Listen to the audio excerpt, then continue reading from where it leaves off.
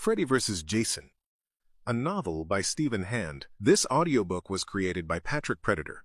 With text-to-speech software, please keep in mind that it can contain pronunciation mistakes. Prologue. A cry in the darkness. No, not darkness.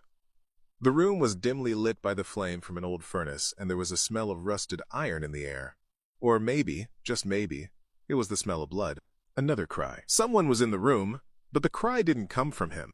The cry was the terrified whimper of a small girl, whereas the figure, outlined as a shadow in the light of the open furnace gate, was a man. And he was just a man right now. In fact, he was a pretty regular guy. He had a house, a wife, and a daughter of his own. And he had a job. Well, actually he had two jobs, and they were both done down here, in the boiler room of the power plant, where he was throwing a child's doll into the raging flames of the furnace. The face of the doll started to blacken and melt. Soon its entire body caught fire and was turning into pink plastic pulp, dressed in smoldering white and blue polyester. Its brown nylon hair flared up in a plume of toxic smoke. Its glass eyes sunk and fell, perversely morphing its features from baby face to death's head, from cradle to grave, in a matter of seconds. But little dollies don't cry. The man laughed as the plastic girl went up in smoke. This was all part of the show. The chase, the catch, the fear. It was okay for the toy to burn up quickly like that, but his real victim would have to take much, much longer to kill. Let's rephrase that. His real victim would have to take much, much longer to torture, mutilate, and then kill. That's better. Much better. Come to Daddy. The man slammed the furnace door shut, confident that nothing would remain of this piece of evidence. What? You think a grown man would play with dolls? What kind of sick bastard would do that? No. This man, this creature, this twisted fuck. He only played house with the real thing. He played with real little girls. He had fun with them. He played with them in the nastiest, most evil, most unforgivable ways. He played with them to death. All 29 of them. This little bitch was number 30. Lucky for some, unlucky for others. The furnace door closed with a groaning, grating sound that reverberated throughout the room. And that's when her crying turned into screaming. The sweet young girl, huddled in the corner of the room, already knew that she was going to die. The man had kidnapped her. He had stolen her from Mommy and Daddy. He had offered her nice things, and he wore a funny red and green sweater, red and green stripes. But he brought her down here, to the bad place. It was all hot and dark down here. The place was old, and it was filled with pipes and metal stairs and stuff and boilers and ovens, and no one ever came down here except the bad man. He'd dragged her down here and tied her up, and then he'd hurt her real bad. He had these gloves, these bad gloves. Some of them had spikes on them, some of them had animal claws, but his favorite was the one he was wearing today. His favorite glove had 5 long, razor-sharp knives fixed over the 5 grimy fingers of his right hand. She could see it now. Standing like a black silhouette in front of the blazing furnace, the man was sharpening his finger knives on a stone. Sparks flew in all directions from the deadly glove, and in the flickering shower of lights, the girl could see the man's eyes. He was watching her. The girl knew the man was going to hurt her, because each time he came and hurt her, he stood and walked in a funny way. He wriggled his knives as if they were alive. He always did that before he hurt her. He was doing it now. Tears streamed down her 5-year-old face. She didn't understand death. She never knew death. But some human instinct within her told her that this final approach of the bad man was the end. He laughed under his breath as he walked step by step towards the corner of the boiler room, festering at the very heart of the industrial complex. Oh yeah, he was a regular guy. He had a home. His murderous lair. He had a wife. He'd killed the snooping bitch. He had a daughter. She'd been seized for adoption. He had a mother. A nun raped by 100 maniacs whose acts of foul violation gave Freddy his ungodly life, while his mother spent the rest of her days locked up in an asylum for the criminally insane. He had a daytime job. He worked in this boiler room. And he had a nighttime job. Screech!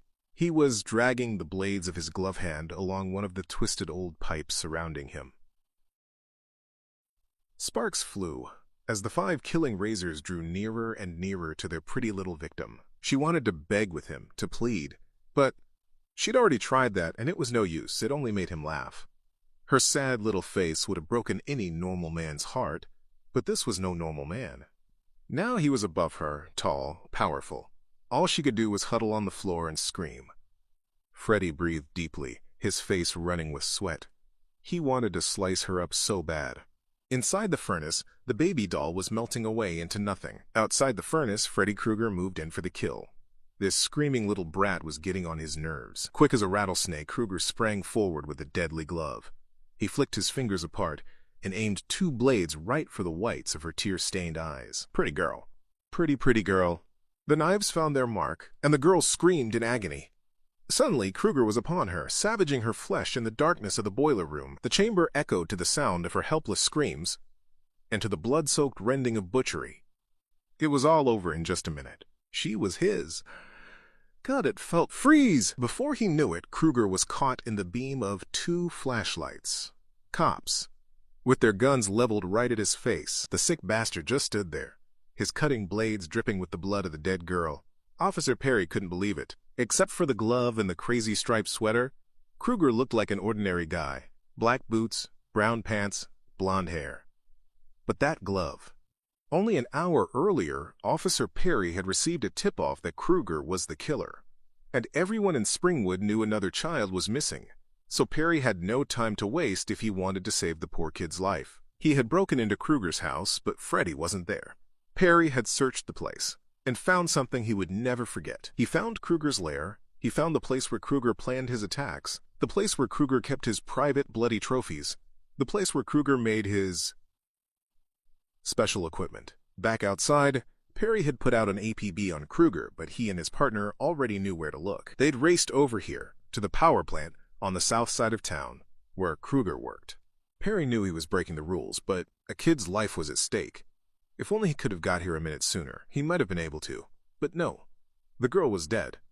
She'd been hacked to pieces by this guy with the glove. It was with grim satisfaction that Perry slammed the cuffs on Krueger and began to read him his rights.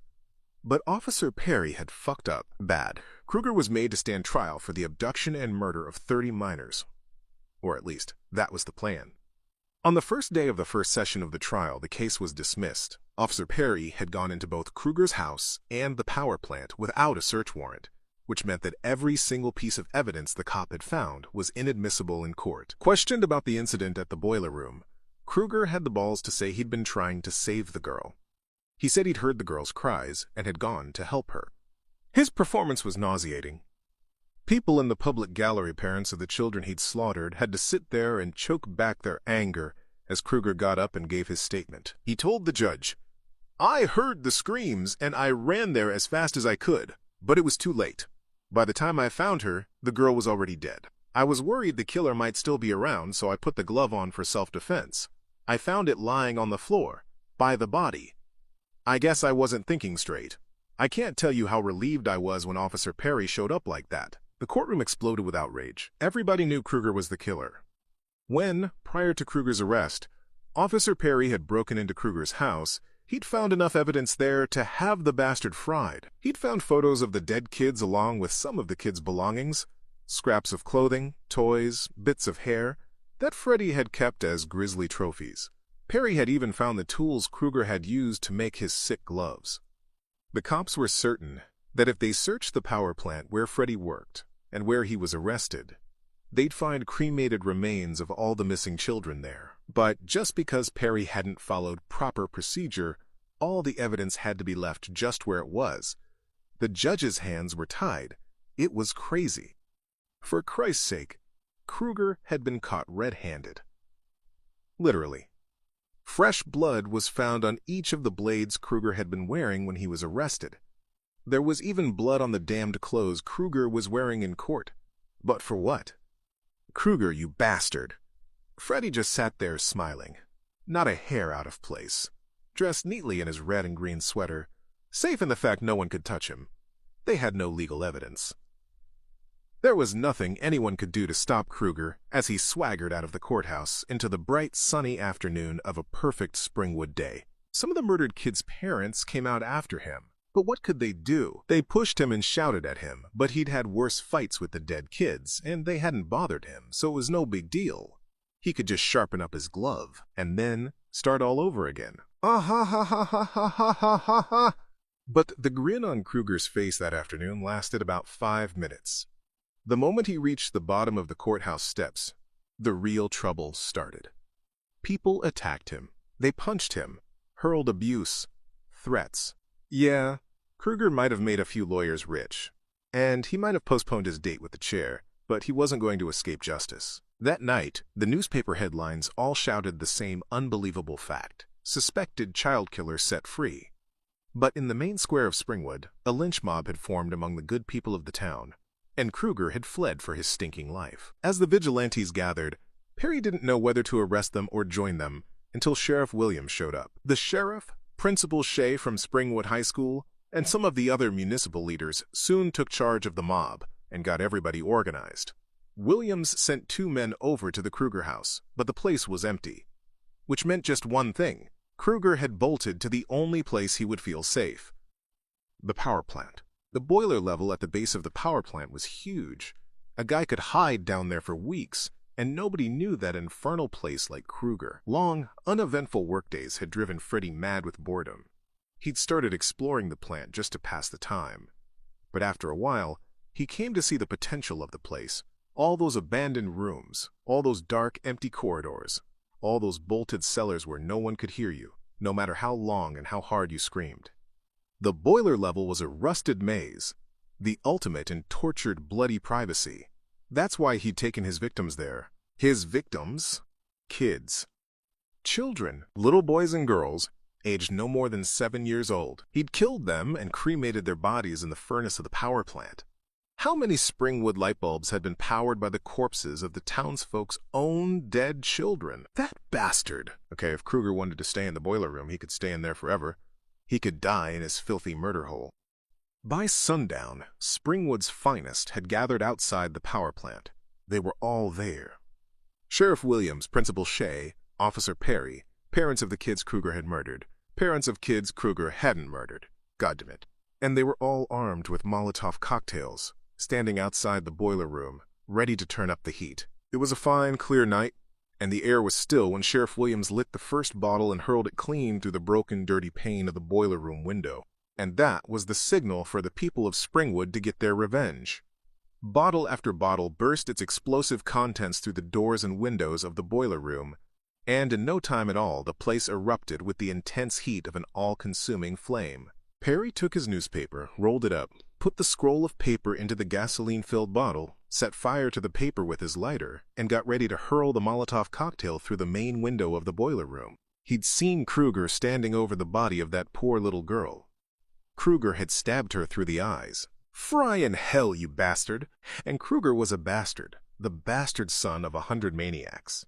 But that night, fate decreed that Freddy Krueger would not perish in the righteous flames of the parents he'd so very badly wronged. When the first bottle broke on the boiler room floor, Freddy was already choosing his next victim. He thought he was safe.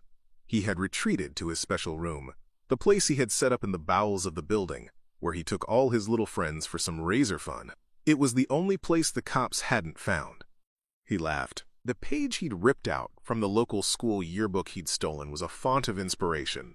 The rows and rows of photos of teensy-weensy boys and girls were his muse. And this year had been a very fine vintage indeed. 29 of the faces had been crossed out. Number 30? The cops had tried to deny Freddy his fun, but they'd shown up too late. He slashed the photo of the dead girl with his razor glove. She was history. Now, who's next? Another sweet young girl. He stabbed the photo with one of his razors, cutting clean through the page. Time to get back to work. And that's when Sheriff Williams's Molotov hit the floor. No! Angel-faced Freddy looked about in horror as glass bomb after glass bomb shattered on the floors and walls around him. It's not fair. They can't do this. I'm not guilty. Not guilty! Soon every surface in Freddy's dirty, disgusting lair was ablaze. There was nowhere for Freddy to run. No escape. But, though he didn't know it, Freddy Krueger wasn't finished yet. In fact, the real fun was only just beginning. Outside, the people watched as Freddy's item burned. They couldn't see Krueger himself, but the basement of the power plant had become hell on earth. Smoke billowed through the broken windows. There was no out for Krueger. He was finished. Springwood had had its revenge.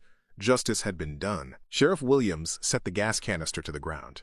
He noticed that the people around him were holding hands, taking strength from one another. These people weren't killers. They were just good, honest townsfolk who'd been pushed too far. They had no choice but to do this. They had to deal with the killer of their children. Williams could understand this. Sometimes you've just got to protect your children, no matter what the cost. No matter what the cost. The last intact window exploded with heat, and through the sound of breaking glass came the terrible shrieks of a burning man. Freddy Krueger was dead. Or so everyone thought. Had any of the Elm Street parents been able to see into the heart of the fire within the boiler room, they would have witnessed the forging of a horrific pact beyond all human comprehension. For Freddy was not alone in the basement. He had been found. 3 dream demons, ancient and all-powerful, had been searching throughout eternity, roaming the dreams of the living until they found the most vile and twisted human ever to exist, Freddy Krueger. And now, at the point of Krueger's impending destruction, the dream demons took it upon themselves to appear before him. Freddy looked on in excitement as the 3 disembodied skulls appeared out of nowhere and hurtled through the air towards him. The skulls were cruel and bestial in appearance. They were bathed in an unholy light, and they had short spine-like tails that trailed through the air as they darted this way and that around the child slayer. "Freddy," growled one of the demons. "We know what you want," proclaimed the second. Krueger stood erect and snarled, "I want it all!" Even facing imminent death, the maniac was still in control. "Of course you do," agreed the second demon. "Then open up," commanded the third, "and you shall be forever." One by one, the demons slammed into Freddy, vanishing as they crashed into his very being. And in this moment, the demons transformed Freddy. They gave him the power to cross beyond the line of mortal existence and the ability to turn the nightmares of man into reality. The demons had made Freddy immortal. Krueger screamed as the white heat flames of retribution melted his face. Though saved by the dream demons, his body had to die before he could be reborn, and it would take many years for him to regain enough strength to return and use his hellish powers. But when that day came, when Freddy could finally be the dark master of people's nightmares, he'd make those Elm Street bastards pay. 1, 2, Freddy's coming for you. I dreamed about this guy in a dirty red and green sweater, and he had these fingernails that he scraped along things. Actually, they were more like knives or something, like he'd made them himself. Anyway, they made this horrible screeching noise. The nightmare on Elm Street was beginning. Tina Gray was the first to die, the first girl killed by Freddy in her dreams. But when Tina died in her nightmare, she died for real. She was slaughtered like a pig, flung around her folks' bedroom by some invisible force, gutted, hung to dry, then slammed down onto the ground. A corpse. Next came Tina's boyfriend, Rob, who was strangled by a blanket and hanged while in police custody.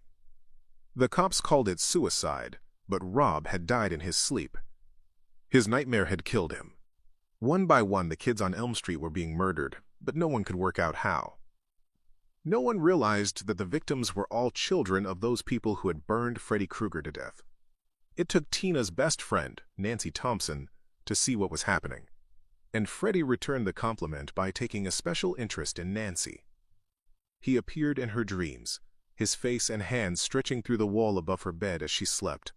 He gave her friends nightmares, impossible dreams that always ended in death. Nancy tried to fight back.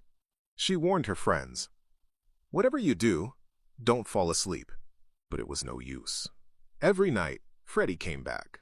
Freddy, that man in her dreams, the man with the burned face, that hat and the red and green sweater, and those awful, horrible fingers.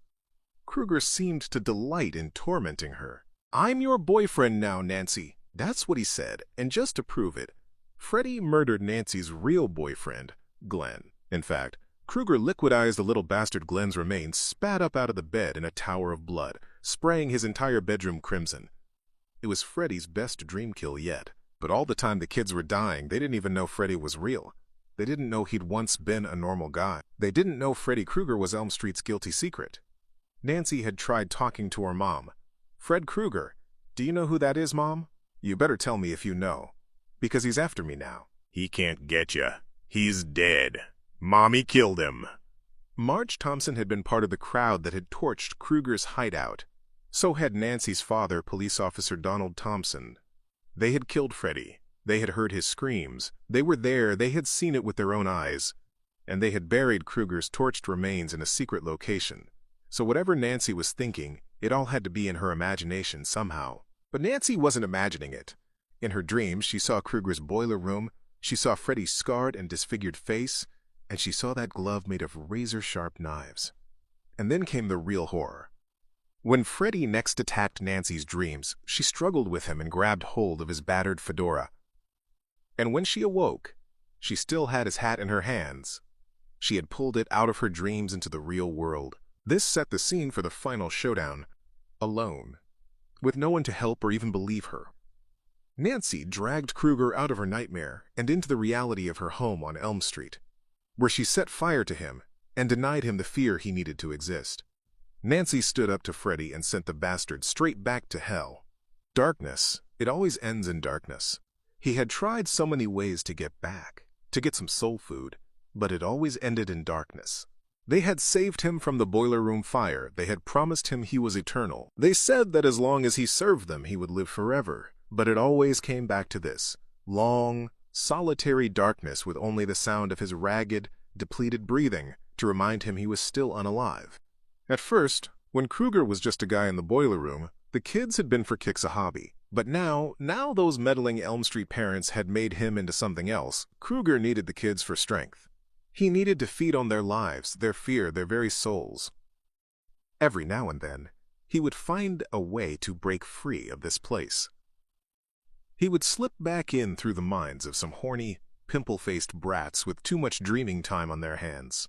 On each occasion, he thought he would be free to terrorize Elm Street for a long, long time. But each and every time, some smart-mouthed bitch would send him straight back to hell. Even his own family had turned against him. And now, so much time had passed, so many kids had already died. Their dreams were his way through. They were a portal to the world of the living. But if the kids stopped dreaming about him, if they stopped having nightmares, Kruger was running out of options. The people of Elm Street were moving on. They tried to forget their fear. Freddy's voice was low, rasping. It echoed through the darkness of the damned. Lock me away like a dirty secret. He had searched. He had looked for a way to get back, to start his work again. But it had not been easy. He had been in the darkness almost too long. His frustration would have been unbearable had it not been overcome by the howling fury that coursed through his twisted veins. Kruger was weak, but he craved vengeance.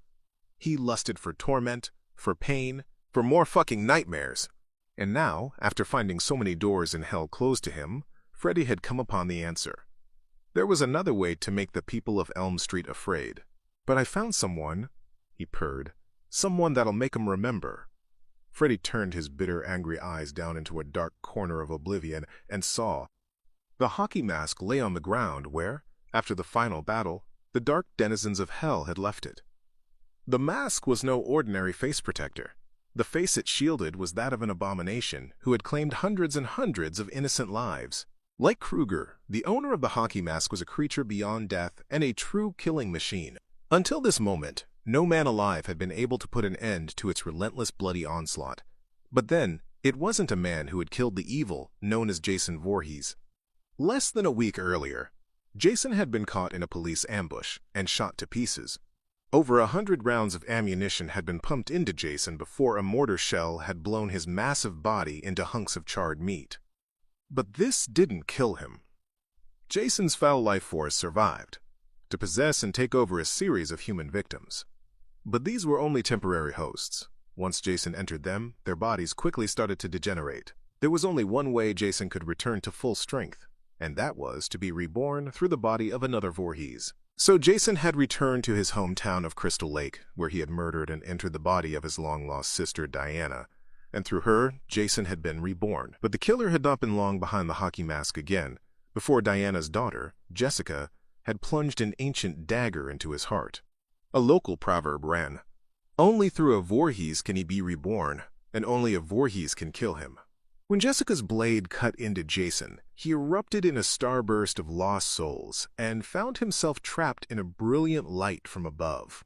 Jessica could only look on with boyfriend Steven as the ground opened up around Jason's feet and crusted ancient hands. The hands of demons broke up through the dirt and dragged the massive, hulking body of the maniac screaming down to hell. When the earth closed again, All that was left behind was Jason's broken hockey mask. It was over. Finished. Voorhees had been killed by his own niece. Stephen put an arm around Jessica. They were both bloody and bruised. Their struggle with Jason had brought them close to death again and again, but they had pulled through and they had won. Slowly, they turned and walked away, leaving the hockey mask lying in the dirt. If the two battered survivors had waited just a couple of moments longer, they would have seen a gloved hand burst up through the soil beneath the discarded plastic face shield. Not just any glove, but one with razor-sharp blades bolted to each of the 5 brown leather fingers. And they would have heard a ragged, guttural voice, the voice of Freddy Krueger.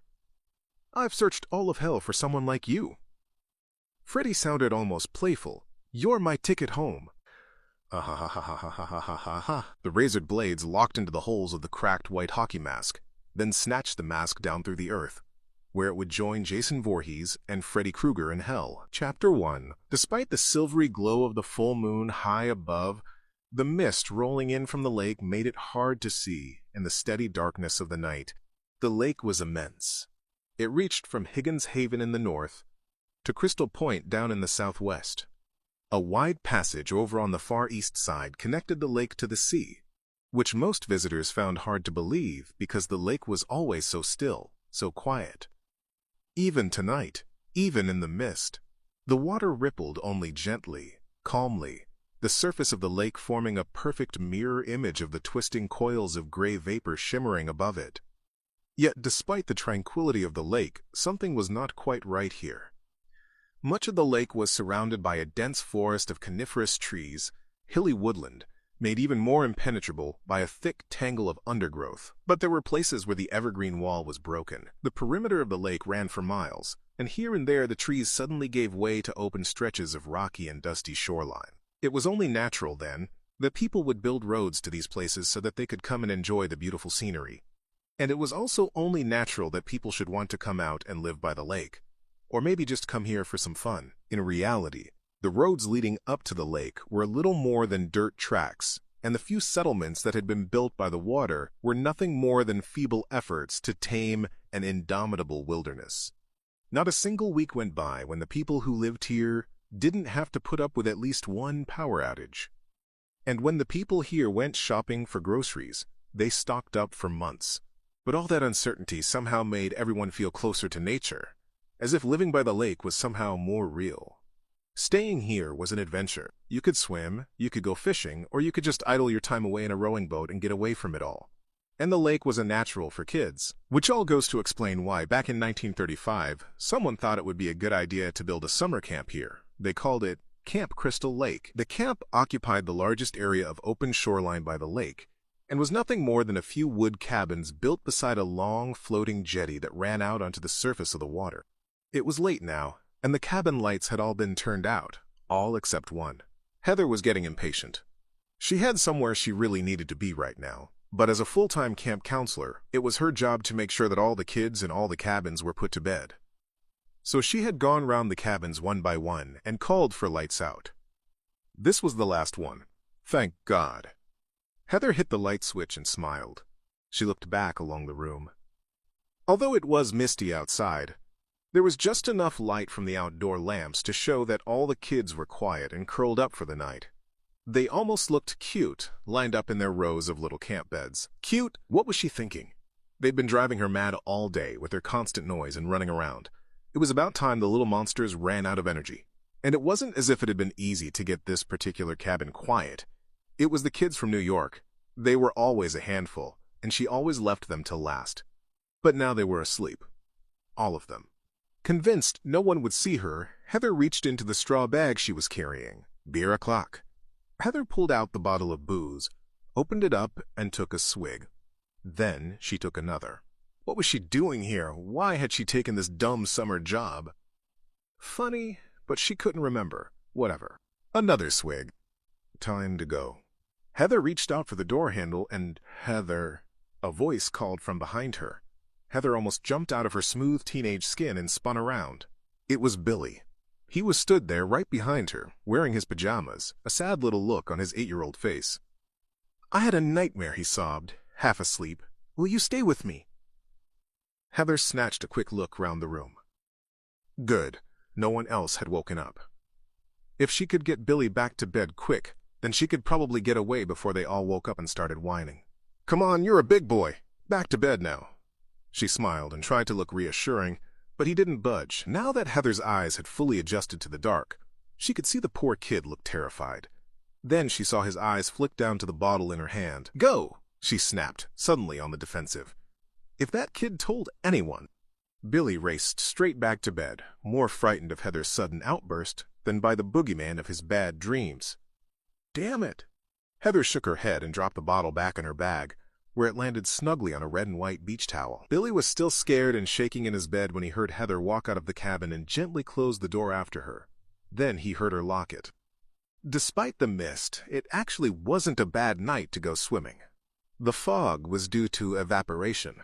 It had been warm over Crystal Lake for, well, as long as Heather could remember, so the water was a good temperature for skinny dipping. The camp was quiet now, and all the cabin lights were finally out, so Heather made her way down to the lake, safe in the knowledge that no one would be watching her. She had arranged to meet someone there at midnight, down by the water. She held her watch up to a lamp fixed to the outside of one of the cabins. It would be another 10 minutes or so before Mike was due to show. Mike. Buff. Heather dropped her bag by the water's edge and started to unbutton her jeans. A sound. From behind her, if Billy had followed her out the cabin, she would not be responsible for her actions. But when Heather looked round, she saw no one, so it had to be Mike, fooling around. Heather called out, "Mike, is that you?" Nothing. There were only a few outdoor lights around the camp, some bolted onto cabin walls, others hanging from cables and tall wooden posts, like the lights that ran down the length of the jetty. But there were still plenty of places where someone could hide. Still too many shadows. Heather looked every which way, but saw no one, and when she looked out into the forest, all she could see was darkness. She knew Mike could be an asshole, but it was late, and she was tired. "If this is your idea of foreplay, I'm not impressed." Still no reply. "All right. Fuck you then. I'm heading in." Heather removed her pink blouse to reveal a tight, naked body graced with shoulder-length strawberry blonde hair, then dived into the water of Crystal Lake. At least another 20 minutes went by before Heather realized Mike was decidedly late. While the fog swirled over her head and coiled its way into the trees of the forest, Heather had successfully managed to chill out, alternating between swimming and simply floating on the temperate, relaxing water. But all the while, she had heard more strange sounds come from inside the trees. She was convinced it was Mike. He was being a total jerk, fine. If he wanted to waste his time hiding in the woods trying to scare her, then it was his loss. He could be here, in the water, having fun, but no, he preferred to stay out in the forest, rediscovering the total loser within. There it was again, that noise, like the breaking of a branch or some leaves or something. "Mike!" she shouted. "Come on, it's not funny anymore." It wasn't funny in the first place, but she was trying to be kind. Still, she got no answer. And for the first time that night, Heather grew nervous and just a little afraid. Thinking about it, there she was, alone, naked in the water, at midnight, with no one else around. And all the while she was convinced that there was someone out there, in the woods, watching her, stalking her. What if Mike was a wacko? Heather had had enough. She quickly swam back to shore, where she hurriedly toweled herself down and threw on her blouse. The wet on her body made the thin fabric cling to her firm, moist breasts. She bent down to reach for her jeans, when another branch seemed to snap, somewhere nearby among the trees. Only this time the sound was much louder and much closer. It couldn't be Mike. Nervousness turned to fear. Darting her gaze in all directions, Heather decided to leave right now. Wearing only her shirt, she grabbed her shoes, pants and bag, and made for the safety of the nearest cabin, the last one she'd been to during lights out. She could lock it from the inside and use the phone. Another sound. She turned and noticed that her sudden movement had caused the mist to twirl and spiral all around her. She also noticed something else, there, further back in the mist. A dark figure. Now she was running. A few seconds later, and she was at the cabin door. She was about to enter when she decided to take another look back. There was no one there. I must be losing it. Heather breathed a sigh of relief, and was now feeling more than a little stupid. She was a camp counselor. She knew how much wildlife there was in this region. Most animals will avoid direct human contact.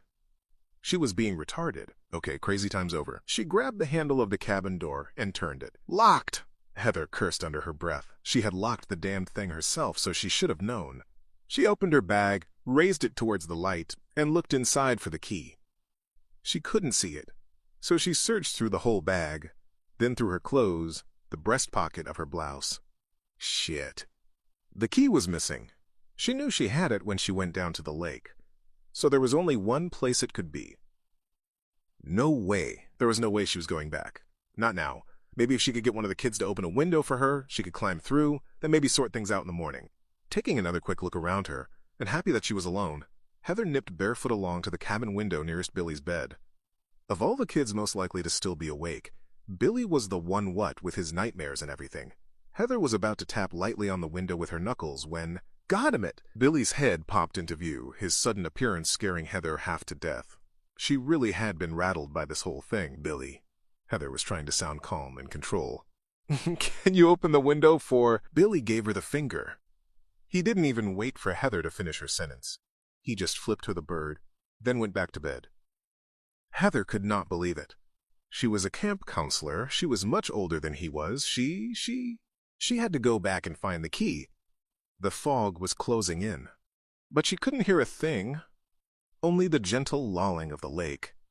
She had no choice. It was just an animal or something. Holding tight to her bag, Heather ran full speed in the direction of the lake. She refused to let the trees and the eerie fog play with her imagination, and she felt extremely proud of herself when, after only a few moments, she found the key lying in the dirt close to the waterside. Grinning with her success, Heather bent down to reach for the key and saw two heavy black boots emerge from the mist right in front of her face. Instantly, Heather was nauseous with fear, and her heart pounded with the beat of an unexpected shock, as if someone was punching her from inside her chest. She didn't want to look, but she had to. Almost by instinct, Heather raised her head and looked into a pair of eyes, staring out at her from a hockey mask. A man.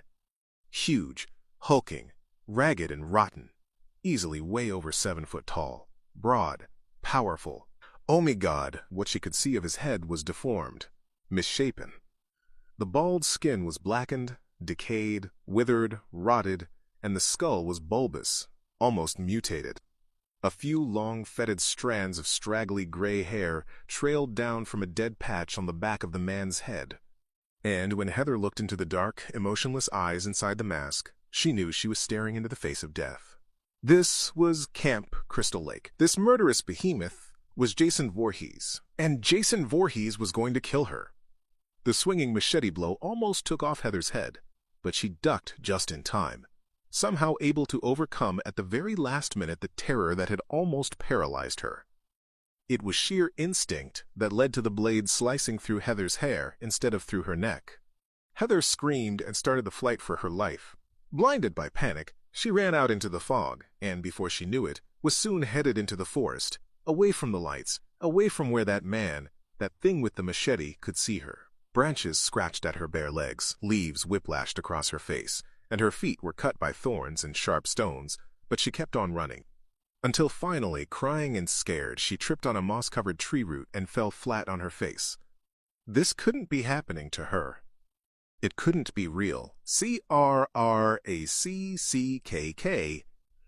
She got up and carried on running. She could hear him, like before by the lake. She could hear him breaking through the undergrowth. All she had to do was move away from the noise. Her face ran slap bang into the tree. She'd been so worried about what was behind her that she never saw it coming.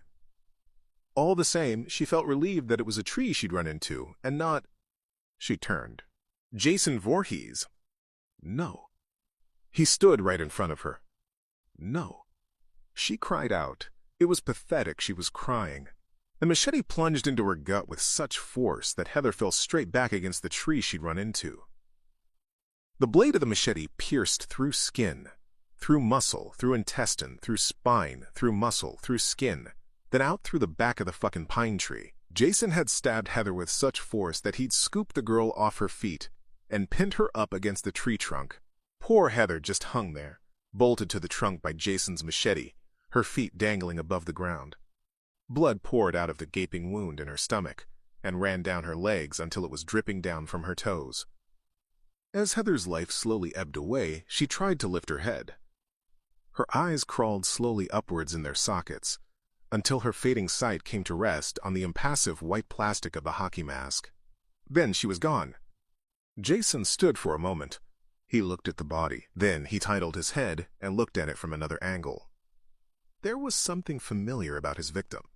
But it was over. Jason reached out to pull the machete free with one of his black-gloved hands, when he, too, found himself hearing a strange sound from somewhere within the mist-enshrouded woodland all around him.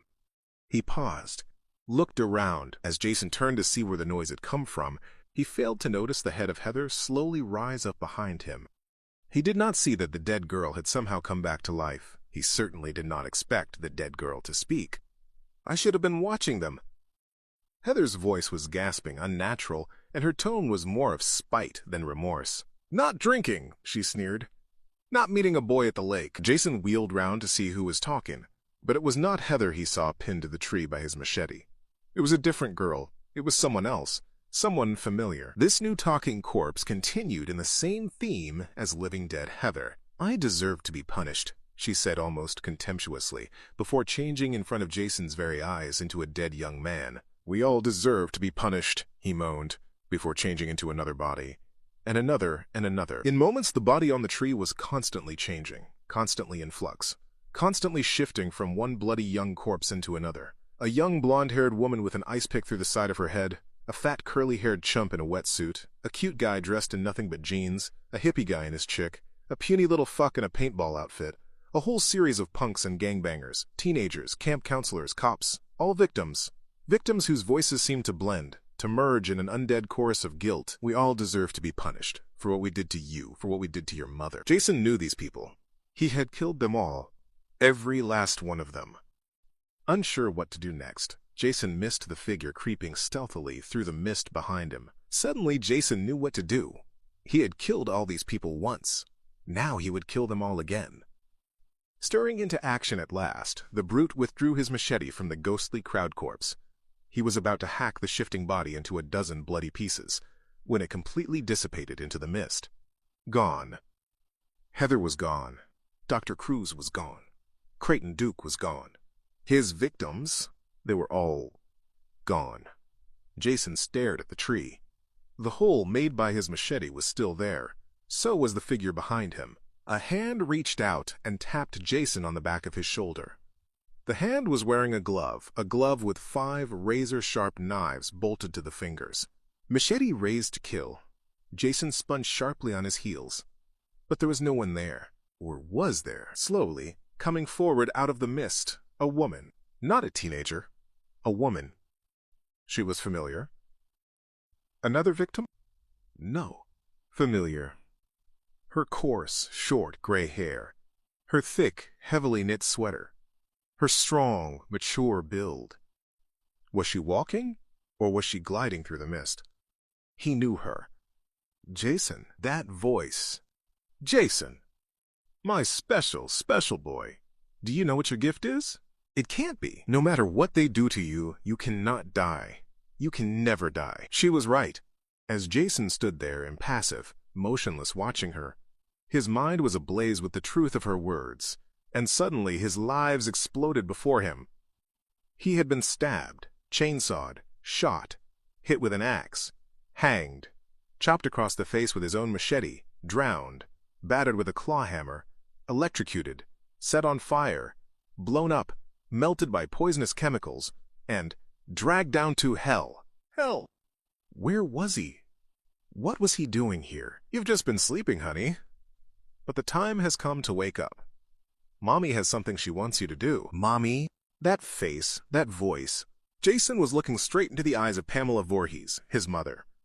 It was she who had started all the murders at Crystal Lake.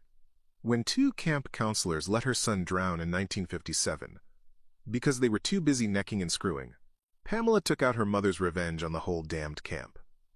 She killed the counselors, killed them all. When people tried to reopen the camp in the 1960s, she stopped them. First, she poisoned all the drinking water.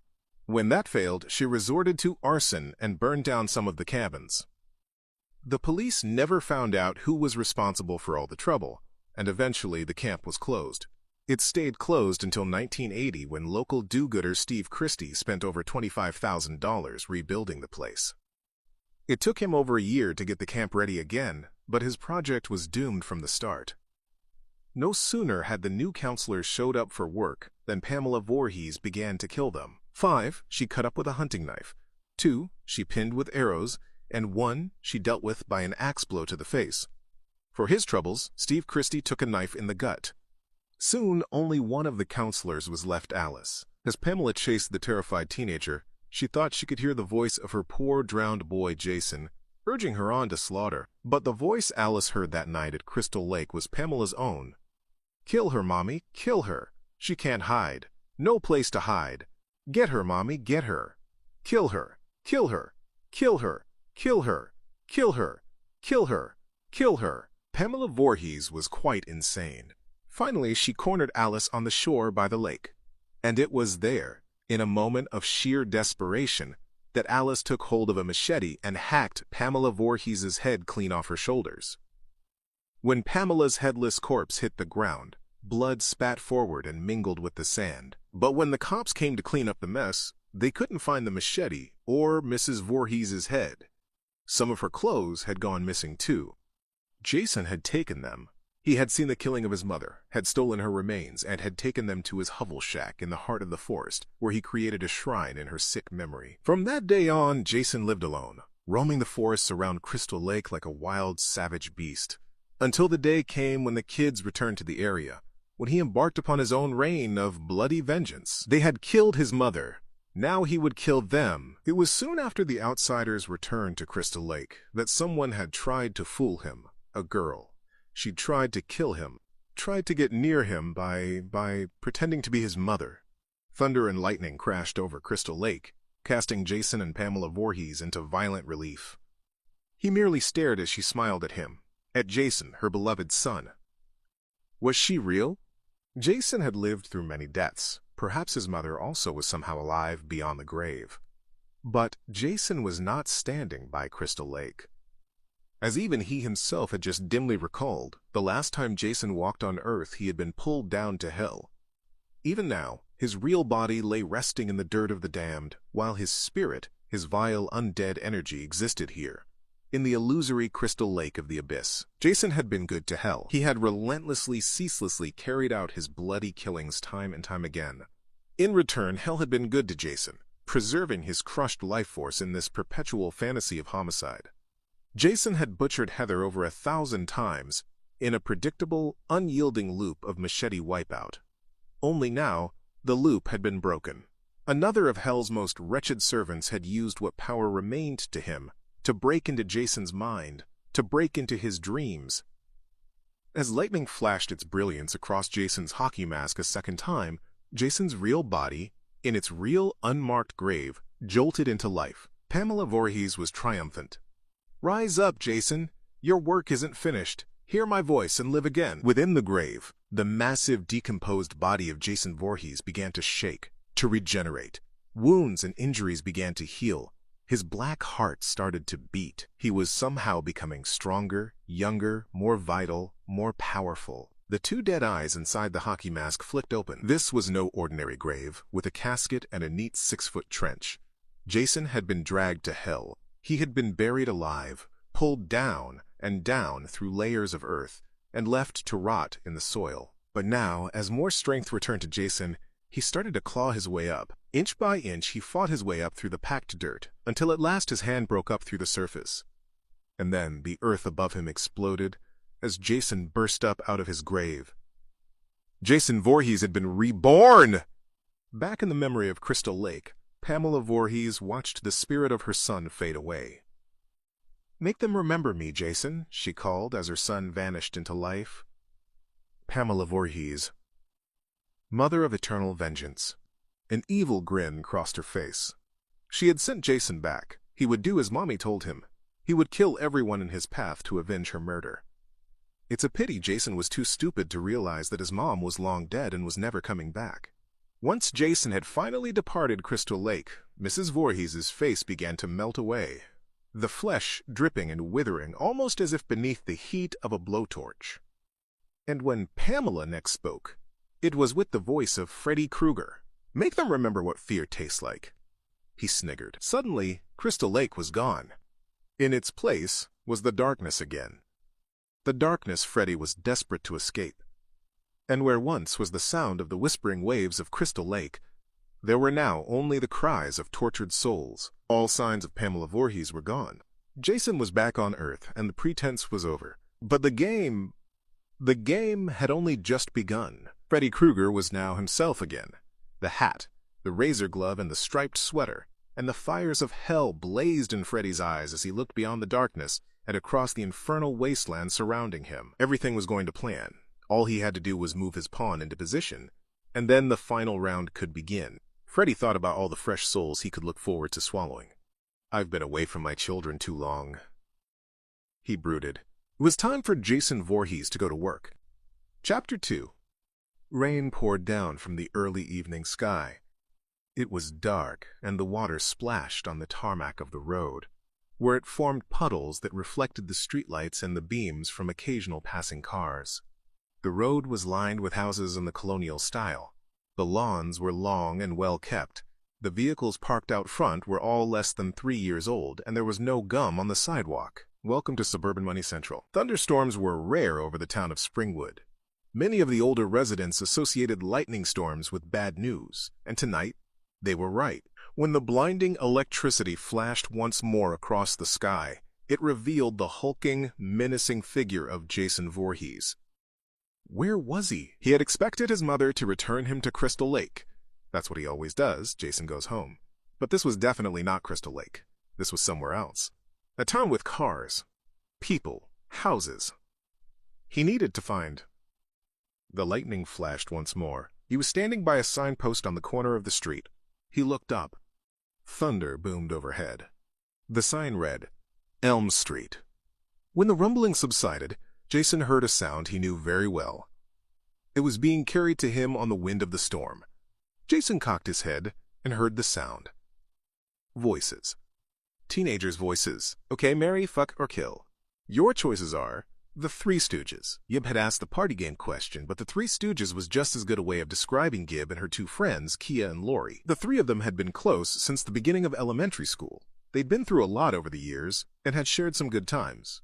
But now that they were in their final term of high school, it was clear to Lori, at least, that the three of them were growing further and further apart. As each girl saw more of what life had to offer a young adult, they were making separate decisions that saw each of them moving off in different directions. A more positive viewpoint might be that the three of them formed a triangular yin and yang, and that it was their differences that had bound them together for so long. And certainly, right now, the strength of their mutual friendship was still more than enough to hold them together. But who could say whether they'd still be so close a few years down the road? That was a question for the future. Now, however, the girls were simply content to burn a few hours having fun round at Lori's place. The three of them sat by the coffee table in the newly decorated living room. Just in case the other two had forgotten who the Three Stooges were, Gib tried to make the question more clear. Larry, Moe, or Curly? Kia frowned, wrinkling her nose. Which one had the super bad toupee hair? Moe, replied Lori. I'd kill him. If there was one thing Kia had no time for, it was fashion crime. There was no reason not to look good, even on a budget. It just took a little bit of time and a little bit of pride. And Kia herself looked pretty much of her time and place, the copper-red streaks through her black hair perfectly complementing her facial tones. Likewise, her clothes were totally street, yet with a clear ethnic slant, giving her a look that was contemporary yet somehow timeless. You got the impression that there was far more to Kia than met the eye. With Gib, on the other hand, what you saw is what you got. And what you got was an excitable kid in a red baseball cap, holding a beer. Everything about Gib was a denim statement and don't fuck with me. But she loved Kia's answer. Okay, keep 'em coming, girl. Which was harder than Gib thought. It's easy deciding which of the Three Stooges you'd want to kill. That is, if you couldn't kill all of them. But come on, marry or fuck. Kia thought long and hard before managing a difficult sigh. I guess I'd fuck the bald guy. Curly, added Lori. Kia was still confused by the whole Stooges concept. I thought the guy with the long hair was Curly. No, that was Larry, explained Lori. Kia rolled her eyes. Okay, whatever. I'd fuck the bald guy and I'd marry Larry. Jesus! She stood up suddenly, pissed. Is this what we're doing all night? 'Cause this is super lame. I mean, your dad's gone the whole weekend. Lori didn't need reminding. Kia and Gib were her best friends, but Lori couldn't help feeling uncomfortable. She didn't like it when her dad went away, and she never knew where he went to. She thought he worked local. She frowned, momentarily hoped her friends didn't notice. If anyone had more reason to feel out of the friendship right now, it was Lori. 4 years ago, well, something had happened. Something bad. And it had been a long time before Lori had been able to find the fun again. Kia and Gib had helped her through her problems, but Lori still sensed that recent events had put her friendship with the two of them under a lot of strain. And the strain was still there, bubbling beneath the surface. Lori was able to deal with this. She had to. She had been through so much since moving to Elm Street that she'd had to grow up faster than Gib and Kia. She'd matured, become more independent.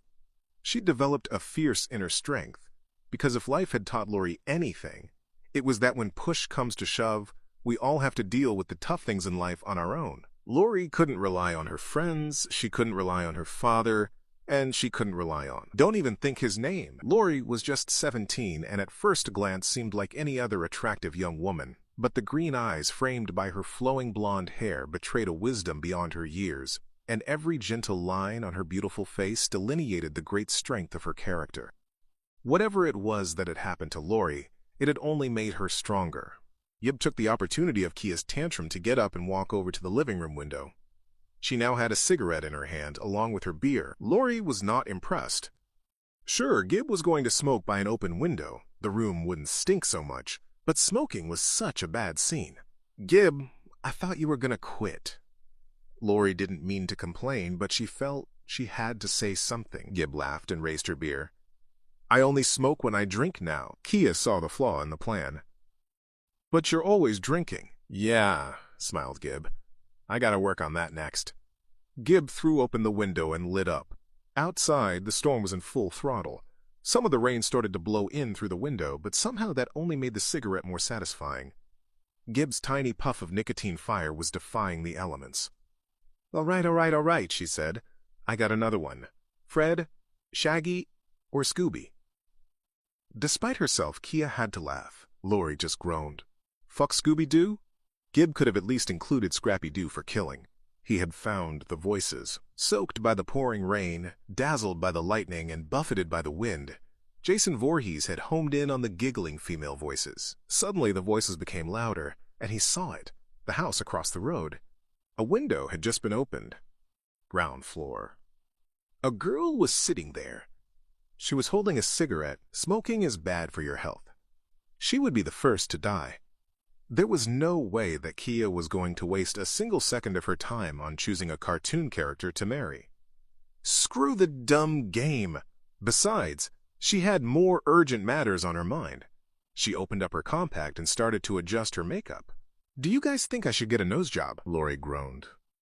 Which magazines had Kia been looking at this time? Gib moaned, but for quite a different reason. Why? She asked, half serious, half clowning. So you can steal even more of the guys I'm interested in? Kia was about to answer, but was drowned out by a sudden clap of thunder. The heart of the storm was almost overhead now. Gib blew more smoke out through the open window. Lori was becoming annoyed. It was dumb to open a window during a storm. If the lights in the living room dipped, flickered, then we're good again. Maybe I should get some candles, suggested Lori. If she expected some kind of support for this common-sense course of action, well, she knew her friends better. What we need, countered Gib, finishing the last drop of her drink, is more beer. The way Gib saw it, the lights were good. They'd dimmed, that's all. Not bad. Lori could fix it while Gib was gone getting the brewskis. You guys want anything? She asked. I'm gonna make a run. She flicked her cigarette butt out the window, where it struck Jason Voorhees square in the middle of his hockey mask, then bounced dully off to the ground. Tiny red sparks floated down around Jason's head as he tightened his grip on the machete. Jason was standing right outside the house now. He looked at the door. Wooden panels painted yellow. 2 slender columns stood, one each side of the door, supporting the roof of the portico where Jason could see the number of the house. 4 numbers. Decorative. Screwed on tight. 1, 4, 2. 8. Lori lived at 1428 Elm Street, the house where Marge Thompson had died, the house where Nancy Thompson had fought Freddy Krueger and survived, the house of 1,000 nightmares, the house at the heart of a mystery the people of Springwood had spent over 40 years trying to forget. Lori lived at 1428 Elm Street, and after tonight her life would never be the same again. Gibb picked up her car keys and headed out of the living room into the hallway. "Should you be driving?" Lori called after her. "Please, I'm totally under the limit." Gibb opened the front door, only to see someone standing there. Surprise! It was Trey, and he had that guy Blake with him. They were both cowering under the portico from the rain. Trey lifted his hand. He was holding a 12-pack of beer. "Talk about timing. Trey," Gibb beamed, "you answered my prayers." She took the beer from her boyfriend's hand and went to him, but he pushed her away, with a look of disgust on his face. "Babe," he complained, "what have I told you about kissing me after you've smoked, huh?" "Lighten up." They were menthols. Gibb liked Trey. She liked him a lot. But that didn't stop Trey being totally pointless when he started with the hygiene thing. He would go way beyond rational on this. Trey leaned forward and grinned slyly. "I brought Blake." He nodded back over his shoulder in the direction of his friend. "So where's Linda?" Gibb hushed him. "It's Lori. And this is her house, so don't be a total cocksmith." "Whatever." Trey pushed past Gibb and strode into the house where he guessed all the action was. Blake strutted in behind him and gave Gibb his best shot at a smile, while sipping from a silver hip flask he kept in his jacket. If Gibb didn't know better, she'd say Blake was a total poser, which is pretty much how Lori felt. As soon as the two slicksters entered her living room, she smiled, grabbed hold of Kia, and whispered, "Did you know they were coming over?" Kia didn't care who heard her reply. "Hey, we knew you were just going to sit here alone all night. You need to meet a guy. And," she winked, "Blake's cute." "He's not my type." Blake and Trey were like two hyperactive clothes racks in need of a fire. "Who is?" snapped Kia. "No one's ever going to live up to the fuzzy memory of your first love, okay? You were fucking 14, Lori. Get over it. It's called puppy love." Kia was being tough, but Lori knew her friend meant well. "Look, we were young," Lori admitted. "But what Will and I had was real." "Really? Correct me if I'm wrong, but didn't Mr. Real just drop-kick your ass without so much as a goodbye handshake?" Lori said nothing, leaving Kia to forge on with the sermon. "He ever call or write to you after he moved? Maybe send you an email?" Again, no reply. Kia was right, but Lori wasn't prepared to admit it. She couldn't reconcile her knowledge, her memory of Will with the way things had ended. Will had just vanished out of her life, even though that wasn't the kind of thing Will would ever do. And he'd taken off just when Lori needed him most, just when Lori's mom. Kia hadn't known Will like Lori had, but at the end of the day, Will wasn't around. Kia was right. "You see my point," said Kia. "It's time to leave the convent, Lori. You need to meet a guy." At which point she nodded over to Blake. Lori followed suit, just in time to see Blake reach down into his pants and adjust his package. Oh, great. The electric lamps continued to cut in and out all evening, so Lori had finally gone and fetched some candles from the utility room. She wasn't sure they were really necessary, but it kept her busy and out of Blake's way. Trey and Gibb had put on some music, and were all over each other on one of the sofas in the living room. Kia was waiting for Lori to start noticing Blake, but Lori was preoccupied with putting the candles down. She was just putting another candle in place when Blake called over to her. "I like the flow of your place.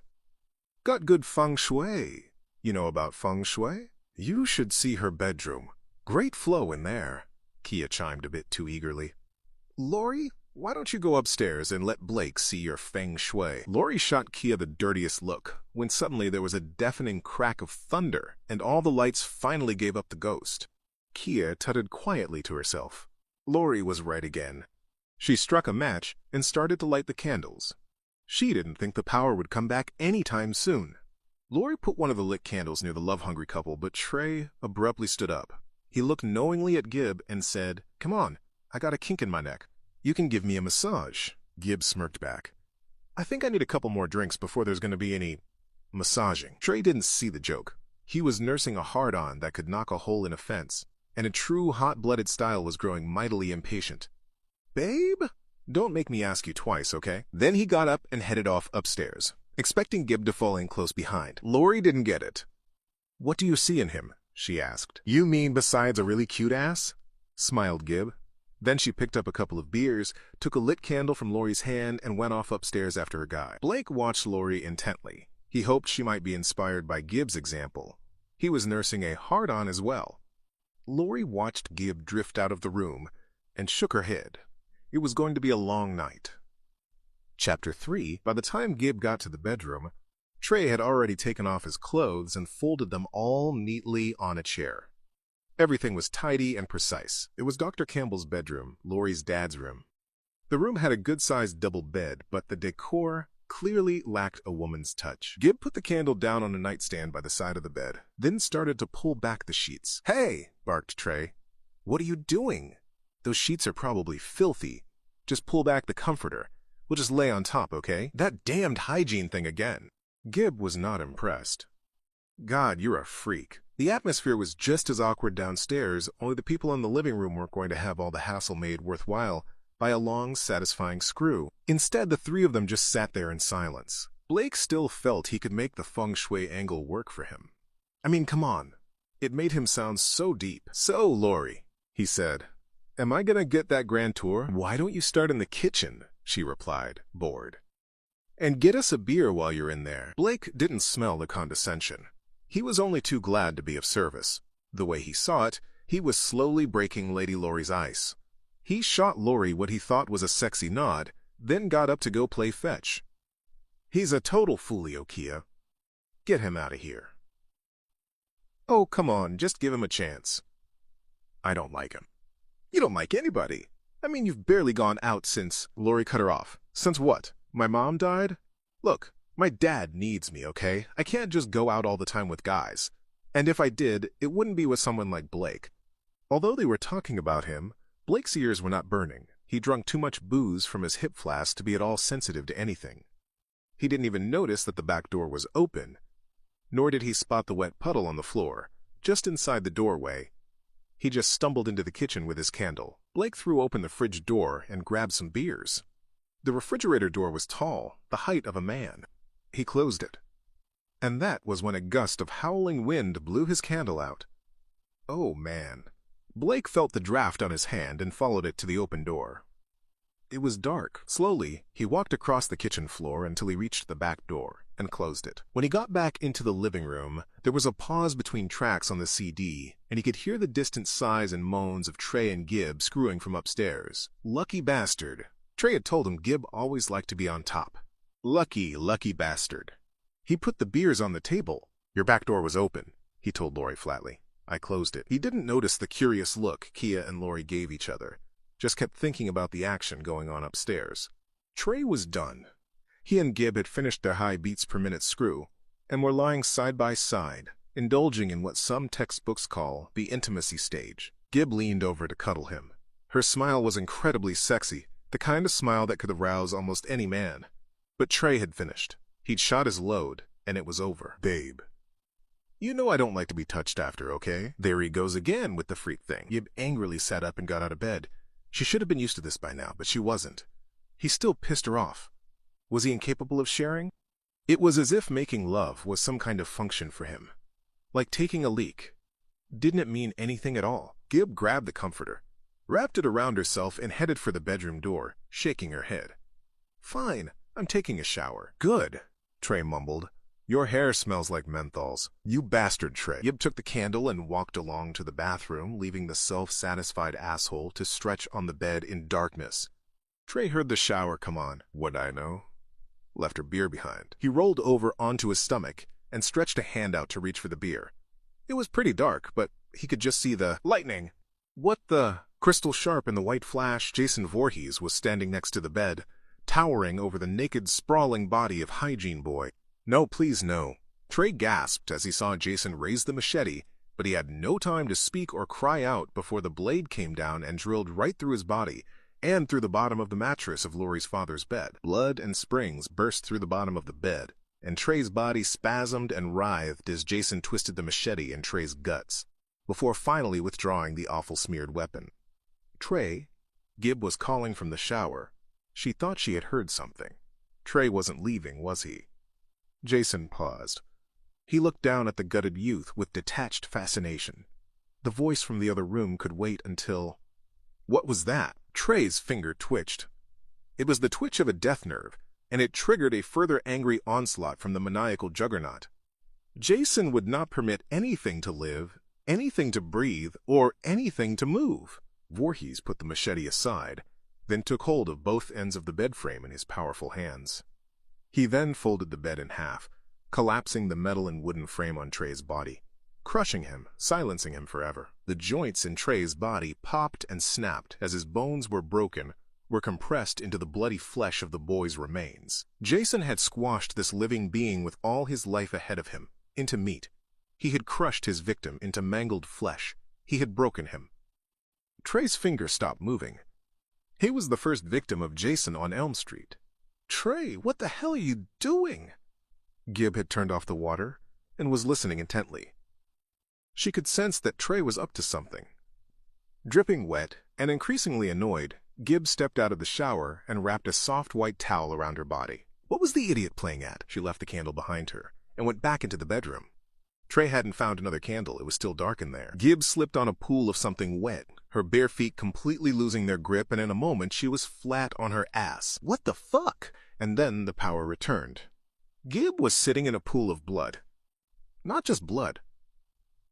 It was thick. It was sticky. There were other fluids mixed in there. Fluid and bits of...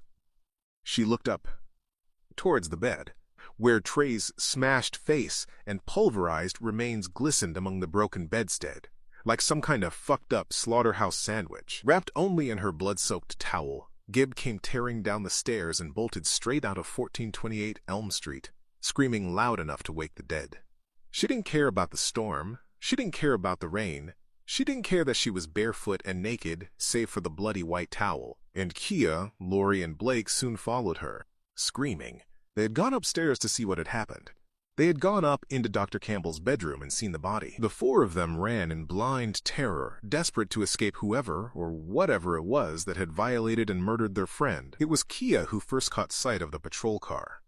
But even her brain was on hold when she ran straight out in front of it and waved her arms. Deputy Stubbs immediately hit the lights and sounded one wail of his siren before breaking to a halt alongside the devastated foursome. He didn't like the look of Gib nude, towel, bloodstains. He didn't like the look of her one bit. "You kids need some assistance?" he asked guardedly. Gib held up her bloody hands and screamed, "The fuck do you think?" The black coroner's van pulled up outside 1428 Elm Street. A few cars from the Springwood PD, including the sheriff's own, were already at the scene of the crime, and the whole front of the house had been cordoned off by yellow and black police tape. On the lawn, just inside the cordon, police officers were questioning Lori, Kia, Gib, and Blake. Outside the tape barrier, concerned neighbors looked on, and a local news crew had just arrived to capture all the action. Gib was a mess. She hadn't stopped crying since seeing the horrifying remains of her boyfriend. Her eyes were glassy and rimmed with red. She still had some of Trey's blood on her arms from when she'd fallen over on the bedroom floor. One of the officers had draped his black jacket over her shoulders, but she was still mostly dressed in the blood-stained towel, a grim reminder of what she had just been through. Oh, God. She could see him now, Trey, being carried out to the coroner's van in a body bag by two medics. The whole thing. It was like a nightmare. Lori felt so sorry for her friend. Sure, Lori herself had never seen eye to eye with Trey, but Gib was crazy about him, and that was all that mattered. Something caught Lori's attention. She looked away from Gib and stared across to the open door to her house. Sheriff Williams was stepping out onto the porch. He looked concerned. He was talking to one of his men, Officer Goodman. There was something odd about the way the two of them were behaving. Goodman looked nervous, while the sheriff spoke to him in hushed tones. They didn't want anybody to overhear them. Lori strained to hear what Sheriff Williams was saying. "We have to lock this down now," he hissed. "Keep it contained. You hear me?" Lori couldn't hear all Officer Goodman's reply, but the longer he spoke, the more rattled and louder his voice became. "Killed in bed? Jesus, it's even the same damn house. 1428 Elm. Gotta be him, right? Gotta be Freddy K." Williams dragged the officer to one side. "Hey! Don't even say that son of a bitch's name out loud. Let's keep it together. We've been through too much to let this thing spread now." Lori didn't understand. Did they know who did this? If they did, why should they want to hide it? Freddy? Who's Freddy? She asked. Williams stopped dead in his tracks. God damn it. Lori stared at him, waiting for an answer to her question. Blake shuffled along beside her, also waiting to hear what Sheriff Williams had to say. What the hell are they doing here? Barked Williams, exasperated. Then he turned on his big-mouthed officer and pulled him close. Making sure no one could hear him, the sheriff pushed his face right into Goodman's and hissed, I want all these kids brought down to the station. Keep them separate. Do it now. Heck, the last thing Williams needed was another Krueger episode. The fucking maniac's dead. Why do these kids keep bringing his name back? Why won't they just let the past lie? And, come to think of it, why? When anything happened, did it always happen at this damn house? Williams had been with the department all his life, and the things he had seen had left a whole mess of lines on his aging features. But Springwood was his town, and most of the time he felt in control of it. Things only ever seemed to go wrong any time someone dialed 911 and called his people out to 1428 Elm. Didn't Lieutenant Thompson used to live here once? Williams sighed. He wasn't going to lose control again. Not to a bunch of drugged-out kids. Not this time. It was a few hours later before the parents of Gibb, Kia, and Blake came to fetch their kids from the police station. All three were in shock, and had been given plenty of strong, sweet coffee. They were then wrapped in blankets before being let out of the building. So far, the investigation had followed normal routine. The witnesses had been questioned, and the forensic team had scoured the crime scene for clues. It was natural to question witnesses individually, so that they could not contaminate one another's statements. However, on this occasion, Sheriff Williams had other reasons for questioning each of the kids separately. There was only one of them left to talk to, the girl who'd asked him about Freddy Krueger. Lori Campbell. She actually lived at that place. Maybe when all this was done, Williams could arrange for a compulsory house purchase by the county and have the damned house demolished. The girl was still in the interrogation room. It was just off the bustling main hallway and was easily visible through a row of large soundproof windows lining the wall. Officer Goodman had just finished collecting Lori's statement and was coming out of the interrogation room. He closed the door behind him. Williams watched Lori for a moment before going to Goodman for an update. So? She doesn't know anything. None of them do. I'm pretty sure we're good. Williams was conscious of the fact that Lori was looking at him through the glass window, but she couldn't hear anything. Pretty sure? You better be damn sure none of these kids know anything, or I'll send your ass up to Weston Hills with them. A voice from behind them cut in. What do you mean? Know what? It was Deputy Stubbs. The cop Kia had waved to a halt on Elm Street. Williams and Goodman exchanged glances before Williams lightened up and turned to Stubbs with a smile. You did a good job tonight, Stubbs. Right place, right time. But let us take it from here. Stubbs was puzzled. Take what from where? The handsome young deputy was fairly new to the Springwood area, but he knew all the ins and outs of standard police procedure, and he couldn't see why the sheriff should want to cut him out on something. Stubbs looked through the interrogation room window. At one of the girls, Lori was it, sitting alone? She was still wearing the same tight, pale sweater and jeans she'd worn when he almost ran her friend over. Like all good cops, Deputy Stubbs suddenly had a hunch. Leaving the sheriff, he leisurely walked over to the water cooler, filled up a disposable foam cup. He looked across the room. Good Sheriff Williams wasn't paying him any more attention. Careful again not to make any loud or sudden movement, Stubbs stepped across the busy hall and quietly let himself into the interrogation room. He made sure to close the door after him. Lori sat there at the table, shocked, depressed, frightened, head down. Your father's on his way, Stubbs said. He handed Lori the cup of water. He asked us to keep you here until he gets here. Is there anything I can do for you? Lori looked up and stared him in the eye. Do they know who did this? She asked. Though the reality was that he was unsure, Stubbs had to play this one carefully. I don't think so, he replied. But I thought I heard one of the officers say a name, said Lori. Freddy something? Stubbs's hunch was coming good. The girl had told him something Williams hadn't. But the deputy had to be careful. The girl was in shock. She could be a loose cannon. He had to walk the fine line, play it straight. But when he opened his mouth, the words just seemed to spill out.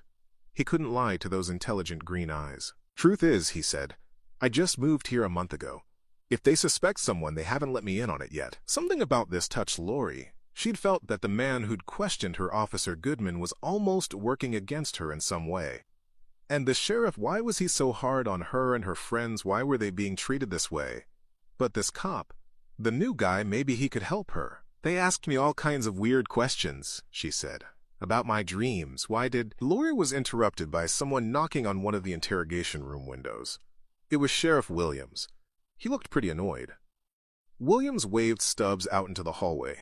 He didn't want the deputy anywhere near that Elm Street kid. Stubbs smiled reassuringly at Lori and quickly made her a heartfelt promise. "I'm real sorry. I'll look into it for you, though. Don't worry, everything's gonna be fine. We'll get who did this." But the moment Stubbs was outside the room, and on the other side of the soundproof glass, Lori saw Sheriff Williams chew the poor guy's ass right up. Big time. Lori yawned. She was tired, was nowhere near her normal bed for a time, but the stress had taken its toll. Her mind needed time to recover, and maybe sleep could block all the images circling through her head. Of Trey's face pouring with blood, his jaw broken, his teeth biting into his upper lip. Lori started to drift off. No. She wanted to see what was happening between the sheriff and Deputy Stubbs. Fighting back another yawn, she rubbed her eyes, took a sip of the cold water Stubbs had brought her, then looked up. The two police officers had gone. They must have walked out of view along the corridor or something. Lori decided to put the downtime to good use. She tried to remember everything she'd heard the sheriff say outside her house. She had to think, remember. Lori put her head down on the table and tried to concentrate. What was the name? What did he say? She yawned again. Freddy. He said it was Freddy something. But what? This was crazy. She had to know what was going on. Maybe Stubbs could help her. Or maybe she should just come right out with it and demand that Sheriff Williams tells her everything he knows. God, she was tired. Maybe she should stretch her legs. She stood up and took a couple of steps. She was tired of waiting for something to happen. Lori made up her mind and walked out of the interrogation room. "Hello?" she called. "Deputy Stubbs?" No reply. Fine, I'll just keep trying until someone does reply. Hold on, where is everyone? Lori walked down the long hallway of the police station, but it seemed as if she was all alone in the place. Just a few moments ago there'd been people here, standing, talking, police officers. Now there was no one about. She gripped her forehead and brushed her fingers through her hair, tried to work it out.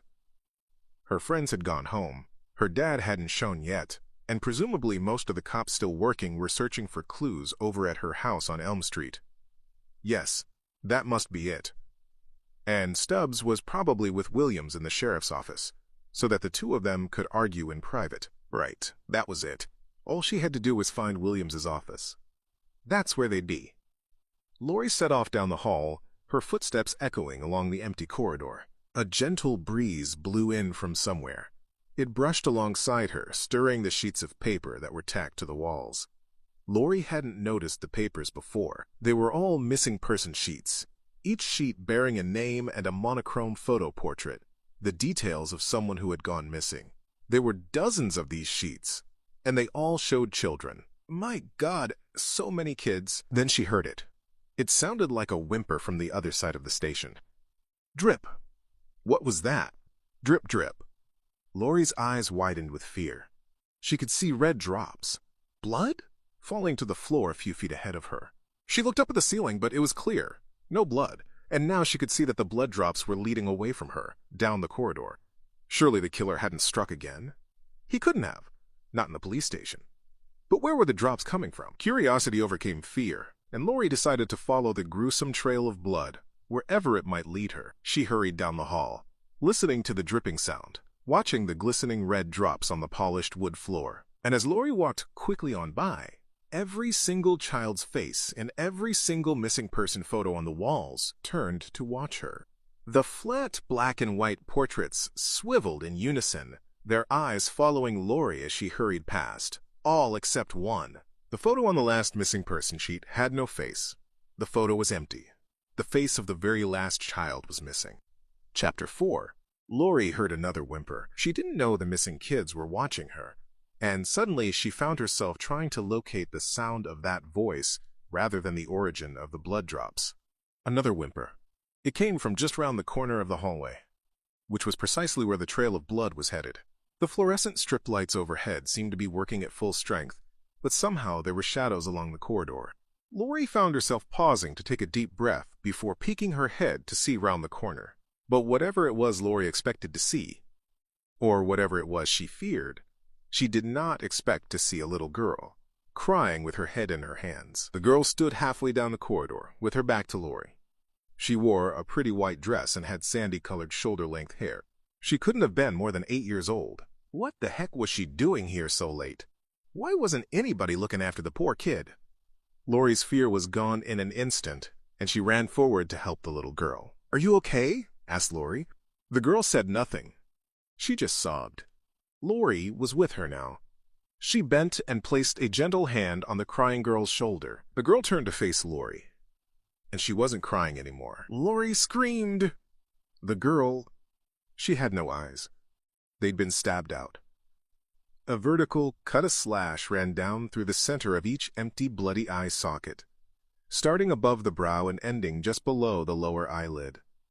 The eyes were a deep red mess. Who could have done such a horrible thing? Despite her shock, despite her fear, Lori noticed tiny flecks of rust embedded in the wounds, almost as if someone had attacked the girl with an old knife. Someone had done this to her. Someone had taken a knife to the little girl's face, turned her into a real live doll.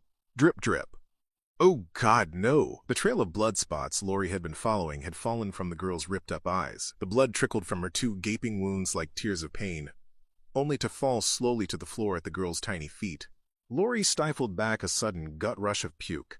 "His name is Freddy Krueger," said the blind girl flatly, "and he loves children, especially little girls." What was going on? What was this?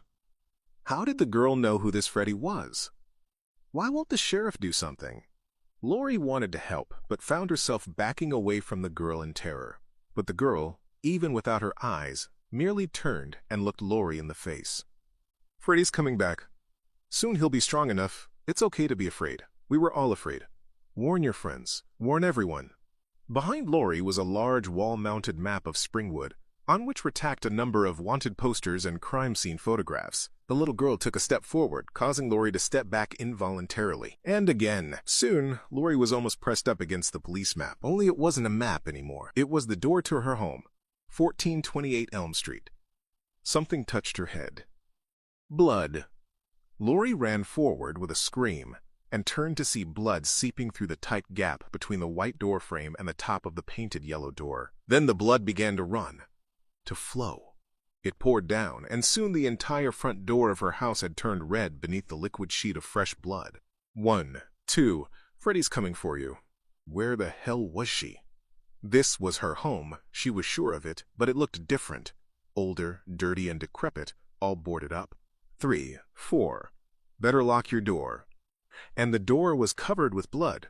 5, 6, grab your crucifix. Lori found it hard to believe this place was her home. It looked terrifying. There was no way she was going to go back in there.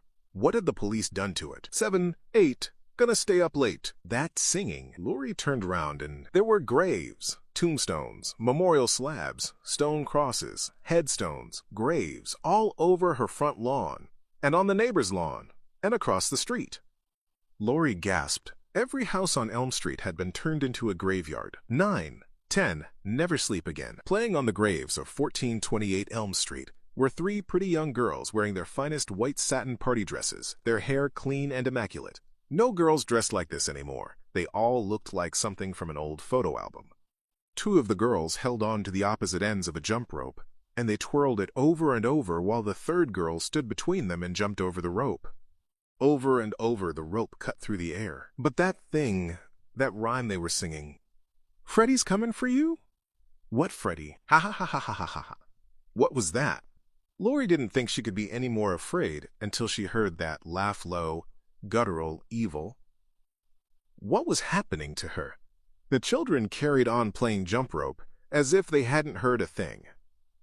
But Lori had heard it, and a man rushing towards her from across the street. Gone. Lori thought she'd seen. Even closer. He wore a red and green sweater and a snap-brimmed hat. Gone. Was Lori going crazy? She rubbed her eyes and looked again. He was running across the lawn. His face was all burned and disfigured, and his hand, he had knives for fingers. Gone. What the hell? He was right in her face. Freddy Krueger shoved his ugly mouth right up into Laurie's face and said, "Boo!" Laurie fought and waved her arms, but someone was holding her, trying to grab her. She lashed out, hit back. "Are you all right?" Stubbs asked. "What?" Laurie stopped, opened her eyes. Deputy Stubbs. She was still in the interrogation room. But the hallway? And the little girl? What was happening to her? "I was just going to turn these lights down," said Stubbs, "so you could get some sleep," but Stubbs had already placed his jacket over Laurie's shoulders while she'd been asleep. In the interrogation room, Laurie had been dreaming. She'd had a nightmare. She sighed, relieved. "That's okay. I think I'll stay awake and wait for my dad to get me." But Laurie was soaking with sweat. Her dream had been so real she could remember every second of it. Though what could she expect after what had happened tonight? She must still be in shock. Still, there was something about that dream. She had no intention of going back to sleep that night. Her friends were having trouble getting to sleep too. While Laurie sat huddled in Deputy Stubbs's jacket in the interrogation room of the police station, Blake was sat on the porch swing in front of his house almost halfway across town. What a shitty evening. Trey had been Blake's best friend. Blake couldn't believe it. He just couldn't deal. No one knows who done the damn thing. No one saw who did it. No one saw anything. Not even Gib. Blake was so lost in his thoughts, replaying those last few minutes in his mind. Gib running down the stairs. Him, Kia, and Laurie going up to look at the body, that he didn't hear his father open the front door and come out to join him. "Blake," his dad said, "we have to talk." Blake didn't even look up. He just stared blankly ahead, leaving his father to stand. So his father tried a more direct approach. "What the hell were you doing over there? You were supposed to be watching your sister. Were you drinking?" That caught Blake's attention all right, but all it did was annoy the hell out of him. "My best friend was just killed, Dad. So how about giving me some fucking space?" His father just stared at him, and they both froze in uncomfortable silence. There was no point arguing with the boy, not while he was still upset. Blake's dad shrugged his shoulders and went back indoors. Blake just needed some time, but Blake was pissed. He couldn't believe how fucked up his dad was. Always on his case with his fucked up petty fucking rules. Blake pulled out his silver flask. He'd been hitting the liquor pretty hard since arriving at Laurie's house. Now he drained the last numbing drops of the strong alcohol. He was already drunk. That was how he'd found it so easy to tell Dad to go fuck himself. But now that the flask was empty, Blake had only one thought in his head. "I'm gonna get him for you, Trey," he drawled, holding the empty flask up towards the heavens in solemn intoxication. The cop let it slip. "Somebody named Freddy. I'm gonna take him out myself, Trey. Swear to God." The flask slipped from his hand and fell onto the ground. He was about to pick it up when he heard a rustling sound come from behind the bushes over on the side of the yard. "Who's that?" More rustling. "Someone there?" Blake waited and watched. The bushes moved again. There was definitely someone there. There was definitely someone hiding in the bushes. Maybe the psycho had followed him. The psycho could be coming after all of them, not just Trey. He could be stalking all the kids, like some dumb fuck from a horror movie. Well, if the sick son of a bitch was coming after Blake, he'd just made a big mistake. Blake braced himself, then started to walk slowly over towards the bushes. "If that's you, Freddy, I'm gonna kick your ass." His words said one thing, but his voice said completely the opposite. "Bah, what the—" Blake whipped around to see a goat standing in front of the porch where he'd just been. A goat? A fucking goat in Springwood? In the middle of the night? Blake would have laughed if the goat's white beard hadn't been stained with blood. "Jesus!" Then he heard the laugh. Although he couldn't possibly know it, Blake was hearing the very same laugh that Laurie had just heard in her dreams. And Blake could see the same nightmare figure Laurie had seen in nightmare flashes. He was standing across the street, nothing more than a silhouette of a man in a funny hat, a shadow. A shadow that stretched across the street, reached over the road, and slid along the ground like oil until it reached Blake's feet. Blake's Dutch courage suddenly deserted him, and he turned to run. Headlong into the jet silhouette of Freddy Krueger, Krueger's shadow lashed out with the razor glove. Blake screamed as the 5 dark blades tore at his chest, only to pass right through. No pain, no tearing, nothing. It was as if Blake had been attacked by a ghost or a shadow. "I'm okay," he laughed in amazement. "I'm not hurt." Freddy was enraged. His shadow wavered, became insubstantial. "Not strong enough yet. he growled. "But I will be soon enough." Until then, Kruger's black outline dissipated into thin air, leaving behind only an echo of the completed threat. Let Jason have some fun. Ag! Blake woke up on the porch, swing with a scream. The empty flask was still in his hand. Omigo domigo domigod. His chest was fine. No wounds. He was okay. It was just a dream. A fucking dream. Why didn't his dad wake him up? His dad? Blake's father was sitting beside him on the swing. But Blake had seen him go indoors. Or did he dream their argument as well? No. Their fight was real. His dad must have come out and sat beside him while he'd been asleep, dreaming about goats. Way weird. Blake sat forward. He regretted shouting at his dad earlier. It was the booze. Blake wanted to apologize, but he didn't know how to start. Clearly, the old guy was waiting for Blake to make the first move, because he hadn't said a thing since Blake woke up. Blake gently nudged his father on the arm. His father's head pitched sideways and tumbled down into Blake's lap. He had been decapitated. Blake screamed out in horror, his eyes locked on the fresh red stump of his dad's broken neck. White bone lay within, surrounded by a ragged mess of soft, glistening flesh. He could feel the cold, moist weight of the freshly severed head on his lap. Blake sprang up and ran towards the street, letting his father's head fall and roll along the porch. Blake knew the answer. It's a dream, it's only a fucking dream. Ahead of him were the bushes he saw moving in his nightmare. Wake up! Gotta wake up! Dad! Blake ran straight into the arms of Jason Voorhees. The butcher raised the machete high above his head. Blake whimpered. Freddy, the machete came down and lopped Blake's booze-addled head straight off his shoulders in one clean, powerful swipe. Blake's mouth screamed noiselessly as his head went flying through the air before squelching to a thud near the porch swing. Two severed heads looked each other in the face, like father, like son. Chapter 5. A few miles away, on the outskirts of Springwood, stood Weston Hills Psychiatric Hospital. Anyone taking the isolated road that led up to the gates of the asylum was met with a sign warning against trespassing. This just had to be somebody's idea of a joke, because Weston Hills was the last place on Earth anyone would want to break into. Most people wanted to break out. The institution was huge, a brick neo-Gothic mansion originally built in the 1890s as the private home of a local tycoon. When the original owners left town in the 1930s, they handed the building over to the state.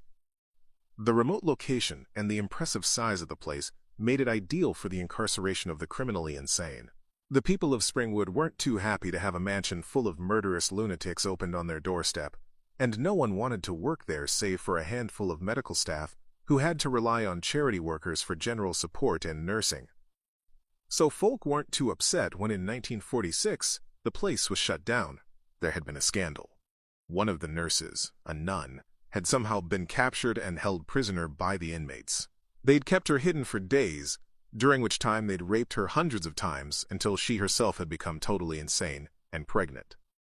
The nun's religious name was Sister Mary Helena, but she had been born Amanda Kruger, and the room she'd been locked in was no better than a dungeon, with its rusted walkways, scalding pipes, and heavy iron door. 9 months after her terrible ordeal, Sister Mary Helena gave birth to a son. The delivery was agonizing, a breech birth. And when it was done, Amanda was taken back to her room and locked up. She was in no condition to raise the child, so it was taken from her and put up for adoption. It was the baby's cruel stepfather who named the Kruger kid Freddy. The whole horrifying story soon became common knowledge around town, and as Freddy grew up, he had to suffer constant abuse and taunting from all the other kids right through school. And when he got home from school, his no-good stepfather would repeatedly beat him with a leather strap. In time, pain and fear became Freddy's only friends. Kruger never once visited his mother.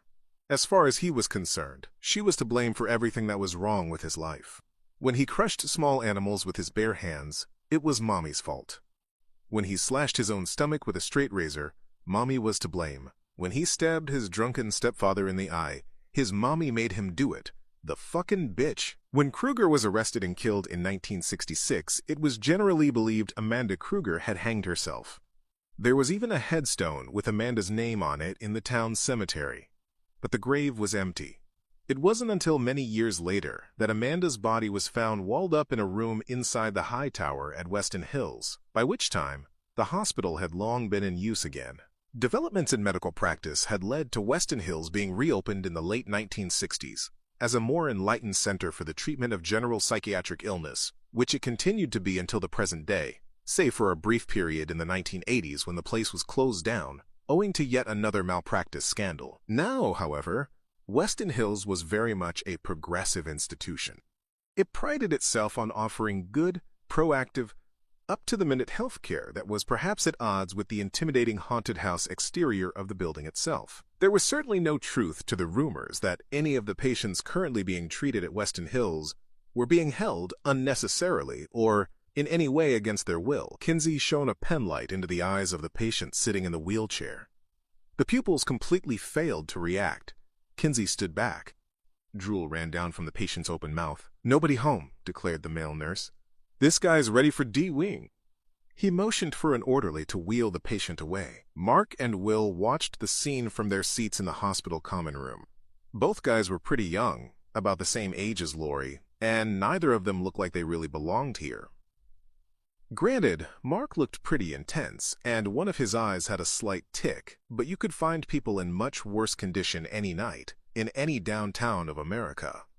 Mark's eye twitched again as he watched the orderly roll the vegetable out of the large open room. "If I turn out like that," he said to his friend, "put a pillow over my face, will you?" Will made no attempt to reply. He got the message. And he agreed 100%. What they'd just witnessed was pretty normal for this place. The guy in the wheelchair was only the latest in a long line of psychiatric patients who'd simply given up on life. Will had seen them slip away. One day they're fine talking, laughing, reasonably normal. Then slowly they turn into zombies, their personalities fading day by day into nothing. But it only happened to inmates who'd been here the longest. So maybe that was the answer. Get fixed and get out before the Weston rot set in. Though Will looked more calm and more relaxed than his blonde-haired friend, his stare had a distinctly damaged quality. Will had been through some pretty bad experiences over the last few years. They both had. But while their time at Weston had made Mark more erratic, it had made Will more determined. Will was a boy in need of a purpose, some direction, something he was never going to find at Weston Hills. God, how much longer were they going to have to stay here? A blue light came on, over on the far wall. Beneath the light was a reinforced glass window to the hospital dispensary, a small office where the night shift nurse could while away the hours in front of a portable TV. The dispensary was also where all the patients had to queue up for their nightly dose of happy pills. Tonight it was Kinsey's privilege to dole out the brain candy. Will and Mark joined the line that formed in front of the window. Great. Medication. They got the same thing night after night. Kinsey pushed Mark's pill through a gap in the protected glass. Mark looked at the tablet. It had a tiny name printed on its glossy sugar coat. Hypnosil, he scowled. Not for the first time. What's this shit do, anyway? How come we all have to take it? Kinsey scowled back. So you'll be good and docile when I kick your ass. Mark shrugged and swallowed the pill. But he'd asked a good question. Why were all the patients on the same drug? They couldn't all be ill with the same malady, could they? When Will got to the window, he couldn't help but wonder the same thing. It was supposed to be a general dispensary, but nearly every bottle on every shelf contained the same damned drug, Hypnosil. Kinsey pushed Will's medication through the hole in the glass. Will ignored it. His attention had been seized by a news report playing on the portable TV over Kinsey's shoulder. Tonight's murder in this quiet suburban neighborhood of Springwood. Details on this tragedy remain unavailable. A reporter was standing in front of a place Will recognized. It was 1428 Elm Street. If only this damned glass wasn't muting the sound. Will ignored the pill and pointed at the TV. Hey, turn that up. Kinsey turned the TV off. Sorry, Will, you know the rules. Will became frantic, scrabbling at the glass. The other patients became increasingly upset as the dark-haired boy started to pound on the glass window, growing more angry with each blow. Turn that back on, man. I know somebody that lives in that house. Come on, turn it on. Kinsey sighed. Here we go again. He tilted his head down and gave Will a cold, piercing stare. Then slowly, deliberately, Kinsey opened a black case lying on the desk of the dispensary. Inside the case was a syringe. Mark quickly pulled Will away from the glass. What are you doing? You want 10 ccs of that pink tranquilizer in your ass? That was Laurie's house. Will was still hyper. They said something about a murder. I gotta go there, Mark. I gotta go see if she's okay. Back to Springwood? Asked Mark, sounding frightened. You want me to start having nightmares again? Will didn't want to hear this. Don't start with the dream demon shit! You know that's all just in your head. Yeah? And who are you, the poster boy for sanity? You're the one that told the cops Laurie's dad killed his wife. That's true, he had. Will had told the cops that he had seen Dr. Campbell murder his wife. He had seen Laurie's dad kill Laurie's mom, and for that, they'd locked him away. For being the only witness to a brutal slaying, Will had been confined in Weston Hills and shot full of hypnosil. Mark led his friend over to the corner of the common room, where patients could play games. On one of the tables was a chess set, on another was a backgammon board. A Monopoly game was scattered across the floor nearby, as if someone had swept the whole board into the air in the middle of a game. Another patient, a mute guy, held a checkers board in his hand. He bumped it into Mark's arm, repeatedly. But Mark was too caught up in his fight with Will to notice. Right, said Will. And now it looks like someone else got killed there. You think that's a coincidence? 2 murders in the same house? Mark had had enough. He turned on the patient with the checkers board and shouted, Kurt, how many times do I have to tell you? I don't do checkers. I'm an Uno guy. Go find the damn Uno deck and we'll play. Okay. Now go! Mark seemed to deflate in his chair, his anger with Will spent on poor Kurt. Look at us, Will. Look around you. We're institutionalized. We're not going anywhere. And at this precise point in time, it looked as if Will had no choice but to agree. The rest of the night was an endless expanse of nothing, as far as Will was concerned. He couldn't get his mind off Laurie, and off that TV report of a murder on Elm Street. And what about the other things Mark had said? Would they ever get out of Weston Hills? Will lay awake on his bed. Laurie was in danger. It was her father. It had to be.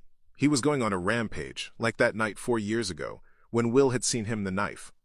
Shit. Lights were low. Will shared a ward with Mark and a number of other patients, but for all the total lack of decoration in the place, the room could just as well have been a prison cell. Mark lay in the adjacent bed.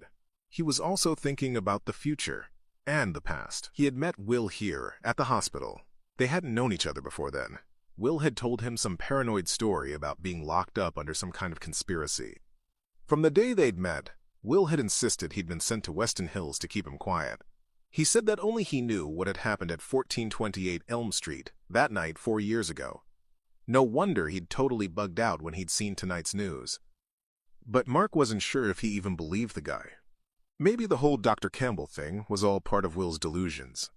Maybe Will had had some kind of breakdown brought on by Campbell standing between him and Laurie. Whatever the answer, Will was Mark's best friend, and Mark truly wanted to believe him. Mark sighed and turned over on his bed. He looked up at a photo of his family taped to the wall, dark in the dim light. There were no question marks over why he himself was a patient at Weston. Around the same time Will was going through his problems, Mark's brother Bobby committed suicide. And soon after Bobby's death, Mark had started having nightmares. Violent nightmares. His parents had panicked. They were worried that Mark too might hurt himself, so they sent him here. Turned out that other kids had been killing themselves and having bad dreams as well. Many of them had been brought to Weston. Mark had overheard one of the doctors refer to the teenagers as suffering from adolescent hysteria syndrome. So that's what Mark had. AHS. And it sounded like what Will had as well, only Will wouldn't accept it. So they never talked about it. Until now, quietly, so as not to disturb the other patients in the ward, Mark said, "My parents are a little whacked. I mean, they love me and everything.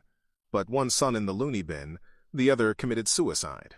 He paused, but Will said nothing. "You listening to me?" asked Mark. He knew Will was awake, but still no answer. He knew why. Laurie. Laurie had been Will's girl. You really care about her, don't you? All these years, and you're still convinced you saw her father do that? Will cut in angrily. "I know what I saw, Mark. Fuck what the doctors tried to get me to believe. I gotta know if she's okay." Mark sat up and looked over at Will.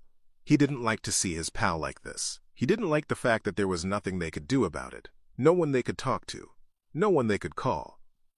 And Mark didn't like the fact that the two of them were going nowhere, except maybe on a 4-wheel ride to D-Wing. All right. Mark nodded. He'd reached a decision.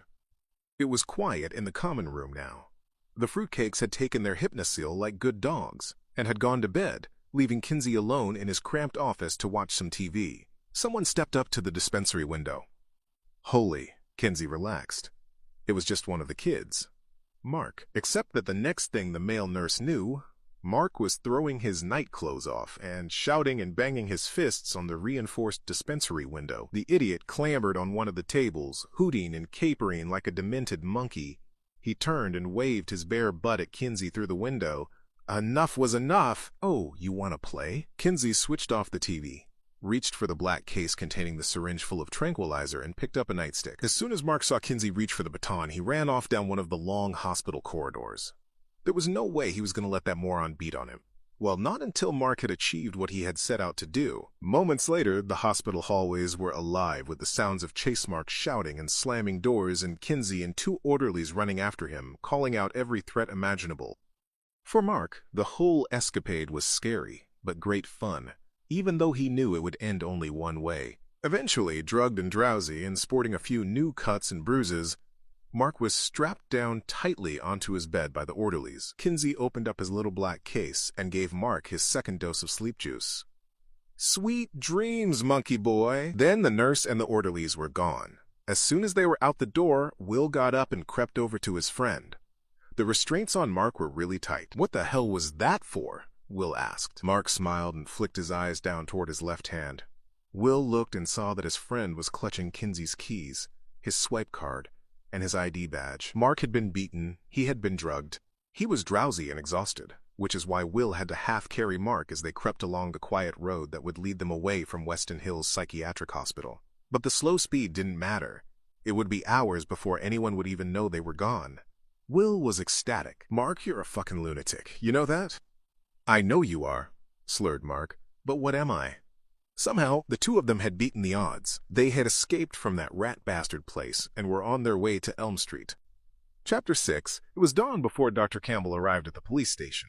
He was shocked at just how bad his daughter looked. Judging by the state of her eyes, Lori hadn't slept a wink all night. When he got there, the 2 of them just hugged, the sheriff standing by almost as if Lori was being released from custody into her father's care.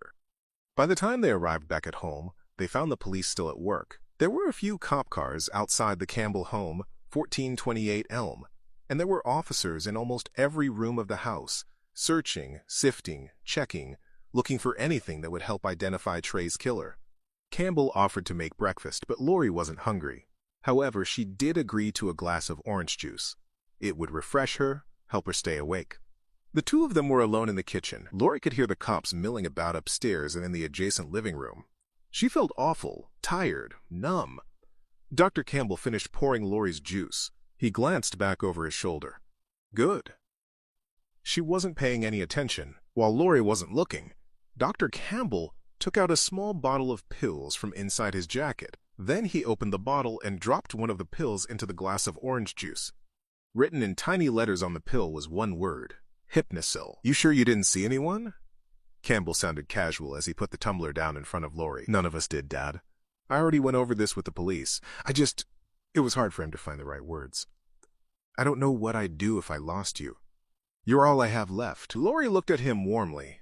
Her father was a proud man, and he didn't have much of a sense of humor, but the death of his wife, Lori's mom, had changed him so much. Lori knew how much he loved and needed her, yet since her mom's death, her dad had seemed distant, as if he always had something on his mind. But despite all his own troubles, Dr. Campbell had been a great comfort when Will had run out on Lori like that. I'm not going anywhere, Lori reassured her father. I promise. Campbell smiled tearfully, then checked himself and stiffened. Suddenly he was the doctor again. Look at you, he said. You're exhausted. We need to get you to bed. Lori blanched. What if that guy, that nightmare creature, came to her again? I don't want to sleep right now, Dad. I want to be with my friends. She stood up. She still hadn't taken a sip of her orange juice. I don't think it's a good idea for you to go to school today. You've just been through something very traumatic. Look, I can't stay in this house. I just need to get out, okay? Lori saw a look of hurt cross her father's face. Don't worry, I'm fine, really. She gave her best shot at a reassuring smile. It seemed to work, and she turned to walk away. Campbell quickly picked up the full glass. Hey, drink your juice at least. But Lori wasn't interested. She hurried out of the kitchen, leaving her father no choice but to pour the untouched juice down the drain. Sheriff Williams had been in the living room while Lori walked through. She had glanced into his eyes before turning her face to the floor and pushing by him. Williams watched her go, his face thoughtful, concerned, resolute. Lori didn't know the half of what had gone on last night. The situation was getting worse. He looked grave when he joined Dr. Campbell in the kitchen. Will Rollins and the Davis boy escaped from Weston Hills last night. Campbell had to grab hold of a chair to steady himself. Rollins, the boy who'd accused him of murder. Jesus, he whispered. It's all coming apart again. Sheriff Williams laid a hand on his shoulder. Don't worry, we'll find them. Get this thing contained. That's all they could do. Police by containment. That's the way it always was with Elm Street. These bad spells came along, and the police closed them down. Sure, the police thought they'd got it licked, each and every damn time. But it just kept on coming back. But not this time. This time, Sheriff Williams would fix the Elm Street problem for good. Lori had changed her clothes and put on her backpack, ready for school. But her mind hadn't been on her preparations. All she could think of was that terrible nightmare. The child with the mutilated eyes, those kids with the nursery rhyme, and that creep, that ugly burned creature with the razor fingers. He'd rushed at her, appearing for a moment, then disappearing, then suddenly reappearing again, jerking closer and closer until bursting to sick life right in front of her face. And there was something else. She had seen something else in her dream. Her house. Lori picked up her things and ran down the stairs. Her dad was with that creepy sheriff, so she didn't bother to say goodbye before heading out the front door. The door. Making sure none of the cops out front were watching her, Lori closed the front door, then carefully used her house key to scratch at the yellow paint. Bit by bit she scraped at the paint, but it remained defiantly yellow. It was just a dream, she sighed, relieved. Just at the moment her key scraped through to the red paint underneath, the same red she had seen in her dreams where the house had been derelict and the door had run crimson with blood. No. Lori reeled at the implication of her discovery. The door used to be red. In her dreams, she had seen how the house used to be. But how could she? She had to see her friends. Stat. Springwood High School would have looked familiar to anyone who had ever seen any of the countless TV shows set in high school. The gates, the yard, the corridors, the main hallway. The school was alive with kids, teenagers, and young adults carrying bags, clutching books and folders, and generally looking happening and connected. But Springwood High was consistently below national averages for academic performance, and when the school did make the news, it was for all the wrong reasons. Just like today, all the kids had heard about the murders last night. Everywhere Gib and Kia turned, people were talking about them, whispering, shooting cautious glances. Kia could handle all this. She didn't care what the other kids thought. She was more concerned with what had actually happened over at Lori's place. But Gib was losing it. Her boyfriend had been killed. She had fled the house with Trey's blood on her hands, and now she was here on a bright sunny morning, constantly on the brink of tears. Lori ran up the stairs to meet them, and they went into a group hug. They needed this. I wasn't sure you were going to come, Gib, said Lori, who was totally aced by Gib's reply. Blake's dead too. What? Lori's mind reeled. Late last night, continued Gib. Stabbed to death. Same with his dad. It's bullshit, Kia snapped. The police are blaming everything on Blake, like it's some kind of Columbine thing or something. They're saying he went crazy, killed Trey, killed his dad, then took his own life. Again, Kia noticed all the other students watching them. I guess everyone saw it on the news, she said. They all know this is so messed up. Gib wasn't so tough.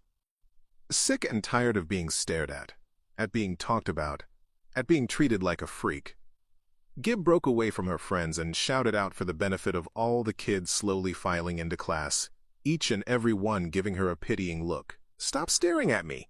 For a moment, there was total silence, and then the school bell rang. Despite Sheriff Williams's concern over the Weston Hills escape, nearly all his resources had been swallowed up by the triple homicide. He had only one officer to spare on Will and Mark. The obvious thing to do was to watch their homes, where their parents lived. So he assigned the officer to watch over the Rollins place. The sheriff was more eager to lay his hands on Will Rollins. Mark Davis could wait a while. So it was by total good fortune that the two fugitives had gone to Mark's place.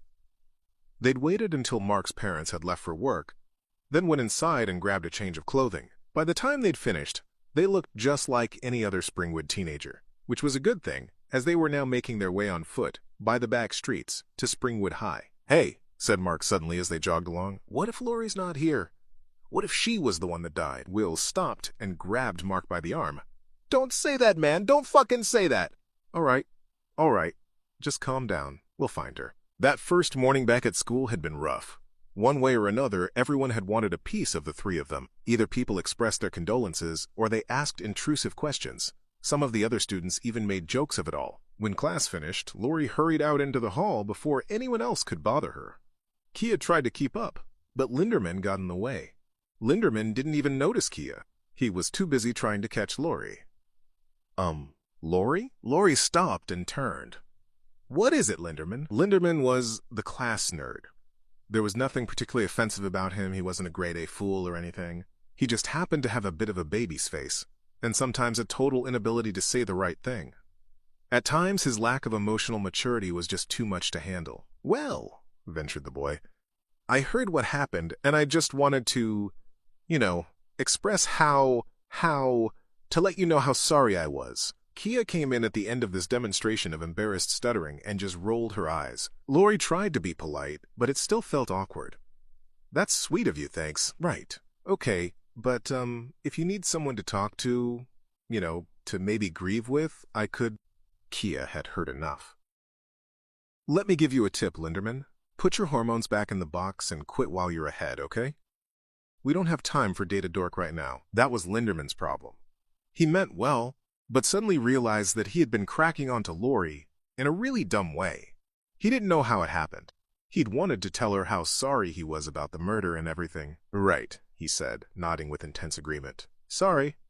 His eyes flickered longingly towards Laurie as he forced himself to basically get the hell out of her face. Kia was not impressed by his performance.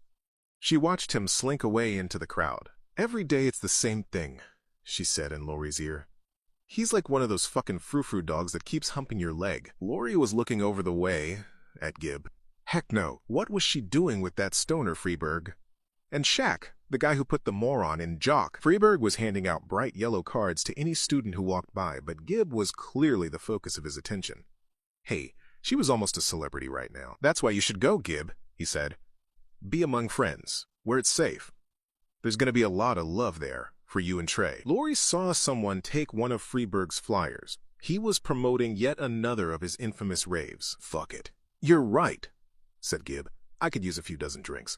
"Atta girl!" bellowed Shaq. "Let your freak flag fly." Gib saw Laurie and Kia. "You guys coming?" she asked, walking over. What was it with Gib? First Trey and Blake, now Freeberg and Shaq. Was she some kind of asshole magnet or something? "I don't know if I'm up for it," said Laurie. "I barely slept last night, and when I did sleep, I had the worst nightmare." "I can't believe you had to sleep in the police station," said Kia, indignant. "I'd have nightmares too." This was different. There was a man, more like a monster, really. They called him Freddy. He was so real. "So what'd he look like?" asked Gib, not really caring. Why was Laurie telling her, of all people, about her stupid nightmares? What Gib had seen was real. Trey, Blake and Blake's dad had been killed, the murderer hadn't been caught and was still loose on the streets of Springwood, and here's Laurie talking about her fucking dreams. He wore this dark brown hat, and his skin was horribly burned. And on his right hand, he had these long razors.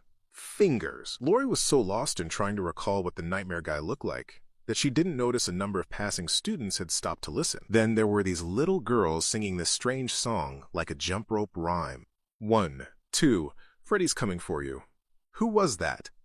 Laurie turned, her eyes wide open in surprise, and saw Mark jogging across towards them all. Will and Mark were just across the street from the school when they first saw Laurie and her friends.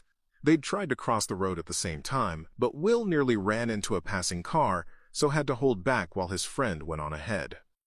Now all the students simply looked at Mark as he told Laurie what he knew. "You know why they sing that?" he said. "Because that's when Freddy comes for you. While you sleep. You're lucky to be alive." Everything about Shaq's broad-shouldered body language said he thought the little blonde guy was a jerk, but Laurie knew different.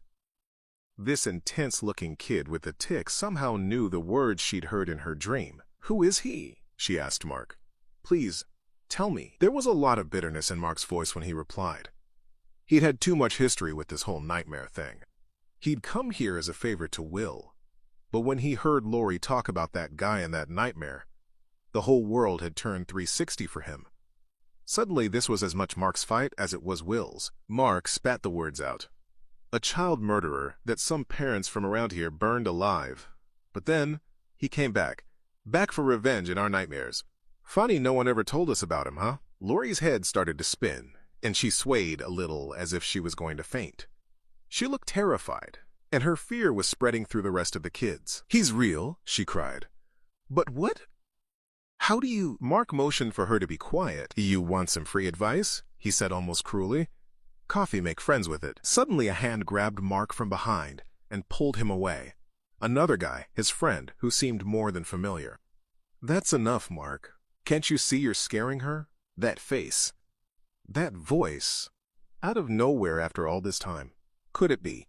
Will? He stepped forward, a look of grave concern on his face. I thought you might be in trouble, so But Lori wasn't listening. Seeing Will's face right now, after everything that had happened, after her nightmare, after Mark's crazy story, seeing Will again like this, was just one final shock too far. Lori's body went limp and she dropped to the ground. Chapter 7. Lori's mind was in turmoil. As she lay there on the floor of the school hallway, she could hear everyone whispering, talking about her. The other students had seen her faint and had crowded around her. She'd passed out. They know who killed Trey. Name is Freddy Krueger, child murderer. Said he comes in our nightmares. Blake's dead. Drink your juice. Will. The voices all blended into one another until coming to a sudden stop with one single word said in that one single voice. Boo! Her friends had carried Lori to the school infirmary examining room, where she lay in bed, tossing and turning in her sleep. There was a frosted glass window in the wall over Lori's bed. Something rose, stood up, on the other side of the glass. The frosting made it hard to see anything about the person in detail, but you could see the colors just fine. Whoever it was that was on the other side of the rippled glass, he or she was wearing something in red and green. There was a red and green sign pinned to the wall above Kia's head as she sat out in the waiting room. The sign read, "How are you doing?" There was another sign on the wall next to Gib, who was sitting beside Kia on the row of brown leather seats. The sign over Gib said, "Give blood, save lives." Both girls had been working their way through some fashion magazines that were piled up on the waiting room table. They'd been here for some time now, hoping to get some news on their friend. Gib seemed to be nodding off, though it was hard to tell under her ever-present baseball cap. Kia flicked through the glossy photo pages. She was pretty much on top of the fashion thing right now, in her knee-high boots, floral skirt, and intricately designed ethnic top, whereas Gib's hands had probably seen only soap and water that morning. Kia's fingers were immaculately manicured, and she wore a sprinkling of rings, a snappy wristband, and a silver watch to die for. Kia looked at her watch now. She called up to the nurse working quietly at her desk. "How much longer?" she asked. "Is Lori okay or what?" With an annoyed look on her face, the nurse stared at Kia, slowly raised a finger to her lips and went, "Shh." All the crap Kia had been through over these last 2 days, and all she got was this bullshit? Kia shook her head and went back to her magazine, where she saw page after page of perfect-looking models, which was not what she needed. She looked up at the nurse again. "For a nose job, what kind of anesthesia do doctors use? They put you all the way under, right?" Again, the nurse said nothing. She just pointed to a sign on the wall behind her desk. Kia read it. "The nurse can't help you. What kind of hospital is this?" Whatever. Kia returned to the magazine a further time, and, whoa.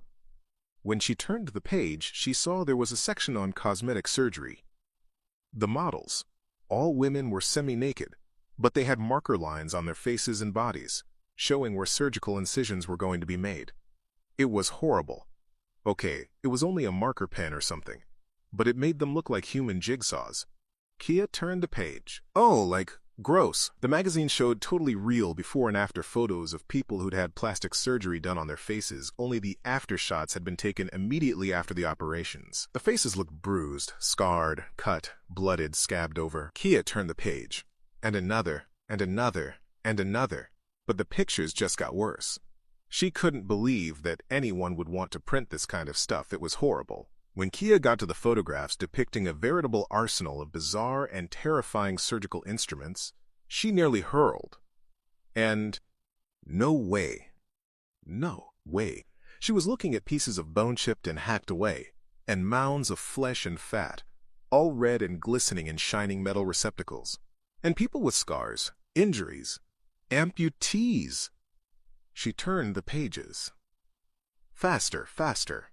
A body wired up to metal hooks and electroclamps.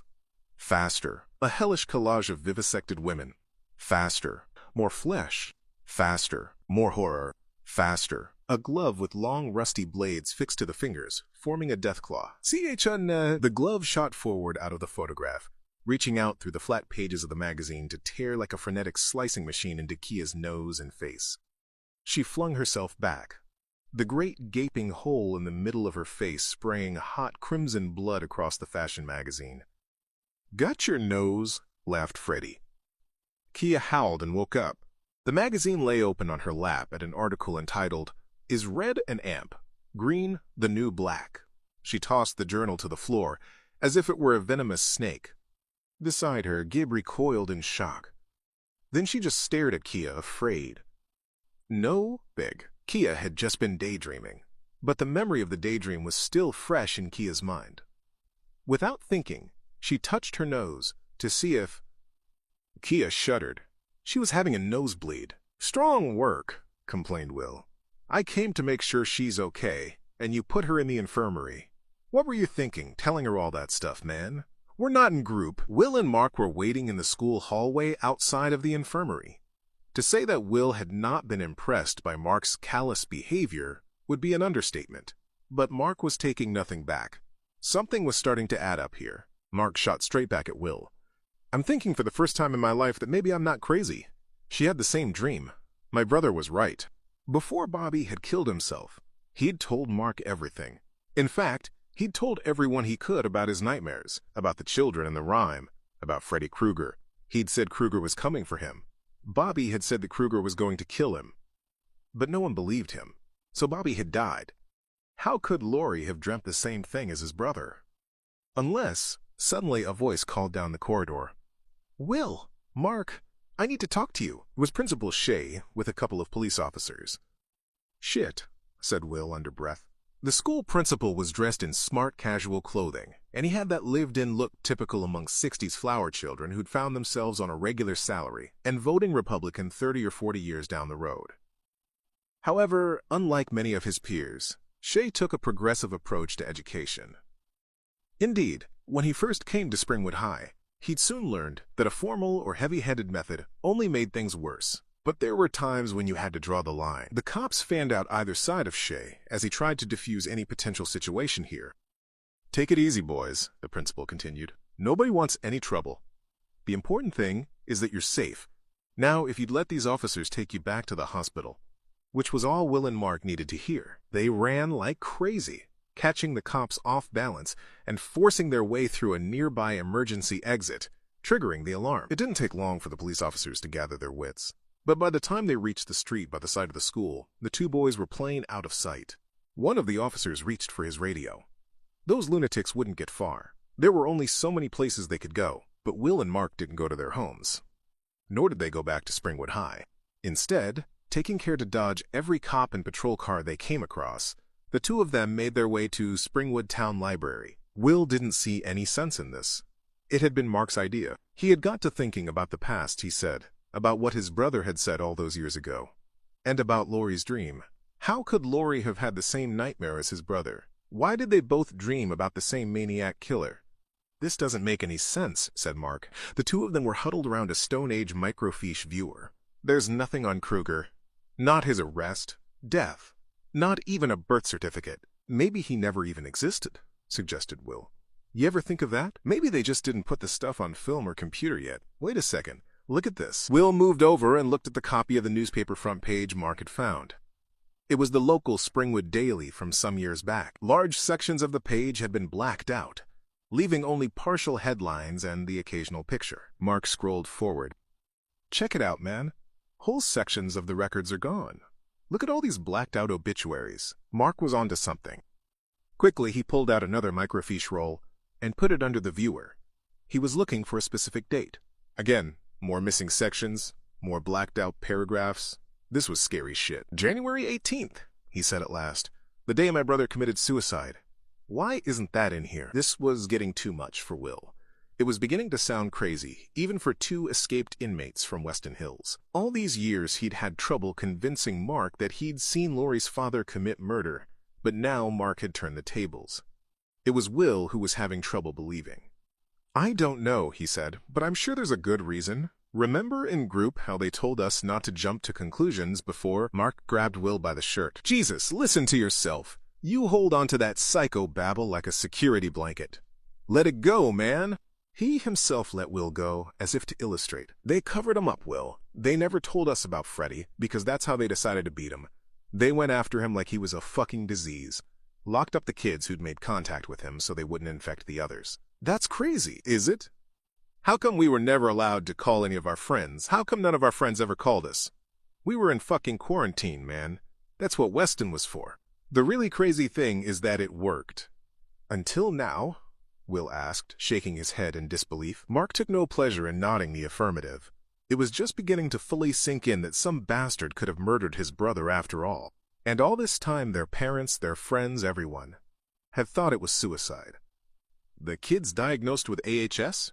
They were all Freddy's children. Later that night, Kia, Gib, and Laurie were heading out of town in Kia's metallic red open-top Jeep. The rest of the day had passed in a blur. Laurie had checked out fine. The school doctor said she'd just needed some sleep, that's all, and Kia's nosebleed too was just a normal reaction to all the stress she'd been through. All the same, they'd left school early and made the decision to go to Freeburg's rave. They needed to bounce back. They couldn't just hide in a box and wait for the next bad thing to happen. And what if the police were right? What if it had been Blake?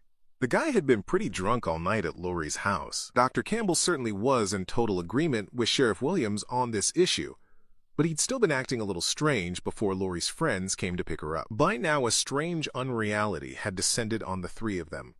There they were, in the eye of a hurricane of homicide, and they were going out to party. Almost as if they were desperate for their lives to get back to normal. Laurie had one of Freeburg's yellow cards in her hands. She sat in the passenger seat, giving Kia road directions. Gib rode shotgun. Laurie was concerned for her. Since the death of Trey, Gib had looked as if she'd lost it, but now she was somehow overcompensating. She wanted to party like she'd never partied before, as if she was in denial or something. Laurie turned round to look back at her. You sure you're up for this, Gib? You kidding? Gib swigged on her beer. I've never been more up for something. All I want to do tonight is forget. Mark waited for the patrol car to slowly roll on by, then hurried up the driveway of his home, where he used to live before he became a permanent guest of Weston Hills. The house appeared empty, and no one was around, but it wasn't the house that Mark Davis was interested right now. Keeping low, he led his friend along to the carport, where some kind of large vehicle was hidden beneath a heavy gray tarpaulin. Will was still trying to catch up with Mark's thinking. Even if all you're saying is true, then why didn't Freddy kill Laurie? Maybe he's not strong enough yet, Mark answered. My brother said it's our fear that gives him his power. Well, you sure as hell spread enough fear today at school. This hit Mark. It hit him bad. Holy shit, you're right. They wanted to forget Freddy so they wouldn't fear him. What if I screwed up the town's plan? He started to panic. Oh God, this fucker's gonna spread like the plague. Kids are gonna start falling asleep and it's gonna be a bloodbath. Let's leave, man. Right now. Will shook his head. I can't. Not after today. I need to tell Laurie where I've been all these years. Make sure she's okay. She worth dying for? 'Cause if you fall asleep, man, you ain't waking up. If that's the case, how come you're not dead? Or any of the freaks at Weston? When's the last time you even had a nightmare? Mark was going out of his mind with fear, but this question stopped him in his tracks. I don't know. He frowned. I can't remember my dreams anymore. Will grabbed his friend's shoulder and smiled. Look, he said warmly, just give me one night, okay? Let me find Laurie, and then we're out of here. Mark considered for a moment, his eye twitching, then nodded. All right, but if your ass isn't back here by dawn, I'm gone. We clear on that? Will was definitely clear on that. Mark asked him to help with the tarpaulin. Taking a quick look around to check no one was watching them, the two guys lifted the heavy covering aside to reveal one motherfucker of a van. Now be careful, warned Mark. This baby was my brother's pride and joy. which Will found hard to believe, not so much because of the van itself, which was a pretty powerful beast, but because of the bespoke airbrushed artwork on the side, a painting of a huge-breasted armored warrior babe taking an axe to a giant serpent. Fantasy art at its most lame. "So let me guess," smirked Will. "The serpent is a huge dick and she's trying to tame it?" Mark was almost embarrassed. Bobby had his issues, all right, but at the moment, all Will felt was gratitude. Mark had got him out of Weston Hills, and he was now doing Will a major league favor by lending Will his brother's automotive nirvana. And Mark was fighting his fear that by talking to Lori, he might have just unleashed Freddy Krueger on the children of Springwood. Will got into the van, checked the fuel gauge. Then he smiled at Mark and pulled slowly out of the driveway. Mark watched the taillights of the van disappear round the corner of the street. "For God's sake, Will, be careful."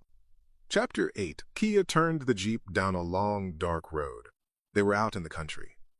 To the right, a dense cornfield stretched as far as they could see. Lori was almost mesmerized by the repetition of the cornstalks as they flickered past in the headlights. Finally, she looked across to Kia. "Why are they having it out here in the middle of nowhere?" she asked. Kia turned to Lori as if she was being a dumbass. That's the point, Lori, so the cops won't bust it up." Then Kia turned her attention. There was someone standing in the middle of the road. Oh shit! He was tall, massive. And was that some kind of white mask on his face? Kia yanked the wheel, barely missing the suicidal idiot. "Christ, Kia!" shouted Gib from the back. "I'm the one that's fucked up. What the fuck are you doing?" "There was someone in the road," Kia protested, but the other two girls hadn't seen anyone. Another mile down the highway, they came across a scarecrow-like. That's all they needed. But the sinister effigy was actually a sign, showing where corn had been cut away to form a lane that went deep into the cornfield. Kia hung a right at the scarecrow, and soon they were passing through the dark sea of cornstalks, with only the beam of their headlamps to light the way. As they drove further and further into the field, they could hear something over the sound of the engine, something loud, repetitive, insistent. Cool. They could hear the energizing pounding of some block-rocking beats. Seconds later, the Jeep rolled to a halt in a clearing that was being used as a makeshift car park. Despite herself, Lori could feel her spirits lifting. She could hear the beats, feel the bass. And there were cars, trucks, pickups, and people. Lots of people of all ages and backgrounds united in their one goal to have some kick-ass fun. Wasting no time, the three of them got out of the vehicle and followed a trail of people through a narrow path between the dense cornstalks. Suddenly, the path opened upon a wide circular clearing where everything was totally happening. Welcome to the rave. There were 100 or so kids throwing shapes in front of the DJ, moving to the pumping bass in a great heaving mass of delirious abandon. Copper tiki torches mounted on cane poles shone round the perimeter of the dance space. Strobes scattered the night, perfectly complementing the heavy, swirling music. There were stacked kegs of beer. They had a small generator out here, flashing lights, some serious megawatts, and everyone was having the greatest time.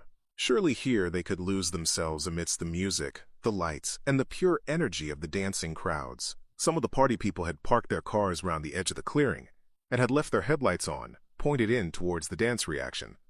And the kids, hurling themselves around in abandoned bliss to the music, looked pretty damn awesome. Even to Kia's jaded and cynical eyes, usually on the alert for the merest hint of a fashion crime, the swath of huge, baggy combat pants, ruffled jackets, and hair extensions sported by boys and girls alike were hip and happening. Hell, even the chemical liquid glow sticks they waved had recently been taste rehabilitated and were now just about cool again. Gib reached out and grabbed a cup of beer from a guy's hand as he bounded past, the most enormous, blessed-out grin on his face. He didn't care. It was party time, people. Lighten up. And she was kind of cute, even in those tomboy threads. "Feeling better, Gib?" asked Lori. "Yeah. I'm officially in retox." Then she was gone, vanishing in the pulsing body wave, arms already above her head, leaving Lori and Kia behind. Beyond the clearing, Lori could see a massive grain silo. Kia could see it too, the tall, round-topped cylinder. Oh God, it was making her feel horny. She needed therapy. At the foot of the silo lay an old, rusted corn picker, surrounded by weeds. The rave seemed almost quiet from out here, and the tall grain store was only faintly illuminated by the party lights in the near distance. A hand reached out and grabbed one of the long, sharp cutting rods of the picker. It was Jason Voorhees. He broke the rod free, then strode off through the corn in the direction of the rave. The girls he had seen at the house were here. They had escaped him. Then they had nearly hit him back there on the road. They had to die. Purcell took a break from his thrashing. He was dripping with sweat, and he now had only one thing on his mind. He'd had the beer, he'd taken the beats. Now it was time to get nasty. "Hey, honeydew," he called, half out of his dancing skull. "You down for a light show?" He waved his glow stick in Kia's face. "Bad move. You down for some pepper spray?" She snapped back, which did the job. Purcell went back to his trippy contortions, and Kia and Lori got lost in the crowd. Over at the entrance to the rave, a small red scooter spluttered noisily to a halt. Its rider looked like a mailman or something. His helmet was way too big. It was Linderman. Hey, Linderman! Oh no, he'd only just got here, and now he'd been eyeballed by Shaq and his Neanderthal football buddies. Linderman tried to make a break for it, but he was surrounded by a circle of inebriated muscle. "Come here, buddy," bellowed Shaq. "We got something for you." "Actually, Shaq, I was headed over to—" The next thing Linderman knew, his helmet was yanked off and a colossal tube of beer was forced through his lips. He tried to break free, but this only resulted in the whole damned thing spilling all over his face. This was the most hilarious thing the Jock Squad had seen all night. A nerd drowning in beer. "Too much." "Great," said Linderman, his thin, suede-paneled jacket soaking with beer. "Thanks, guys. Really?" Shaq and his buddies just laughed and left Linderman alone with his stink of booze. What a start to the evening. In the center of the clearing, the dancing was hard and fast. The drum and bass music was mental.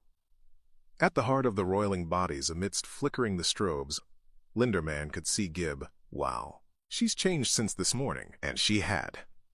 Gib was trashed. She was dancing wildly, whipping her head around, spilling her beer. She was out of it at the speed of sound. On the other side of the clearing, Freeberg was talking to some spaced-out weirdo, Rich, who was wearing a big dumb cloth hat and sucking on a pacifier. "Freeberg," called Rich. "What's up? I've been looking for you, dog. I need the magic." He sure as hell did if the redness of his eyes was anything to go by. But it was all magic to Freeberg's ears. "Then come to the mountain, pilgrim," he proclaimed with Hollywood solemnity. "I can bestow what you seek." Then he seamlessly carried out a neat conjuring trick and pulled a small white ecstasy tablet out of Rich Dude's ear. Oh, these guys know how to have fun. Linderman was not impressed. "Hey, there's Lori, alone." Linderman hurried over to her, trying not to look too eager. He'd already screwed up once today, at school. "Hey, Lori. Didn't think I'd see you here. Can I get you something to drink?" "Smooth opening," said Kia, stepping forward, handing a beer to Lori. "But we're taken care of." Lori saw the state of Linderman's shirt and jacket. "What happened to your clothes?" she asked kindly. "Oh, this. Me and the lower primates were playing a drinking game. But it seems I was penalized for my ability to read above a 4th grade level." "I just figured you for a straight-up bedwetter," deadpanned Kia. Just like she always did, she flamed him again. She was Lori's firewall against this no-timer. But Linderman was pissed. First Shaq, and now this. "You know, Kia, I used to think you hated me because you thought I wasn't good enough for Lori. But that's not it. You tear me down to make yourself feel better because you really hate yourself. Which is kind of pathetic, if you stop and think about it. Assuming, of course, you can think, with all that makeup and hair dye weighing your head down. Not exactly witty, not exactly succinct, nowhere near cutting. But it got the job done. Linderman stalked off, leaving Kia speechless. Lori found herself smiling as she watched him go. Screw dancing. Gib was out of beer. Sweaty and drunk, she stumbled over to the crowd by the beer kegs and got in line. She couldn't help overhear what the guys in front of her were saying. "The cops are saying Blake committed suicide. Grief over Trey," said one girl in silvery halter top and cutoffs, dancing on the spot to a rhythm only she heard. "That's bullshit," replied her friend. She swayed a little too much and overcompensated with a jerk, then reached out a hand uselessly to steady herself. Her pupils were so wide, her eyes looked completely black. "I heard. This guy Kruger killed them both. I said his name to my parents. They almost shit themselves. And supposedly," now it was Freebird, master of ceremonies, talking 20 to the dozen, "that Freddy freak used to live here." He shook his head. Fucking gutted Trey like a goddamn turkey. Like, I heard there were these intestines and shit hanging out of him. Freeburg saw Gibb staring at him, and any more words froze in his throat. He stood there, mouth open like a complete idiot. Damn. Gibb dropped her empty plastic cup and bolted off in the direction of the silo.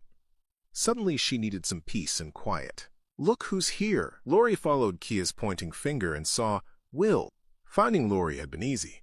Will had picked up one of Freeburg's cards back at the high school, and Will Rollins was a local boy. He knew his way around town. He wished Mark had come out with him, but understood his friend's reluctance. Besides which, Will was here to heal some old wounds with Lori, and Mark didn't need to see that. Kia had slipped away herself by the time Will stepped up. "Hey," he said. "Hey." Lori's flowing blonde hair looked great in the party lights, and her face... God, he'd missed her. "I heard you might be here," he said. "How are you feeling? You okay?" Lori's reply was quiet, tender. "I'm fine. It was just... what happened the other night, then seeing you." "Yeah," Will shrugged. "I'm sorry about that. I used to spend hours thinking about what I'd say to you if I saw you again. Let's just say that wasn't how I rehearsed it." God, her beautiful hair, her gorgeous green eyes, and that white bodice top. Linderman's heart was breaking as he looked over at Lori talking to Will. And Linderman's heart would break into 42 little fucking pieces if Jason had anything to do with it. Voorhees watched Linderman from within the cover of the cornstalks. He watched them all, teenagers, drinking, smoking, taking drugs, making out, dancing, singing, having a good time. Still holding onto the cutting rod of the corn picker, Jason Voorhees stepped forward towards the light, his undead ribs vibrating with the bass of the jungle stack amplified mayhem. Gibb swayed drunkenly beneath the shadow of the grain silo. The rave was still going on in the distance. They were all there, all her friends, having a good time, fucking A1 like I give a shit.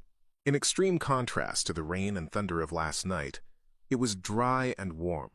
There wasn't even a breeze to rustle the corn. So what just made that sound?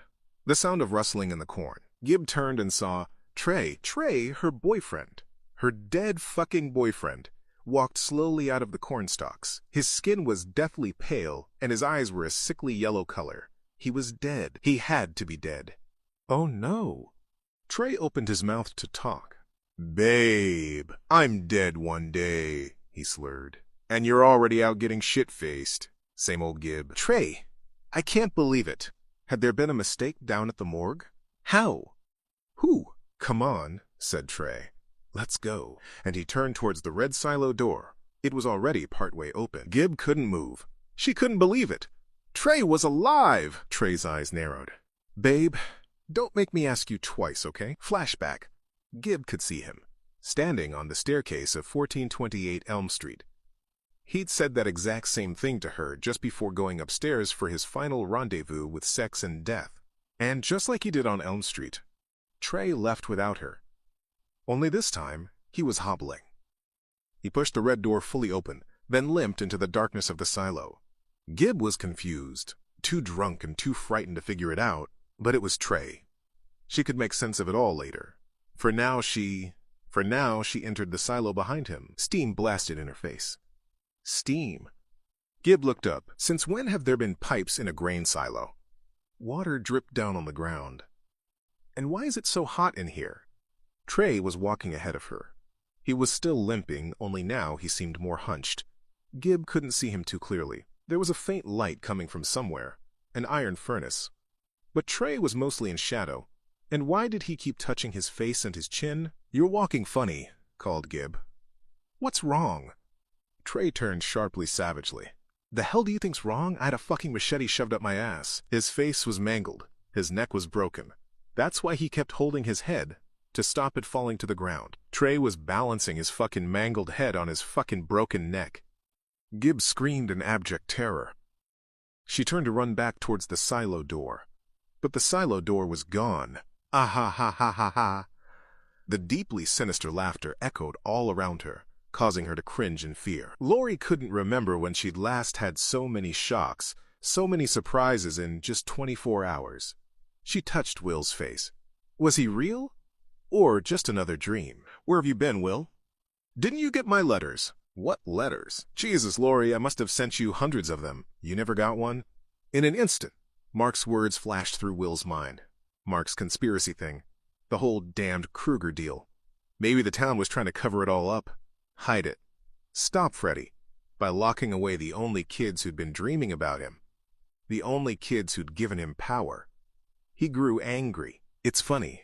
All this time, I thought you didn't want to write me back.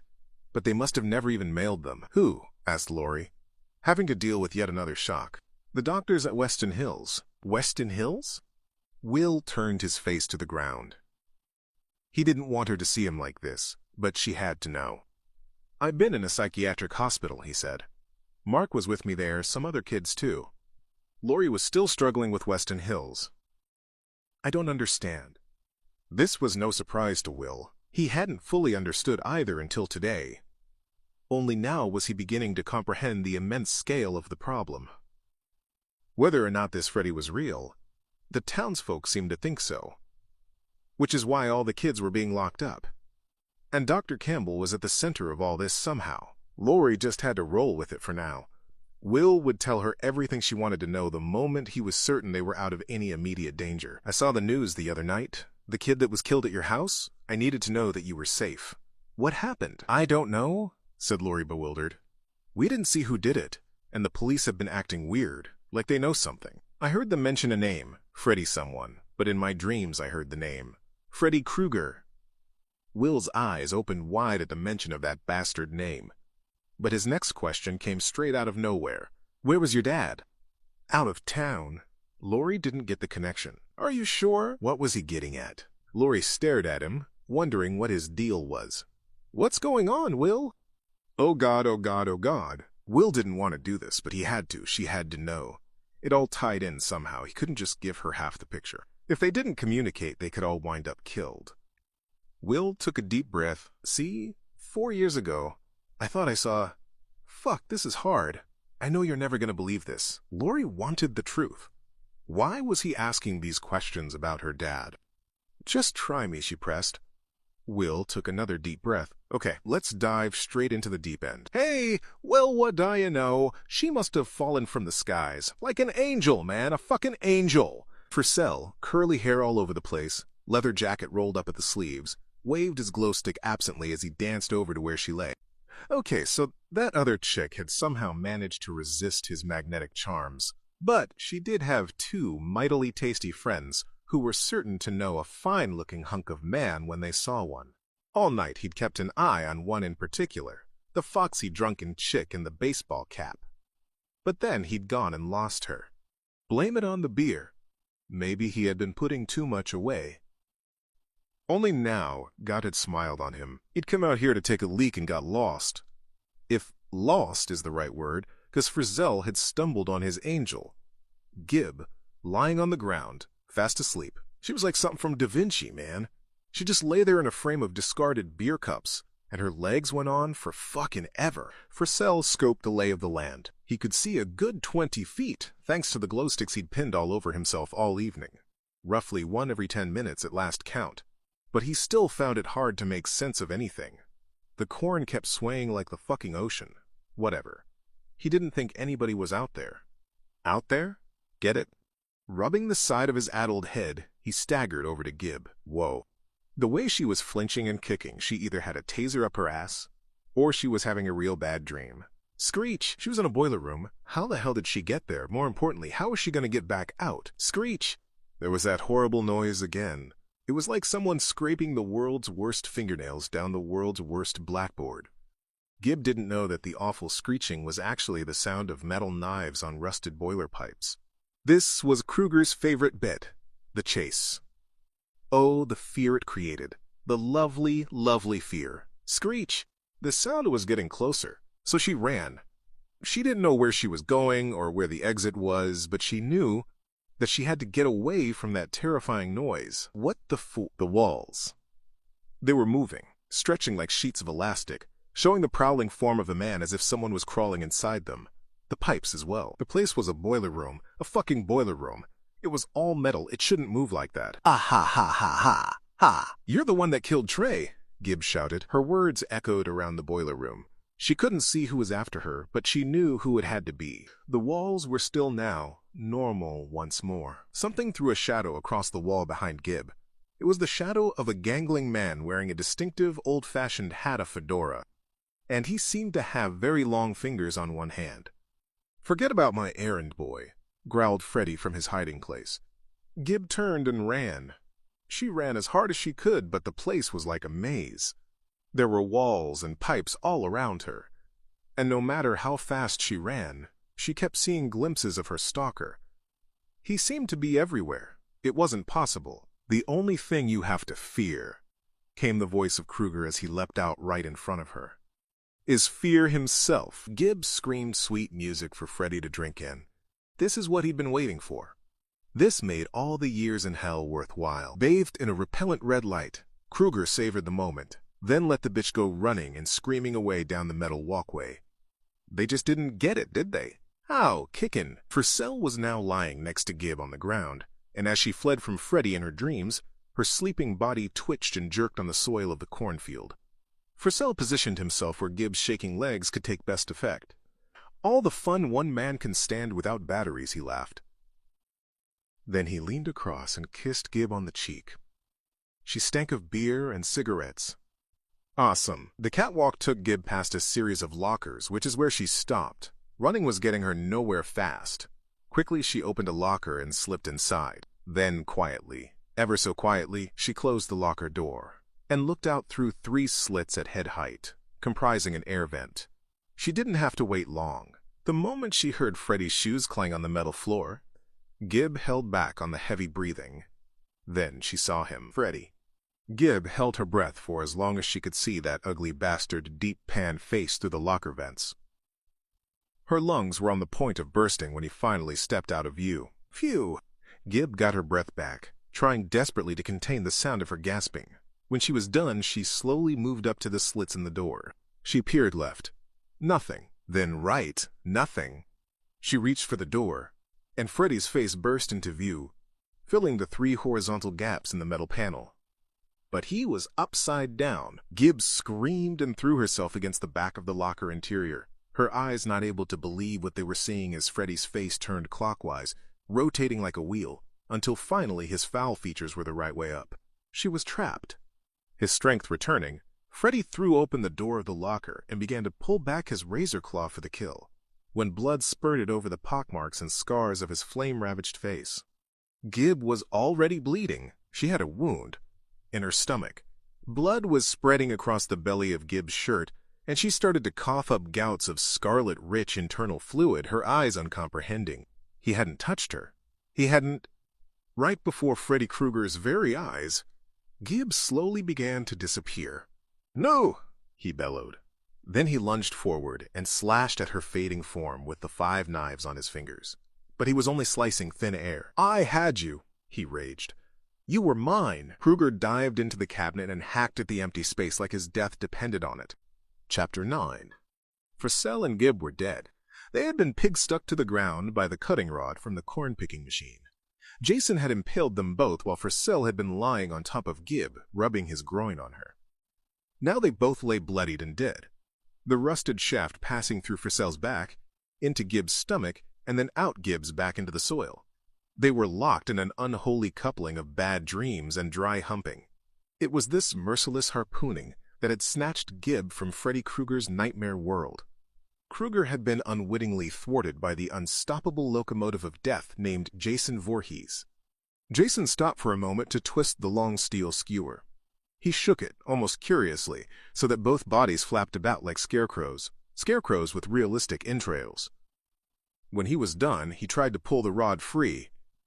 Gib slipped back and flopped onto the ground, but the rod had somehow got jammed between the vertebrae of Frissel's spine. Jason pulled and jiggled the metal shaft, but he could not shake Frissel loose. And Frissel was still alive. "Oh, man, too much beer. I feel awful." Frissel groaned, giving Jason all the impetus he needed to lift Frissel high up on the end of the rod like a bale of hay ready for the back of the harvester. He then flipped Frissel back over his head, tossing him with such force that the raver flew off the end of the spear as if launched from a catapult. Jason watched Frissel's glow sticks are through the night sky like a shooting star of ill omen. "This Everclear is kicking my ass," Shaq declared with profound appreciation.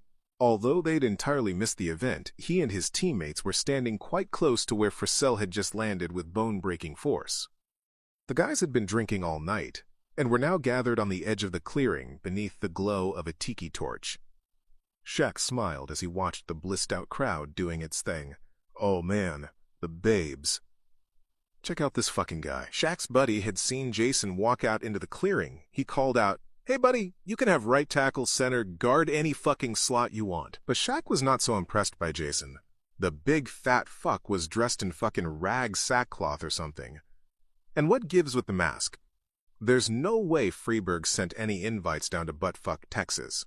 "Hey, Jethro!" shouted Shaq as he swaggered over to Pamela Voorhees' only son. "This is a rave, not a Halloween party. Go find a pig to fuck." This got a big laugh. "Yeah," added one of Shaq's gang. "Invite only. Corn poke." This got another big laugh, enough of a laugh to inspire the lunkhead to step in front of Shaq and start prodding Jason on the chest. "And you, prod, weren't prod. Invited. Prod." The jock looked up into Jason's hockey mask. Jason looked back. Jason trod with his heavy black boot on the kid's foot. Not to hurt the kid as such, but to pin him in place so that he could grab the kid's head in both hands and then twist the fat-mouthed fucker from the neck up, until he was staring at his friends behind him. Now it was Jason's turn to do the jabbing. He prodded Mr. 180-degree head in the chest, removed his boot, and watched as the boy fell dead to the ground, taking no more than 5 seconds in total. "Sanofa, bitch!" roared Shaq. This redneck shitwad had gone way beyond the limit. Shaq tossed his drink into Jason's face, then reached for a nearby tiki torch and jabbed the open paraffin flame into Voorhees' chest. Jason immediately burst into flame. Like this hadn't been tried before. "Yeah, burn, motherfucker!" But Jason didn't writhe. He didn't twist. He didn't turn. He didn't run. Jason Voorhees slowly unsheathed the machete from his belt and strode calmly toward Shaq. It was impossible. He was on fire. Yeah, it was dark. You could see the flame all over him. Why wasn't he screaming? Why wouldn't he fall over? Why? The machete swung upwards. Rune! Shaq ran for his life, only to find that his teammates had quit the scene already. He was on his own. The boy decided to head out into the cornfield. If he stayed anywhere near the lights, the fucking retard would see him. But out here, among the cornstalks, he'd be hidden. That bastard, on the other hand, you could see the glow from his burning body anyplace. So how come he couldn't shake the freak off? Shaq stumbled and tripped as he ran, panic-stricken, through the field. Why wouldn't the guy just die and stay dead? Why wouldn't he burn? Shaq cut a chaotic, zigzagging path through the corn, but Jason kept in a perfect straight line, almost as if he knew exactly where the chase would ultimately come to its bloody end.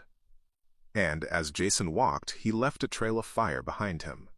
The corn, dry from a good season of sunny weather, was catching a light like paper, and the fire was spreading. Shaq ran. Left. No, right. Jason was close. No. Left. No, that way. Jason raised his machete arm. Gotta run, gotta keep moving. Gotta keep. Jason flung the machete in one smooth motion.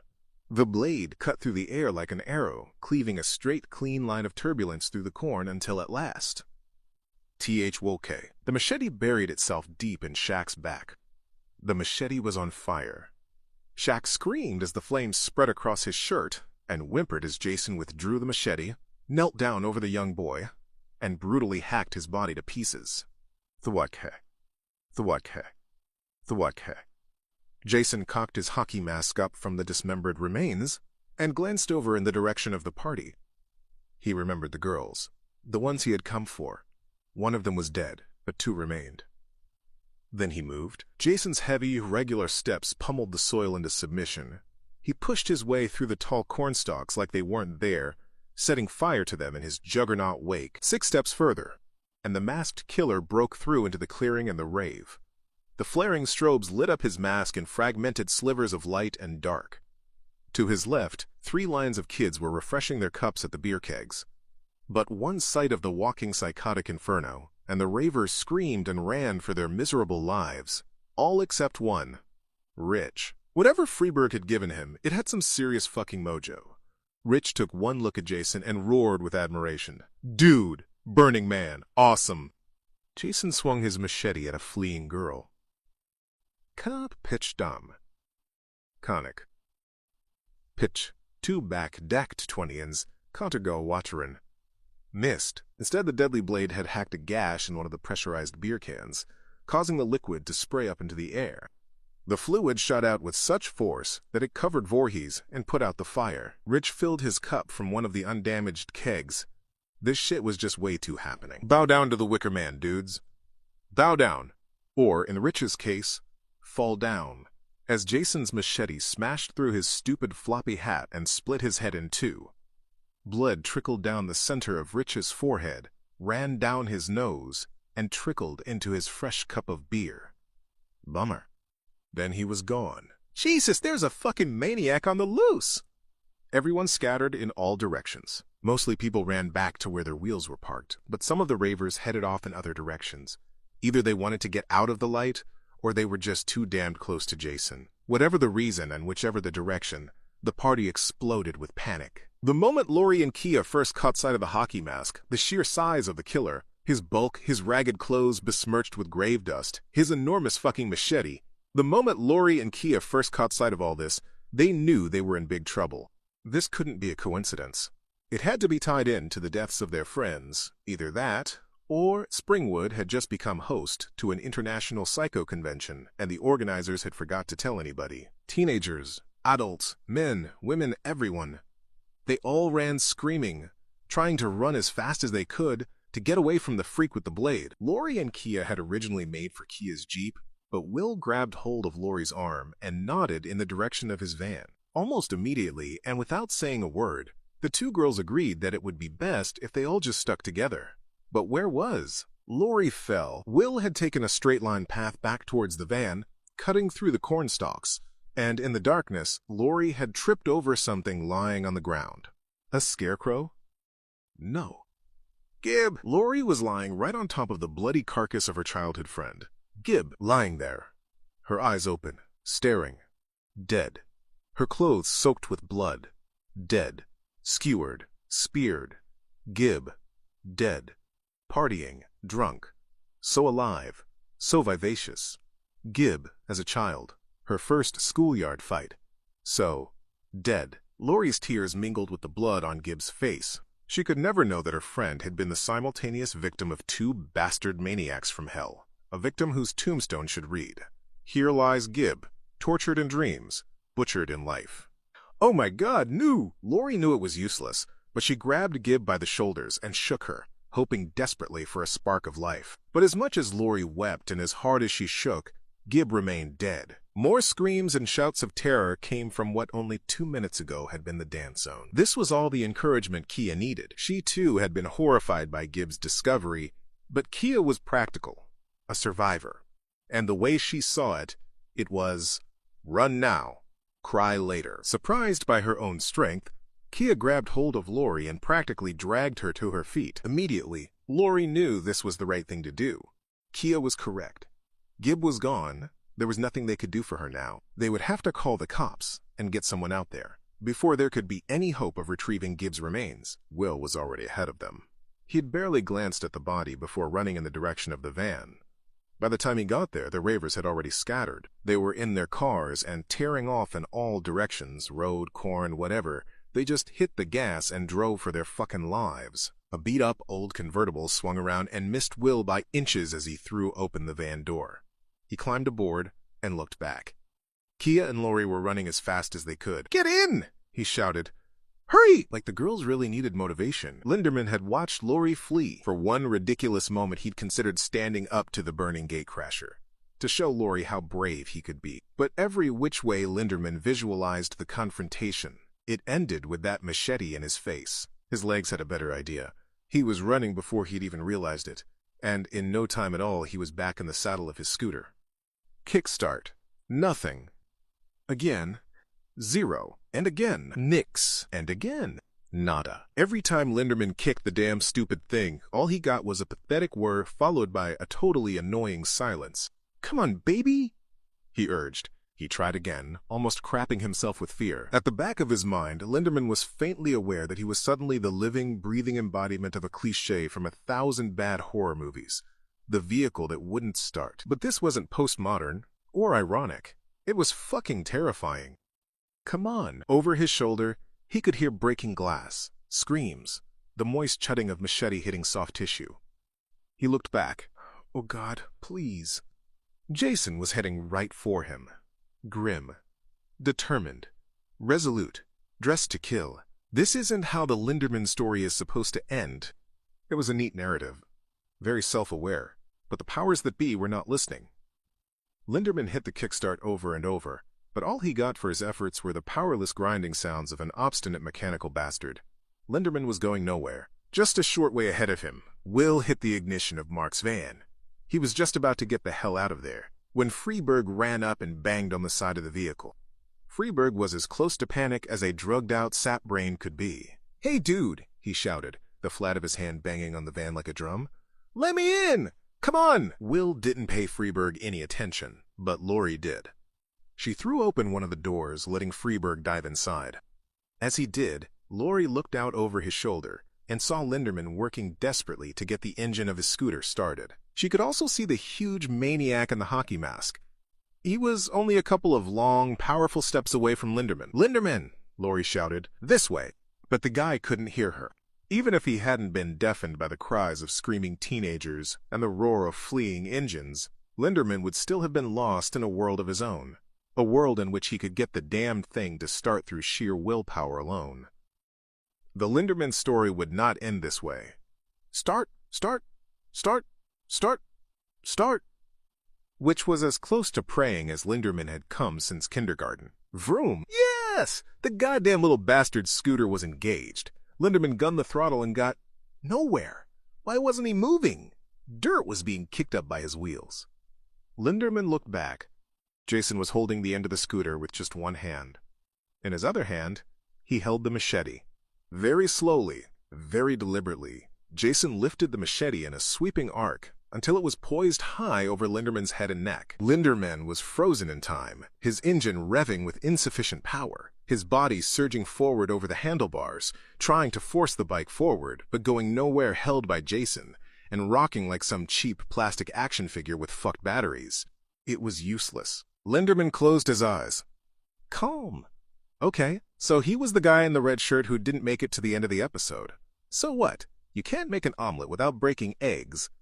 Unexpectedly feeling a wisdom beyond his years, and way beyond his self-perception as school geek, Linderman closed his eyes even tighter and braced himself for the storm. "I regret nothing," he whispered. "Any moment now." Wham! What the hell was that? No pain, no blood, just that massive, dull thud. The back of Linderman's scooter fell away, pitching Linderman forward. But he managed to keep enough footing to stand up and see that Will had reversed the van straight into Jason, knocking the crazy fucker to the ground. What gives with this guy's skin? It looks all gray, black like a zombie or something. As Jason lay on the ground, recovering his strength, the van jerked to a halt, engine still running. Linderman was almost dazed when he saw the van doors burst open. He was still pretty out of it when Freeburg scrambled out and dragged him inside. Lori and Kia were already in there, and the guy driving the van was the one the cops were after. The one he'd seen talking to Lori at school today. As soon as Linderman was safely aboard, Will put pedal to the metal and caned it like fuck out of the cornfield. Jason stood up. He watched the red taillights of the van as Will sped his friend safely into the distance. He could smell smoke. He could feel the heat of the fire. He could hear the groans of some of the people he had hacked his way through. The cornfield was ablaze. The rave was a scene of carnage. The sound system was still pounding hard and heavy beats. Some of the party lights were still shining. This had been a good night out, but the fun wasn't over yet. Jason had found and killed the girl who had thrown the cigarette into his face, but her friends were still alive. They had run screaming out of that house where he had killed the boy in the bed. Then they had returned, bringing lots of people with them. Then they went to that place in the daylight with too many kids and other people. And now they had driven out to this place, where he had finally caught up with them. He had killed one of them, but the others had escaped. They had fled with new friends, new people, fresh victims in a viral chain of slaughterhouse contamination. As long as his victims reached out to more people for help, Jason would always have fresh bodies to slay. But these two, the two girls, the pale one and the dark one, they were different, and they had escaped him. But it didn't matter. No matter where they ran to, no matter where they hid, Jason would keep on coming, and coming, and coming, until they were dead. Jason Voorhees calmly looked round at the chaos he had brought down upon the cornfield and was master of all he surveyed. Chapter 10. They were all silent, too shocked, too numb, too confused to talk. Gibb was dead. Only Freeburg felt any appreciation for the funky lighting in the back of the van. In fact, the interior design of the vehicle had inspired him to roll up a joint. What the hey?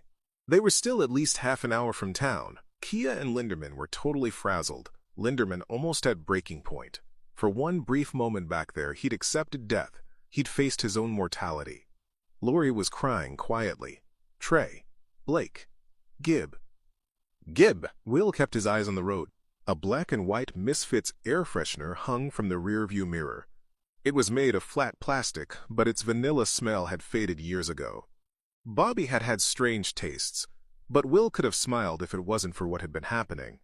Now the dumb ornament seemed to be mocking them, swaying back and forth from the rear view, as if the van was somehow marked for death. Only voodoo ain't about death. It's about living death. Was that him? Asked Kia in the back of the van, freaking. The guy you were talking about? Freddy Krueger? Laurie shook her head. That wasn't the guy from my dream. That was someone else. Linderman couldn't believe this shit. Who cares about some fucking dream guy, he shouted.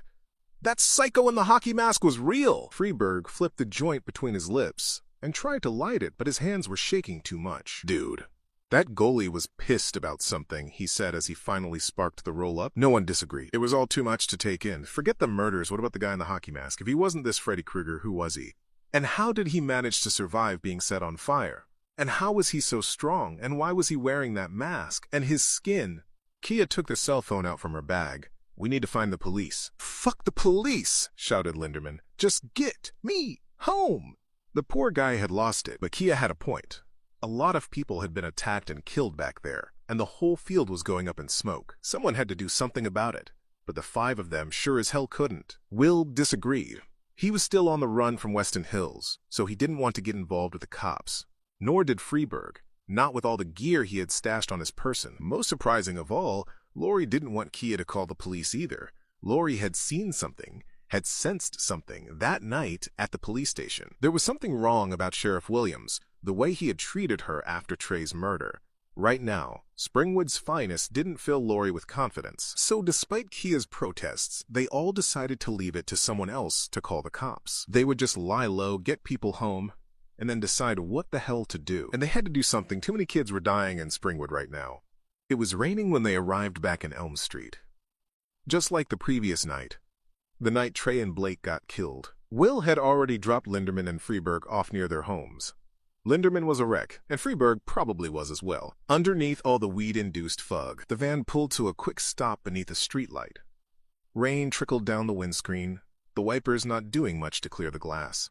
Will left the engine running. Laurie was now sitting beside him in the passenger seat. It was Kia's stop. She stepped out of the van, and oblivious to the downpour, came round to the passenger door, where she and Laurie hugged. Raindrops mingled with the tears on both their faces. Kia was letting it all out. Gibb, she said haltingly. I can't believe she... I know, replied Laurie. They broke free. Kia wiped at her running mascara. Call me later, okay? Please?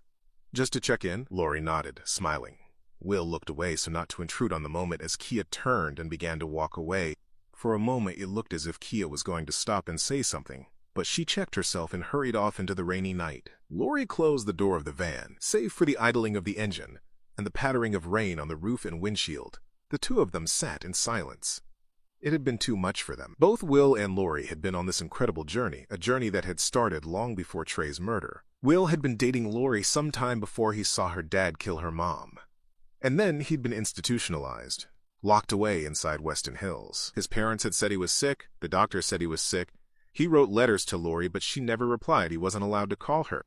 They said he was delusional, that he'd imagined seeing Dr. Campbell kill his wife. And then he made friends with Mark, a kid who, just like him, was trapped in Weston Hills for no good reason. Mark's brother, Bobby, had killed himself, soon after which Mark had started having nightmares. But since when had anybody needed psychiatric treatment for nightmares? And now, having escaped to see if Laurie was okay, Will had seen everything blown wide open. Laurie's friends had been murdered. Laurie had had the exact same nightmares as Will's brother, Bobby. Some weird guy, this Kruger, who Laurie had seen in her dreams, was supposed to be real. They couldn't find any evidence about him over at the library, but according to Mark, Kruger was some kind of serial killer who died years ago. What was Mark saying? What was Laurie saying? Fred Kruger, this psycho, gets torched but somehow lives on in people's nightmares? They're saying he's some kind of ghost? It sounded like a crock of shit. Mark said Kruger used nightmares to frighten and kill his victims, which somehow gave him strength. And that's where Mark's conspiracy theory came from. He guessed the authorities had it all figured out, which was why they rounded up every kid who was having the Kruger nightmares. They rounded the kids up, then doped them on Hypnosil to stop them all from dreaming. No nightmares, no Kruger. But if, and it was a very big if all this bullshit was true, then who the fuck was the zombie with the machete? And just who had killed Trey and Blake? Kruger? The hockey mask zombie guy? Or someone else? Christ, the whole thing was beginning to sound like one huge bad dream. Laurie had this entire problem in reverse. Her mom dies and Will just takes off. Just when Laurie needs Will the most, he leaves her, vanishes. Then he turns up, years later, with some crazy story about being locked away in an asylum. He supposedly wrote her letters she never got. And he had this friend, this intense guy, who somehow knew what Laurie had been dreaming. It was all too weird. And the cops, they seemed to be plotting something, almost as if the kids were the problem, not the killers. And killers? Yes, killers plural. If Kruger was real, then who was the frick at the rave? Who killed Trey and Blake? And why were the police pretending Blake had done it and then committed suicide? It was too much to take in. Too much in too little time. These last 2 days had been, who could she trust? Can you take me home now? Laurie said. A command rather than a request. Her house was only half a block down the street. She could just about see it through the torrents pouring down the windshield. I think that's the last place you should go right now. Will, please. After what we saw tonight, I just need to... Will looked her in the face. He didn't want to tell her, but she had to know. She had to understand why he'd been away all this time. She had to know how it all tied in. There's more to it than that, he said. He seemed agitated. It was now or never. Look, he sighed. I tried to tell you this earlier. The reason I was sent to Weston, he couldn't go through with it. He had to.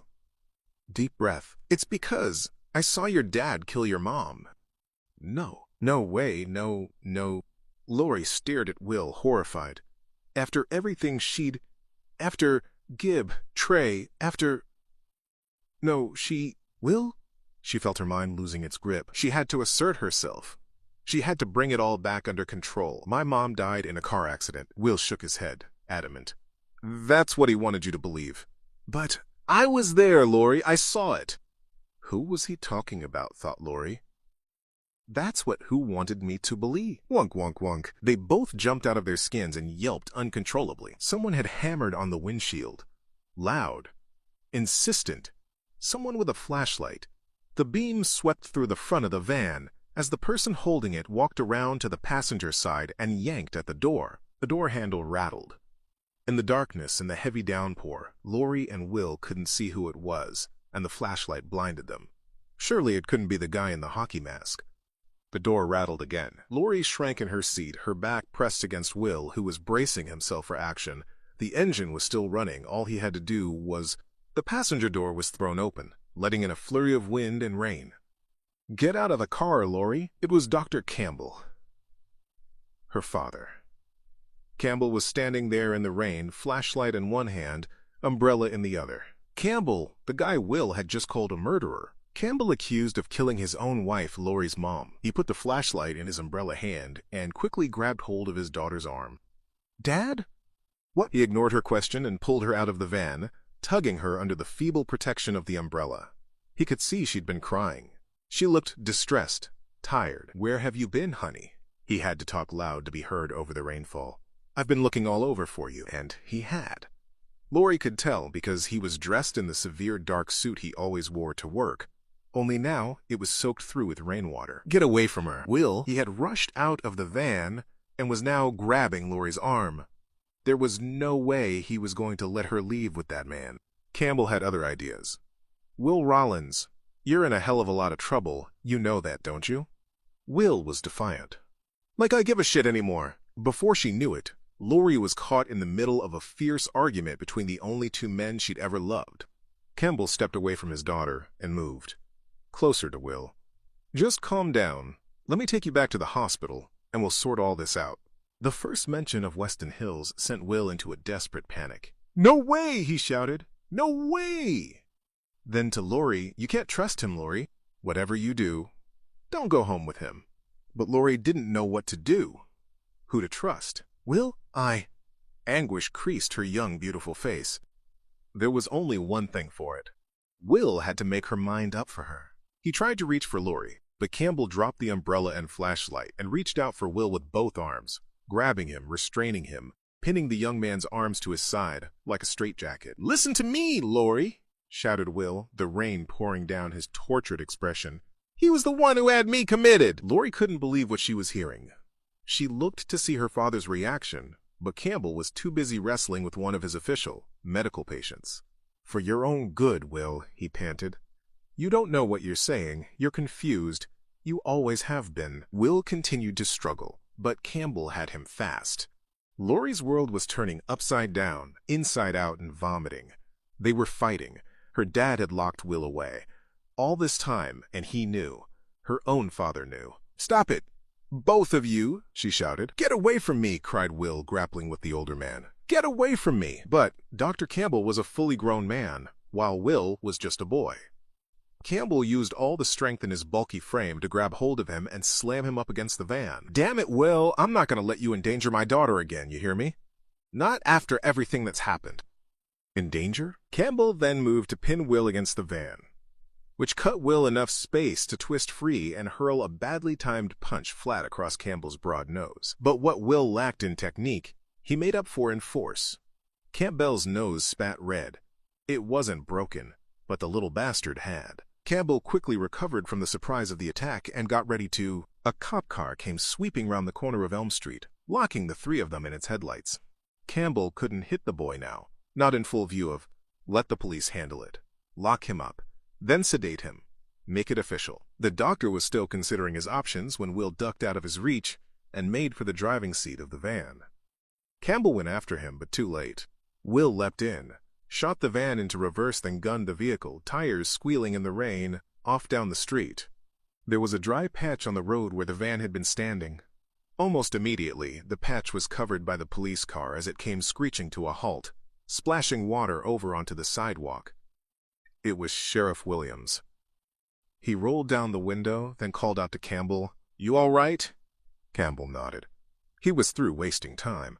He just pointed at his bloody nose, then waved a weary hand in the direction of the van. "Will Rollins," he confirmed, gasping. "Will Rollins."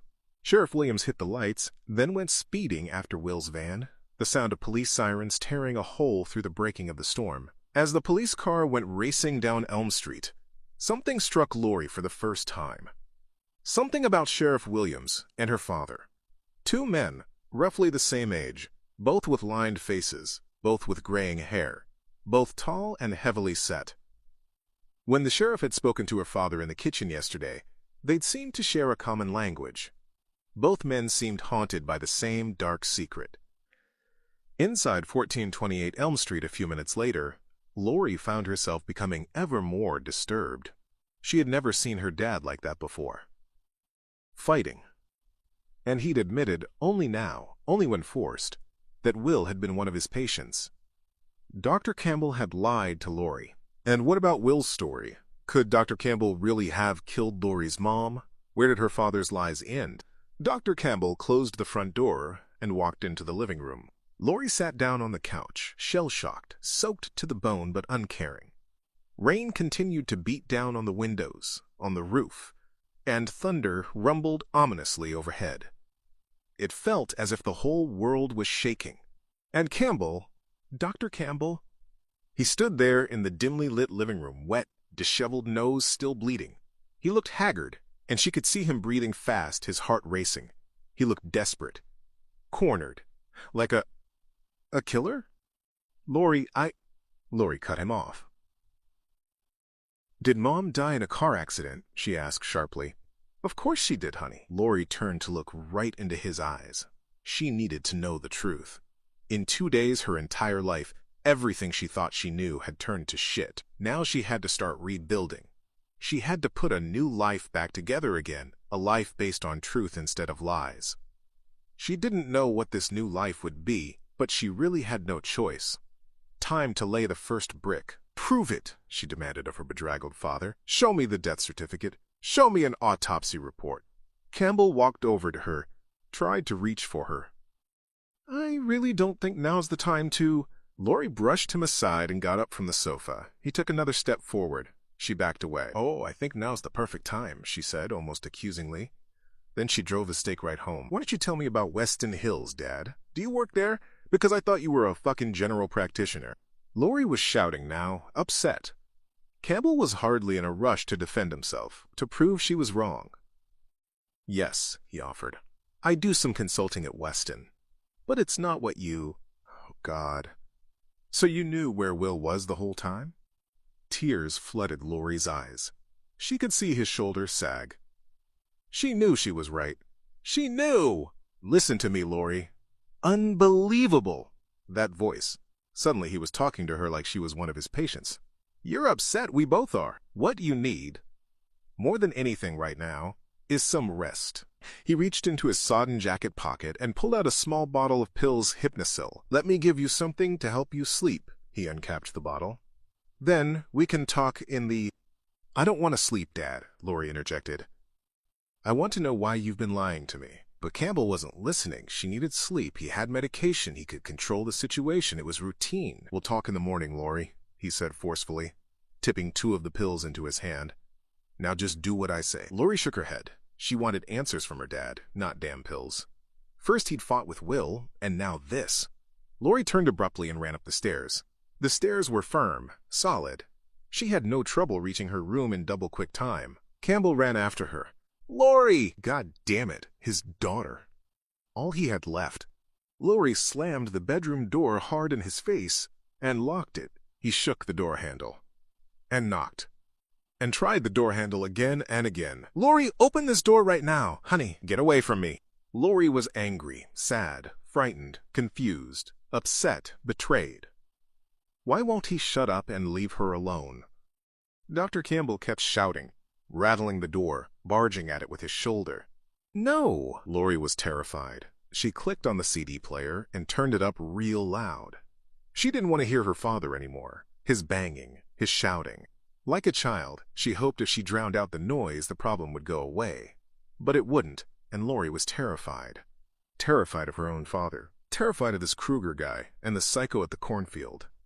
Terrified of the murders. Terrified of the truth about Will. But terrified of her own dad? She jammed the back of a wooden chair under the door handle. Wham! He was ramming the door. Her dad was throwing himself against her bedroom door. He was trying to break it down, trying to force it, to force his way in. Her own dad! "Damn it, Lori! Open the goddamn door!" Wham! Cracks started to appear in the door jamb. The whole frame was starting to give. Lori looked around in panic. What could she— Where? Wham! The window! Lori ran over to the window and hauled it open. Wasting no time, she climbed through and, ignoring the pouring rain, got out onto the roof. Wham! She could still hear him trying to smash an entrance into her room. Down she went, lowering her light body down onto the rose trellis, which she then climbed down to the lawn. She had barely reached the ground and hurried over to the cover of the bushes when she heard her dad finally break down the bedroom door. From her hiding place, Lori could see him up in her room, pacing back and forth in impotent rage. She nearly jumped when he thrust his face out through her bedroom window. He seemed to be looking right at her. "Lori!" he bellowed. "Lori!" Dr. Campbell was furious. But he couldn't see her. Sobbing with the unrelenting horror of her situation, Lori turned and ran smack into a soaking wet jacket. Strong arms pinned her and dragged her into the shelter of a nearby wall of shrubs. Lori almost screamed, but the stranger hissed in her ear. "It's okay. It's okay," Will soothed. "It's me." Campbell was still raging and calling Laurie's name. Will looked up. The sight of Campbell reminded him of... He led Laurie away, and they crept quietly off down the street until at last they were out of sight of her house. They took cover under a tree, partly to hide from anyone who might come by, and partly to shelter from the rain. But they didn't have to wait long before the rain first eased off, then finally stopped altogether, although by then they were both soaked. God, Laurie wept. I just feel like my whole world's falling out from under me. Now you know how I felt the last 4 years, replied Will softly. The last 4 years, she had to know. Laurie steeled herself, then seized Ill's total attention. Tell me what you saw, she said, and Will knew exactly what she meant. After his fight with Campbell and the near escape from Sheriff Williams, Will wasn't going to hold his punches any longer. I saw him kill her, he said flatly. I was sneaking up to your room, like I used to do. Only you weren't there. The memory of what he saw 4 years ago was the only nightmare that had ever haunted Will. Only this was a living, breathing nightmare, not some boogeyman bullshit in a colorblind sweater. It had been a beautiful, warm fall evening, dark but with a mild breeze, and Will had been looking forward to spending some time with his girlfriend. He knew Laurie's parents wouldn't want him to call so late, so he'd snuck through the yard of 1428 Elm and climbed up the rose trellis, the same trellis Laurie had just used to escape her angry father. But Will had barely reached the level of Laurie's window when he'd heard a scream, not a playful scream, not a kid's scream or a scream from the TV. It was a full-throated, terror-stricken wail of icy, mind-paralyzing horror. The sound had frightened Will so much that he'd nearly fallen from his window perch. Luckily, he held on tight, only to have his sense of shock replaced by a deep nausea of slow, unrelenting fear. Laurie's bedroom door had been open, and Will was able to see through it, across the hall and into her parents' bedroom. He could see Mrs. Campbell. She was on her bed flailing, her chest covered in cuts. She was thrashing among the bedsheets, covered in blood, bleeding the death of a slaughtered epileptic. Laurie was nowhere to be seen, but then Will saw Dr. Campbell. Campbell had stepped into view with a knife in his hand. Will saw him walk up to his wife as she lay there convulsing, bleeding to death on their maternal bed. Then Campbell had lunged forward with the knife, a long, sharp knife, the kind of stainless steel kitchen knife you hack up cuts of meat with. Then, just like tonight, the night Will was telling all of this to Laurie, a sudden flash of lightning cut through the night sky, and it was at this precise moment that Dr. Campbell had turned to stare right over at Will as the boy sat there, balanced in Laurie's window frame. Will was perfectly clear in the brilliant white light, and their eyes had met. Will's eyes, the eyes of a terrified boy. Campbell's eyes, the eyes of a knife-wielding murderer, standing proud over the heaving bloody corpse of his dead wife. And that was the story. Will had fled, the cops had caught up with him, and nobody listened. Campbell signed the admittance forms, and the rest was inmate history. But then there was Mark's story. I don't know how your father's connected to all of this, pondered Will, but I think Mark was right. There's some kind of cover-up going on here with Kruger. We can't trust the police. We can't trust any of the adults. This rang true with Laurie. She'd had her own intuitions about the police, but she was still coming to terms with what Will had said about her dad. It couldn't be true. And even if it was, how could it be tied in with Kruger? Or the maniac at the party? God. Both Trey and her mom had died in the same room. She shut it out of her mind. She had to concentrate. Whatever the answer to all this, Laurie knew she couldn't fix this thing on her own. And she couldn't go back to her father. All she could do was move forward. And for now, that meant working stuff out with Will. He seemed to have some idea of what was going on, which was more than she had. So what do we do? Asked Laurie. We gotta get Mark, answered Will. He's the expert on all of this. Okay, so maybe Will didn't have all the answers after all. Then again, Mark knew about her dream. He knew about the rhyme and the Kruger guy. Maybe Will was right. Maybe between the two of them and Mark, they could form some kind of plan. Then she could call Kia. Huddled there under the trees, Will squeezed her hand, shaking her out of her thoughts. I'm not going to let anything happen to you. No matter what, I'm not leaving you again. Laurie needed to hear this. Her dad had tried to drug her. That was his solution. But Will offered her support, strength, and maybe love? Laurie smiled. She prayed to God that her father was wrong, and that Will and Mark weren't merely escaped lunatics. You're the only boy I've ever kissed. Do you know that? she asked. Will pretended to scowl. Don't take this the wrong way, but I kinda hope I'm the last one too. Chapter 11. Mark had spent the whole night alone. His parents hadn't shown. They must be out of town, and no one had called or bothered him. A police car rolled by a couple of times, but Mark didn't see anyone watching the house full time. So he'd just gone to his bedroom and taken a tour down memory lane. He hoped to God that Will hadn't done anything stupid. And he wanted his dead brother's van back in one piece. Mark sat at his old desk. He hadn't used his computer, or any computer for that matter, for years. It had been a miserable night. It only stopped raining a few minutes ago. He pulled open a drawer beside his legs and took out a framed photo. The photo was old. It showed a cute little blonde kid riding on the shoulders of a handsome, dark-haired young man. The cute kid was smiling. His eyes were open, warm, betraying nothing of the intensity they showed in Mark now. Mark stroked a finger over the face of the bigger kid. You always looked out for me, Bobby. Bobby! His older brother, carrying a very young Mark on his broad shoulders. Mark remembered the day the photo was taken. It was out by the shore, the place they always went on vacation. Mark looked more closely at the image of his brother's face. Bobby. Closer. Bobby winked. What the hell? Mark shook his head. He must have imagined Zwip. The computer Mark's computer had turned itself on. The small green power light was on, and there was a picture on the monitor. What's that, streamed video or something? It was a high-angle image, like from a webcam or a closed-circuit TV system. A high-angle view of his own bathroom. The image crackled, sometimes broke into squares, and occasionally locked up, then jumped forward a few frames, like a live digital feed. Someone was walking into the bathroom. A young man. Naked. But the camera was over the bathroom door, so Mark could only see the man's back as he walked forward toward the bathtub. Mark couldn't see his face. He didn't know who the young man was. Was this a tape or a video or digital recording of some kind? The man turned on the faucet and started to fill the bathtub with water. Then he backed out of the room. This was freaky. Who was it? How was this happening? Though frightened, Mark couldn't help but watch as the action unfolded. The room looked like his bathroom. The bathroom here, in his parents' house. But he didn't know who the guy was or what. The man walked back into view. Again, Mark couldn't see his face. But he could see that the man was now holding a straight razor. Enough. Mark reached under the desk and ripped the computer plug out of the wall socket. Mark didn't know what it was all about. He didn't know how his computer had turned itself on.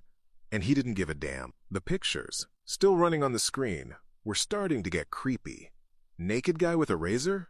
Geez. The sound of the water running into the bathtub was pretty realistic, but... Wait a fucking minute. The computer's turned off at the wall. Mark could still hear the water running. He leaned back on his seat so that he could see out the bedroom, down the short hallway to the bathroom. The sound was coming from inside the bathroom, and there was steam coming out from under the bathroom door. Had someone come home and decided to take a bath, not knowing Mark was in the house? What about the computer thing? And why didn't Mark hear anyone arrive? Mark chewed at his bottom lip, then slowly, hesitantly, got up off his seat. He walked out of the bedroom and stepped down the hall in the direction of the bathroom. The water was getting louder, the steam thicker. Mark could almost feel the heat and the humidity of the room as he reached for the bathroom doorknob. He paused. What if it was his mom? He didn't want to catch her naked. Should he call out? Mark took a breath and opened the door. The bathroom was empty. No water in the tub, no steam, no naked guy. The bathroom was empty. Mark sighed with relief and rubbed his eyes. He must have imagined it all. The whole thing must be messing with his nerves or something. Maybe he'd been daydreaming. I've got to stay awake, he told himself, trying to calm down. Maybe there was something in the bathroom medicine cabinet that could help. He was way beyond the black coffee stage. He walked over to the mirror door cabinet, opened it and rummaged around until he found a bottle of no-dose. Just what he was looking for. Relieved, Mark started to walk away, swinging the cabinet door shut behind. What was that? Mark whipped round and looked at the mirror. Just his own face. Nothing unusual. He could have sworn for a second back there that he'd caught sight of someone or something moving in the cabinet mirror. He was convinced he'd seen a flash of someone in a red and green sweater and a snap-brimmed hat. Someone with a butt-ugly face. Wasn't that how everybody was describing Kruger? It was getting to him. It was his imagination. He was tired, but he couldn't sleep. Will could be back with the van any time. Still, all this had shaken Mark badly. First, the business with the computer, and now this. Maybe it was because he hadn't taken any hypnosil in over 24 hours now. God, what if I am just crazy after all? Mark's eye twitched erratically as he opened the bottle of stimulants. Shit, only one left. Still, one's better than none at all. Mark dropped the pill out of the bottle and into his hand, where it bounced and dropped into the bathroom sink. Oh no! The pill rebounded and jumped around the basin, falling ever lower. No. Circling. No! Mark shot his hand out to grab the pill, but it circled in an ever tighter orbit before quickly rolling down the drain. No! He peered down into the basin. Shit! And now he was standing in a puddle of warm water. Where the hell did that come from? He hadn't turned on any of the faucets. He looked down to see if he could follow the water to its source. Only it wasn't water. It was blood. Mark was standing in a small puddle of blood, a puddle that had collected from a thin trickle that had run along the floor from the base of the bathtub. Mark's eyes followed the line of blood up the side of the tub, until he saw the slit wrists. Slit wrists. The body. Wrists. Hanging over the side of the bathtub. The body, blood dripping from suicidal slit wrists, landing drop by drop on the sheer white tiles. The body was Bobby Mark's long-dead brother. Oh, God, Mark whined. I'm dreaming. Bobby's eyes snapped open, dead, cadaverous eyes. Mark whimpered as Bobby's corpse eyes latched onto his own.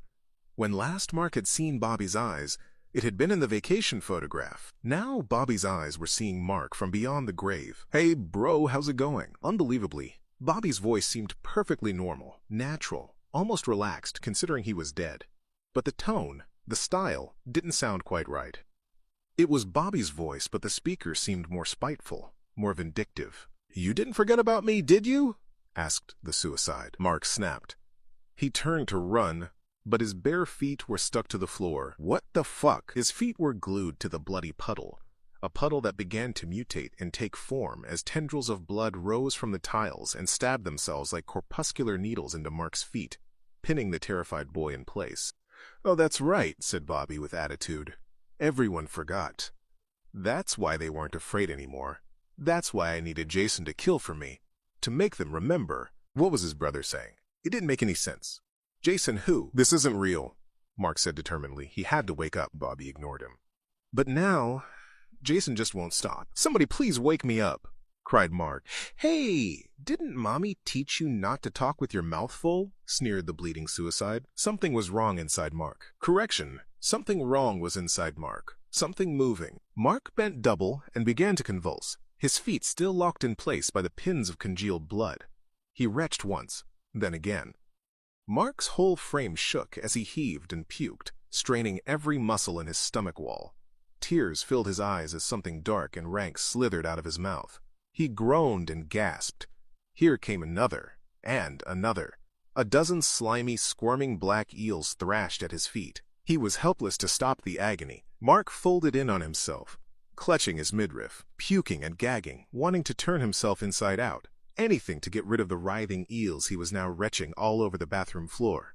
The glistening black things wriggled down his chest, his neck, over his face, his feet. Mark was puking worms while the gloating corpse of his brother bled slowly to death in the bathtub. Ah ha ha ha ha ha.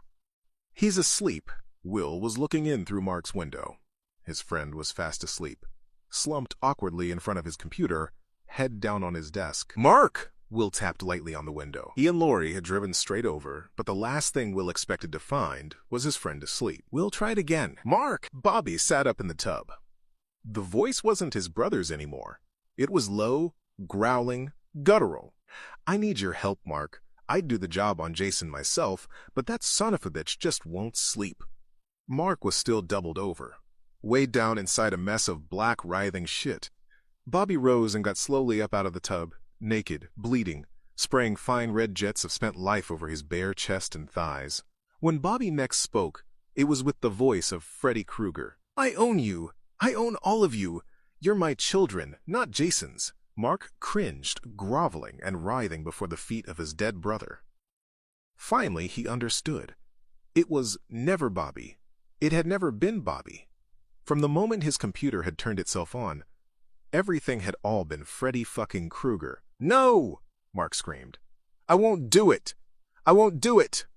Bobby chuckled menacingly, then strode towards Mark. As Bobby moved, his bare arms and legs started to bubble and burn. Mark looked up in horror as smoke began to rise from his brother's skin, almost as if, impossibly, his brother was on fire from inside his own body.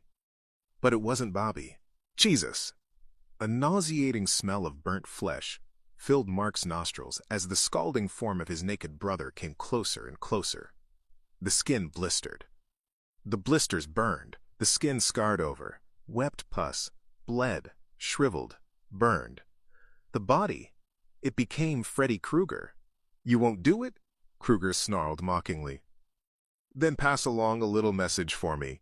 Freddy seized hold of Mark, pulled him up from the floor, ripping his feet free of the blood pincers, then hurled the boy up against the bathroom ceiling. Mark hit the ceiling hard and stayed there. Mark started howling.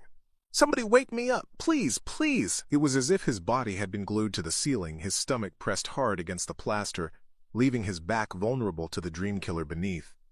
Mark strained, turned his head to try to look down at Freddy. Ag! Mark's shirt exploded into flames, then fell away, leaving the fair skin of his back completely and utterly exposed. Freddy fanned out the fingers of his razor glove, looked up at Mark's knotted spine, and smiled. "Showtime! Mark!" Will and Lori pulled hard at the window, but it refused to budge. Inside, smoke was starting to rise from Mark's sleeping body. He just lay at his desk, smoldering. Their friend was on fire. "Mar-R-R-K!" shouted Will as he tried to break open the tough window frame. Mark cried out in agony. His whole back was on fire. Gritting his teeth against the pain, he craned his neck, twisting it as far as it would go, to try to see what was happening. He could make out letters, yes, letters. He had been branded in some way. There were words on his back, but he couldn't make them out, because not only could he not see the entire words, but also the letters were written backwards. Mark sat bolt upright behind the desk and screamed. Then he leapt to his feet and began clawing at the blazing shirt on his back. Will and Lori looked on in horror as Mark jerked and threw himself around the room before falling out of view. They had to help him. Will looked around frantically for something, anything. A rock was lying in the damp earth a few paces away. With Lori urging his every step, Will darted and grabbed the rock, then ran back to the window. He got ready to break the glass when Mark's head burst up into view. They couldn't hear him through the thick window. His eyes were pleading. His mouth moved soundlessly. While the two of them looked on, helpless, 4 deep, bloody slashes hacked their way across Mark's face. 4 parallel razor cuts, a synchronized slashing, cutting through Mark's wide-open eyes, his cheeks, his lips, even tearing open the gums between his teeth. Mark's face exploded in a plume of blood. Then he collapsed. Lori and Will looked on aghast as their friend sunk, broken, to the floor of his bedroom. Behind Mark were the mirrored doors of his closet.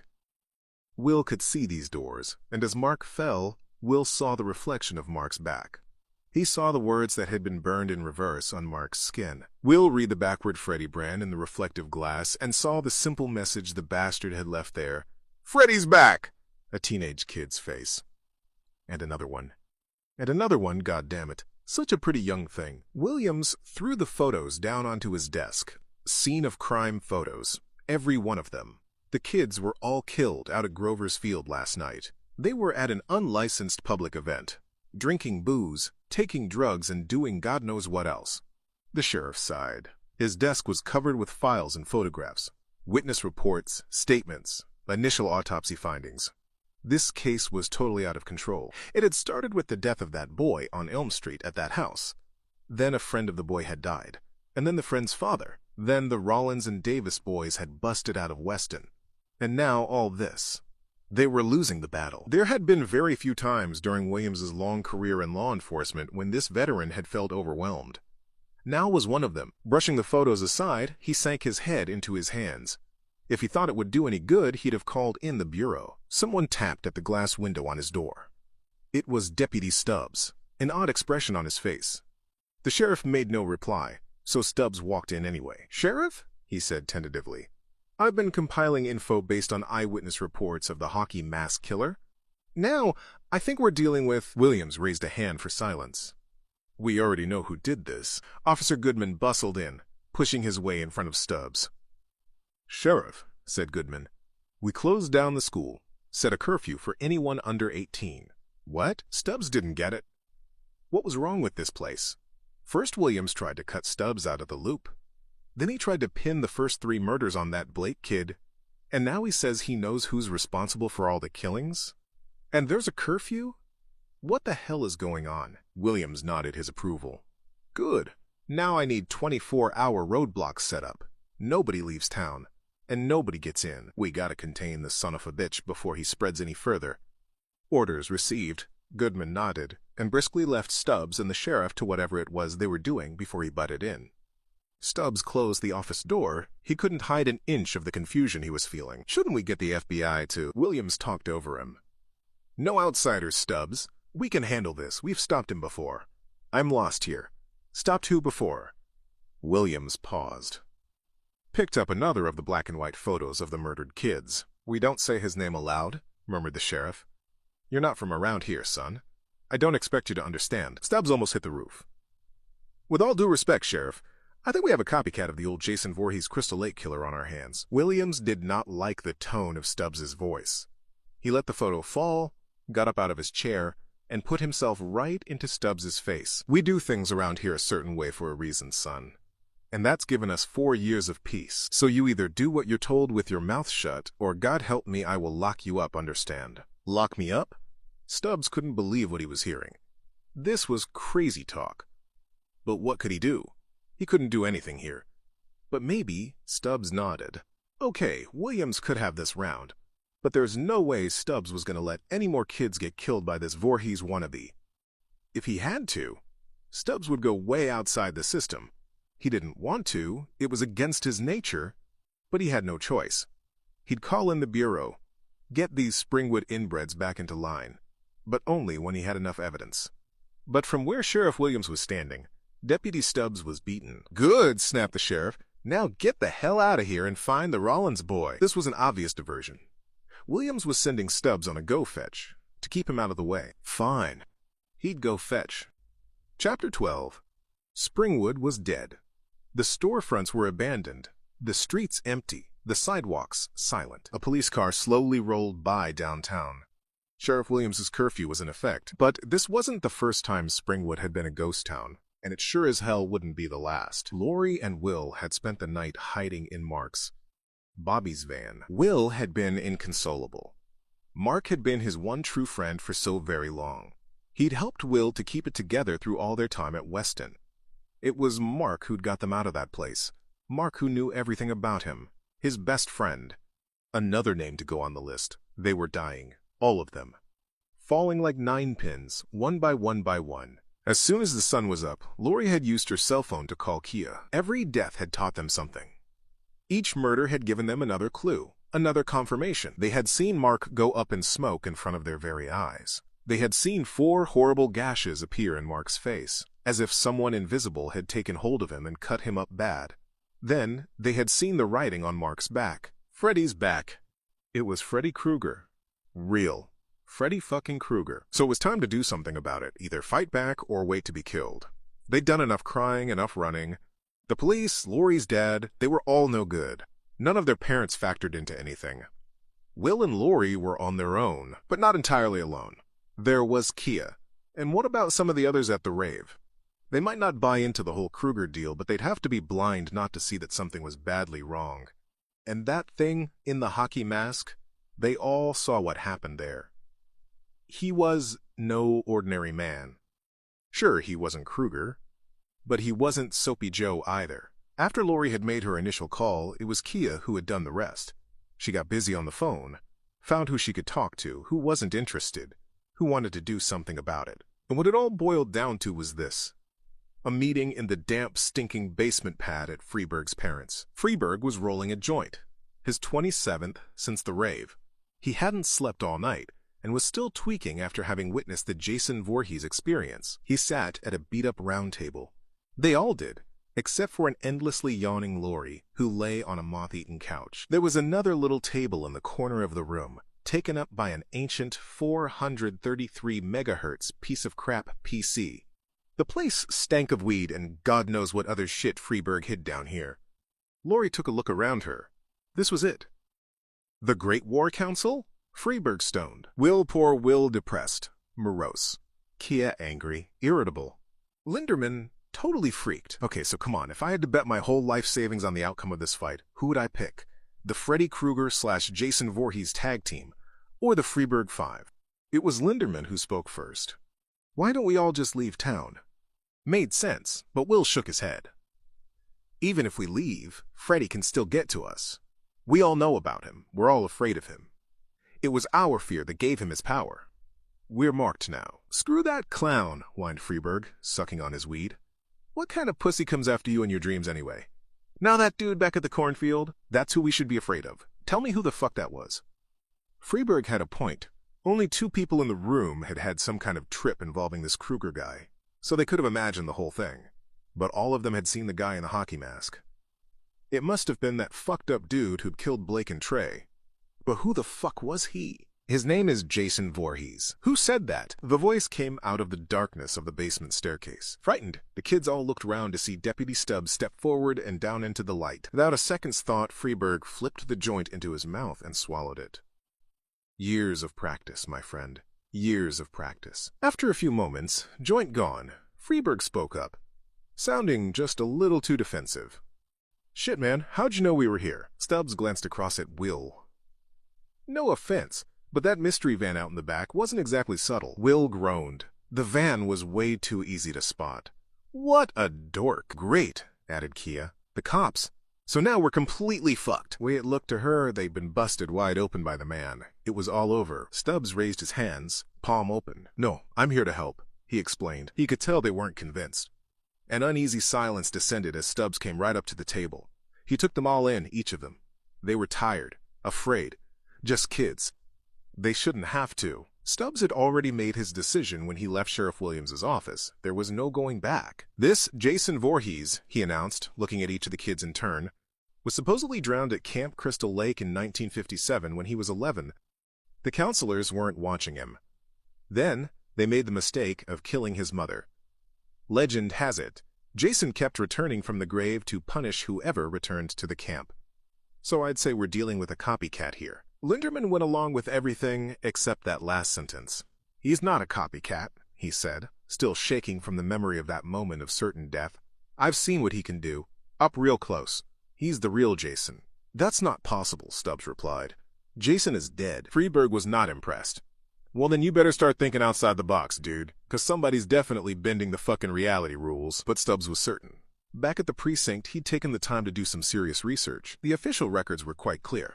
Some years ago, FBI agent Elizabeth Marcus had lured Voorhees into an ambush. Voorhees resisted arrest, so a heavily armed SWAT team took him out. According to Marcus's own report, the Voorhees termination had been comprehensive and in clear view of over 30 trained law enforcement officers. The alleged copycat murders had started almost immediately afterwards, commencing with the killing of the coroner who carried out the official autopsy on Jason's remains. The copycat psycho then went on a killing spree from the federal morgue at Youngstown, Ohio, all the way back up to Crystal Lake, Jason's traditional stalking ground. There, the maniac attacked and killed some of Jason's last surviving relatives. The copycat was never caught, but it was rumored that he was killed in self-defense by 2 of his would-be victims. Stubbs was surprised that local police had not taken any efforts to confirm this, because, like the perpetrator here, now at Springwood, the copycat killer had been extremely violent and difficult to apprehend. He had killed at least 4 police officers at Crystal Lake, so you would have expected them to have made sure the killer was dead. If they had, this probably wouldn't be happening right now. Stubbs was in no doubt that the Crystal Lake copycat and the Springwood copycat were one and the same guy. Someone who fit the classic profile of an aggrieved relative of one of the victims of the real Jason Voorhees. This had happened once before. After all, a paramedic named Roy Burns had gone berserk and copied Jason's MO back sometime in the mid-1980s. The group had reached an impasse. Was it Krueger or Voorhees? Lori was depressed. The whole thing was going nowhere. Wait a minute. Will started slowly. He was thinking it all through. What if Freddy? Freeburg groaned as soon as he heard the F word. Will ignored him. This was beginning to make some kind of sense. What if Freddy, he continued, brought Jason back? Maybe he was too weak to go after us on his own, so he used Jason. He knew we'd think it was him. We'd spread the fear again. And now that it's working, it's like he can't shut Jason back down. Lori yawned and rubbed her eyes. She caught herself dozing. She had to stay awake. She had seen with her own eyes what could happen if she fell asleep, like Mark. Anyway, maybe Will had something. She forced herself to join in. She had an idea. Freddy died by fire, she stated. Jason by water. How can we use that? I say we focus on Jason first, piped Linderman. Lori's contribution seemed to have inspired him to make the effort. But, Lori countered, I thought we decided that Freddy's the one pulling the strings. Shouldn't we get him first? Maybe you should try offering Freddy a sacrifice, suggested Stubbs. Despite the grimness of the situation, Freeburg cracked a grin. Totally, like a virgin. Someone pure. Well, don't look at me, warned Linderman, before they even thought of starting on him. Even if you pay for it, it still counts. The implication of Linderman's defense somehow slipped everyone by. Even Kia, who usually never missed an opportunity to belittle Linderman, let this one pass. She turned with a sly smile to look across at Lori and said, We all know who the virgin is here. Kia, what? Lori was stunned. Oh, come on, bitched Kia. I know you never made it with Will. Why would he want to? She purred and seductively draped an arm over Will's shoulder. When he can fuck someone like me. Kia leaned forward and licked Will's ears sexily. Lori expected him to push Kia away, but he loved it. Will just sat there and smiled as Kia licked his face. She was hot. And she was right. Will stood up and looked down at Lori with her simpering, soulful, goody two-shoes little face. Tie the bitch up, Will snarled. Lori yelped. She fell back off the couch and half ran, half crawled for the door as the rest of the gang leapt after her. Linderman had a roll of duct tape. Kia had some rope. Lori didn't know where they kept this stuff, and she didn't care. Someone grabbed her arm, someone behind her. Dr. Campbell. Dad. Don't worry, Angel. You've still got me. But his face was speckled with blood. Dad, you're smiling, but there's blood on your face. And on your hands. Campbell pulled his daughter close. Come on, honey, give Daddy a kiss. Gross. Campbell slipped his daughter a length of deep, wet tongue right into her mouth, tonguing her lips, her cheeks, everywhere, and his right hand was clamped firmly over her crotch, his fingers probing, rotating. Lori struggled to break free. She was able to whip her head away, disengaging herself from Daddy's incestuous saliva, but he held her fast. She was wrapped too tightly in the arms of Freddy Krueger. Lori screamed. She tried to push him away, tried to claw at his burned, rotten face. No use. Your lips say no, Freddy spat contemptuously. But Freddy says yes. Lori awoke with a scream, making everyone in the basement start. They all spun and looked over at where she'd nodded off on the couch. Are you all right? Asked Will. You fell asleep. He'd said that last phrase almost as an accusation. But Lori didn't reply. Her heart was hammering with abject fear. The dream had been so real. She'd managed to grab Freddy. She'd ripped at his face. Managed to tear. Barely believing what she knew she was about to see, Lori opened her closed fist to reveal the object it held.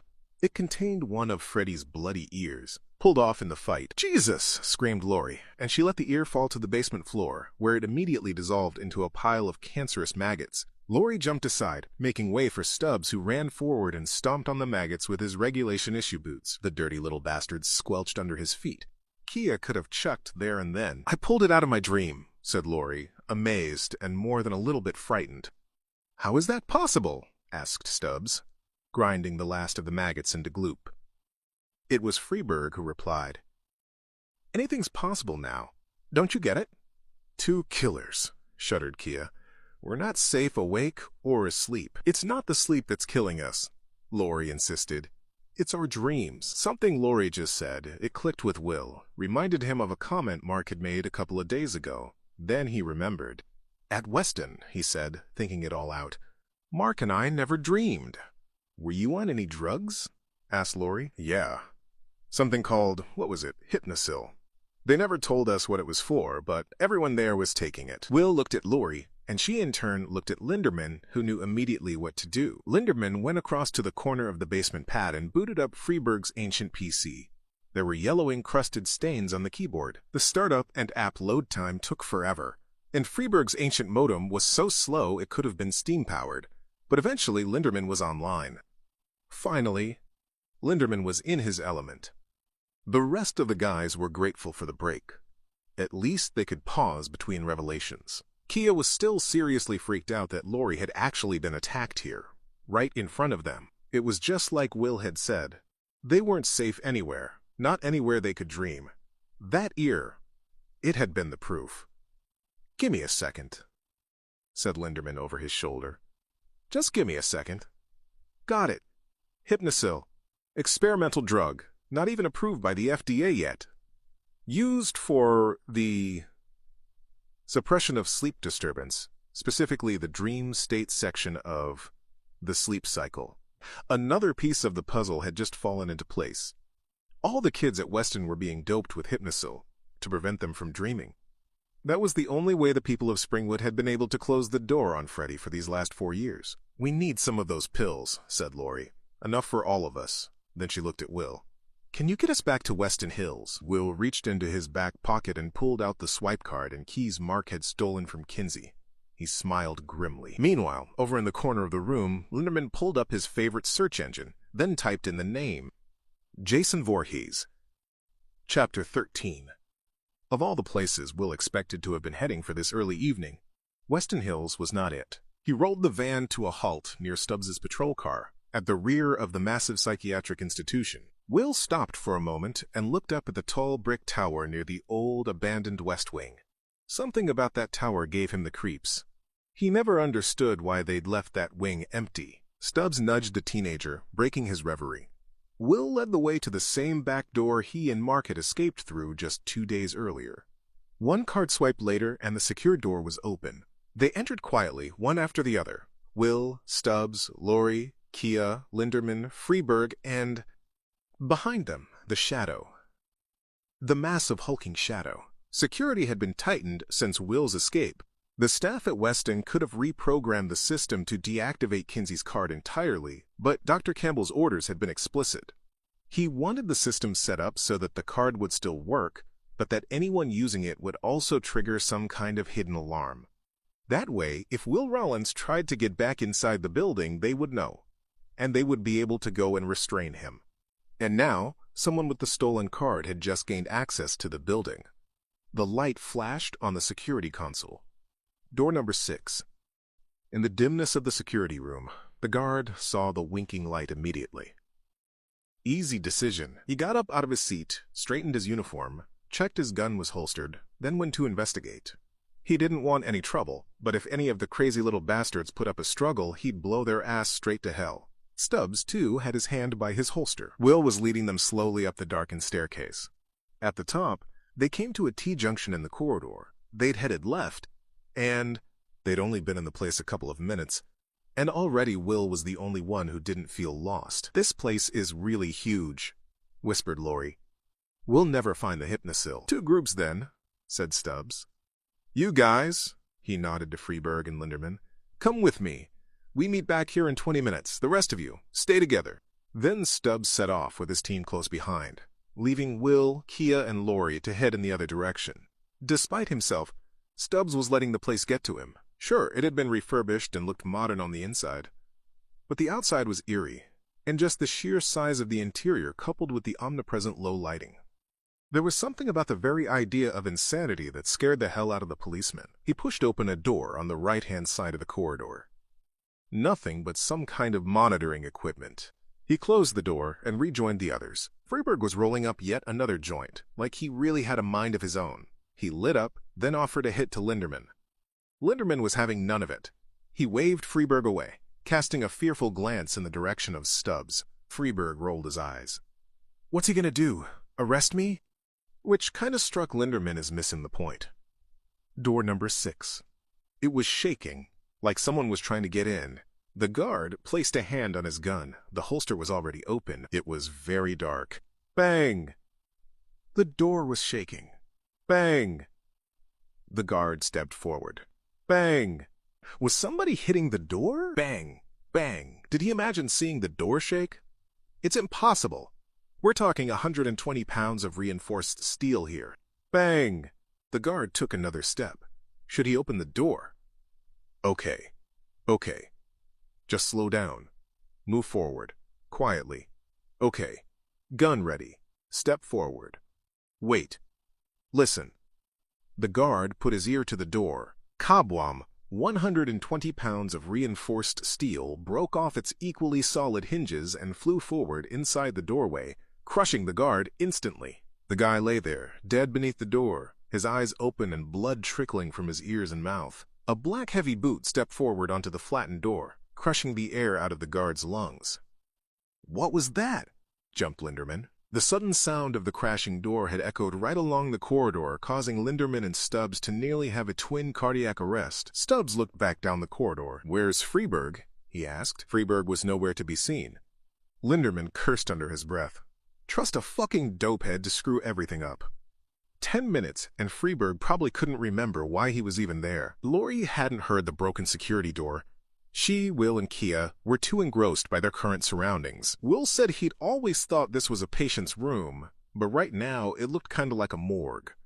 Both walls of the long chamber were lined with beds and slabs, and on each slab lay a body. Lori looked closer and shuddered. The bodies had patches over their eyes, thick black covers. She reached forward to touch a man's face. She hesitated, held back, fingers mere inches away, shaking. "Are they dead?" she asked. Ugh. The dead man sucked in a deep, long, and unexpected breath, causing Lori to jump back, startled, before the man lay quiet again. Still, it was only now that Lori noticed that a number of tubes and wires were attached to each of the bodies. The connections ran to various monitors. She also saw that each patient had been given an intravenous drip, along with a number of other injected bag solutions. All the bodies were hooked up like this. Will stepped over to her and picked up a chart clipped to the foot of the man's bed. Quickly, he flipped through the pages. Most of the medical jargon and abbreviations made no sense at all, and a lot of the handwriting was illegible, but Will was able to read enough to reach a shattering conclusion. "They're in a coma. It says... Shit! It says they were given too much Hypnosil." Lori couldn't believe it. Who would do this to people? Will handed her the chart, then quickly took a look at some of the other patient charts. They were all the same. "Lori, your dad's signature is at the bottom of all these charts." Another piece of the puzzle. Another blow. Yet another terrible secret. Lori shivered with overpowering emotion, then ran for the door. She didn't want to stay in this room a second longer. What was happening here? It was horrible. These people were all victims, drugged-up zombies. Her father. Kia and Will went after her. If either Kia, Will, or Lori had looked through the large rectangular window in the north wall of the patient room, they would have seen through into the adjacent monitoring room, where Freeburg was rolling up his latest joint. He had been awake since the morning of the rave. He had taken hell knows how many drugs. He had been necking joints since the attack of the monster goalie. He was now completely and totally out of his freaking tree. Shit in place, Freeburg licked the paper, sealed it, lit the mother, then had a long, cool toke. Oh yeah. Like he needed all this bullshit. Life's too short to waste on hockey, man. He sat down on the dusty floor and relaxed. He wasn't asleep. No way, Jose, he wasn't that stupid. If that Lori kid was right, sleep was totally non grata. He just wanted to rest his eyes, that's all. Just wanted to. His pupils were like pinholes, and they stayed that way even when he turned his head left and saw the hideous foot-long red and green caterpillar squirming its way across the open doorway. It was one ugly little bastard squat, leathery, with something like black spikes for crawlers. And its face, sweet holy mother, it was like a demon thing, with those cruel slanting eyes and long fangs that sprouted upwards from its bottom jaw. Freeburg frowned. Come on, discrimination is not cool. Hey, little buddy, he ventured. Then he stumbled forward and started to crawl on all fours toward the caterpillar. The creature seemed to smile as it reared up to meet the stoner. Freeburg was so out of it he didn't notice that the caterpillar seemed to grow as it moved, but he did see the bulbous hookah, which suddenly appeared out of thin air beside the caterpillar. A broad smile chilled its way across Freeburg's face. The hookah was bubbling and he could smell the herbal from here. The caterpillar smiled again, then writhed its way into position to take a deep puff from the hookah. Then it blew its mouthful of delirious fumes into Freeburg's gawking face. Freeburg breathed in deep, and the verdict: Coolio. Freeburg's head was spinning. He wanted to go for himself, but when he went to crawl forward up to the hookah, the glass tube vanished. All the same, the little Aster Freeburg just had was the ultimate high. Maybe it needed to blend with the caterpillar's own juices before it was just right, you know, like those worms they stick in tequila. Maybe this fat worm was totally happening. Freeburg wanted to show his appreciation to his new friend, but the caterpillar was inching away in the direction of the closed connecting door to the patient room. Whoa! Check it out! As the caterpillar crawled nearer to the patient room door, the door shrank. No, really, check it out! Until soon the door was so small that the caterpillar had to squeeze to pass through it. Awesome-like, it was some kinda Alice in Freddyland vibe, or some weird shit. Hey, come back, little friend. Give me more of that puff. Earth was not calling Freeburg. He dragged himself drunkenly forward in the direction of the shrunken door. It never once occurred to him that he had no chance of squeezing his big fat ass through a 2-foot-high doorframe. Freeburg pushed open the door and crawled into the patient room. The caterpillar was gone, so he stood up. Something didn't make sense. Hadn't he just whatever? And now it was his turn to be freaked out by the bodies arranged on the 2 rows of slabs running down the length of the room. He didn't know they were only comatose. He thought they were all dead. Either way, they shouldn't all just, sit up at once like that, should they? Wired to a plethora of cables and tubes, the bodies sat bolt upright in perfect uniformity. Then, slowly, simultaneously, they all turned to stare at Freeburg. Okay, this was getting a bit much. Why were they all staring at him? What do you want? Asked Freeburg. The dark ward was suddenly alive with the echoing sibilance of whispering. Voices. Lots of voices, all hissing in the darkness. Yet Freeburg was somehow able to hear what they were saying. He could distinguish words from the morass of insistent comatose demands. I don't know where the hypnosil is, he said. Again, the coma victims responded with one mind. Simultaneously, they turned and pointed to the same spot on the far wall. The patient closest to Freeburg whispered in the stoner's ear. Even as far gone as he was, Freeburg couldn't help but notice that the patches over this guy's eyes were bloody, and his lips were blue. Dead people talking. Not good. Not good at all. But, what would it hurt? To do these guys just one little favor. They all seemed to know where the hypnosil was. The stiff who just whispered in his ear said the drugs were in a box hidden under the lab sink. What sink? Freeburg looked around. All his new buddies still had their arms raised. They were still pointing over to the far wall. Oh right, that sink. Cool. What the fuck were drugs doing in a sink? Freeburg walked over to the metallic basin. Not there. Oh, yeah. Cupboards beneath. Open the door. Look inside. Result: a plain cardboard box. Freeburg pulled the box out of its hiding place and opened the unsealed flaps. The box was filled with small bottles of pills. Dozens of them. Freeburg took out one of the bottles and stared intently at the label. Come on, eyes. Do your thing. Focus for the man. The label read, Hypnosil. Hypnosil? Something about Hypnosil. No, don't tell me, I know this one. He remembered. Freeburg turned round and shook the bottle at the rows of sitting comatose bodies. Though they all wore bloodied patches over their eyes, Freeburg knew these dead dudes could see him just fine. I can't pour these down the drain, Freeburg protested. We need this stuff. Finally, the nickel dropped. Freeburg remembered why they'd come to this crazy nightmare place. They'd come here for this hypnosil shit, but even if they hadn't, it was totally against Freeburg's nature to waste good drugs. For all he knew, hypnosil could rock.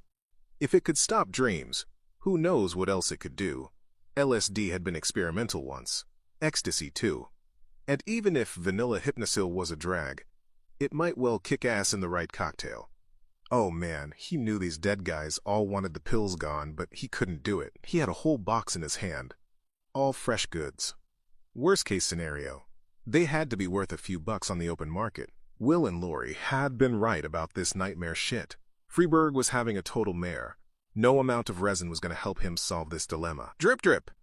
What the 2 drops of a clear, viscous fluid had landed on Freeburg's forehead.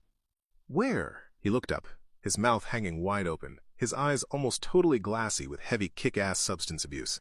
It was the caterpillar. It had been in the room all the time, and somehow it had crawled up onto the ceiling of the patient room, from where it had stalked the stoner with pinpoint accuracy. As for the dripping fluid, it was insect drool, a disgusting trail of saliva hanging from the caterpillar's grimacing mouth. Oh, so gross. It was all fucking gross. The dead bodies, the whispering, the saliva, everything. Way too fucking.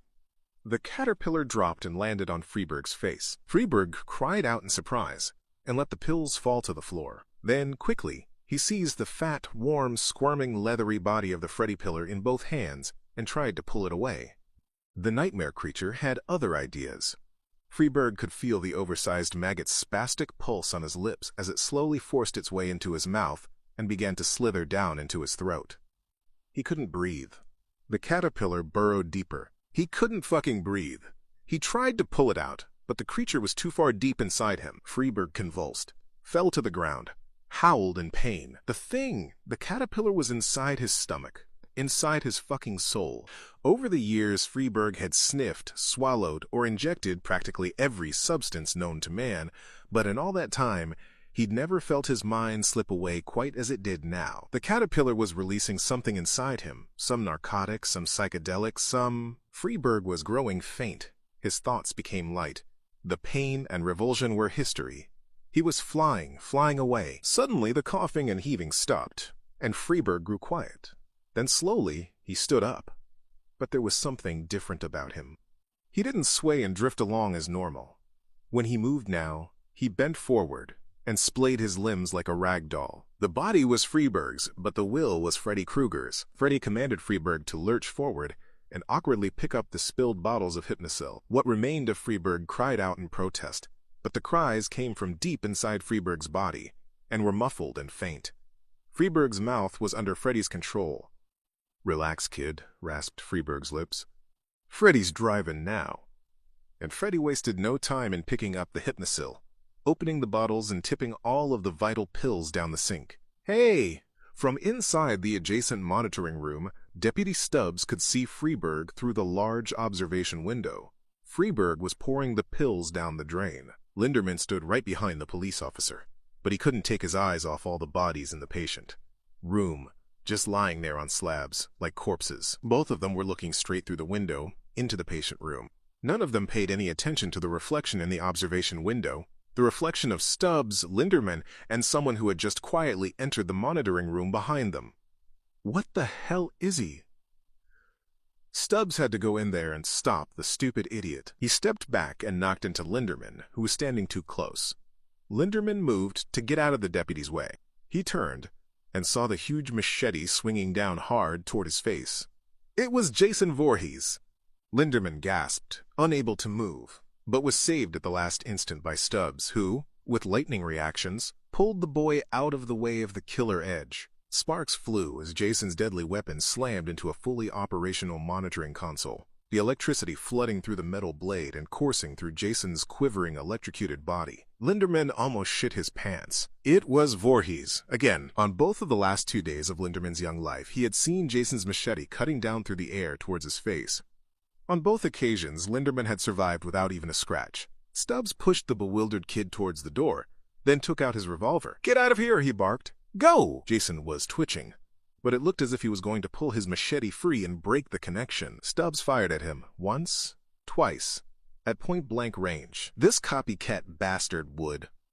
Jason lashed out with his hand and gripped Stubbs by the neck. The killer voltage traveled up from the console, through the machete blade into Jason Voorhees, then through Jason's hand, into Deputy Stubbs. Stubbs's muscles seized up immediately, and both officer and maniac shook with the power of the electricity, both men frying inside a shower of sparks. The deputy dropped his gun.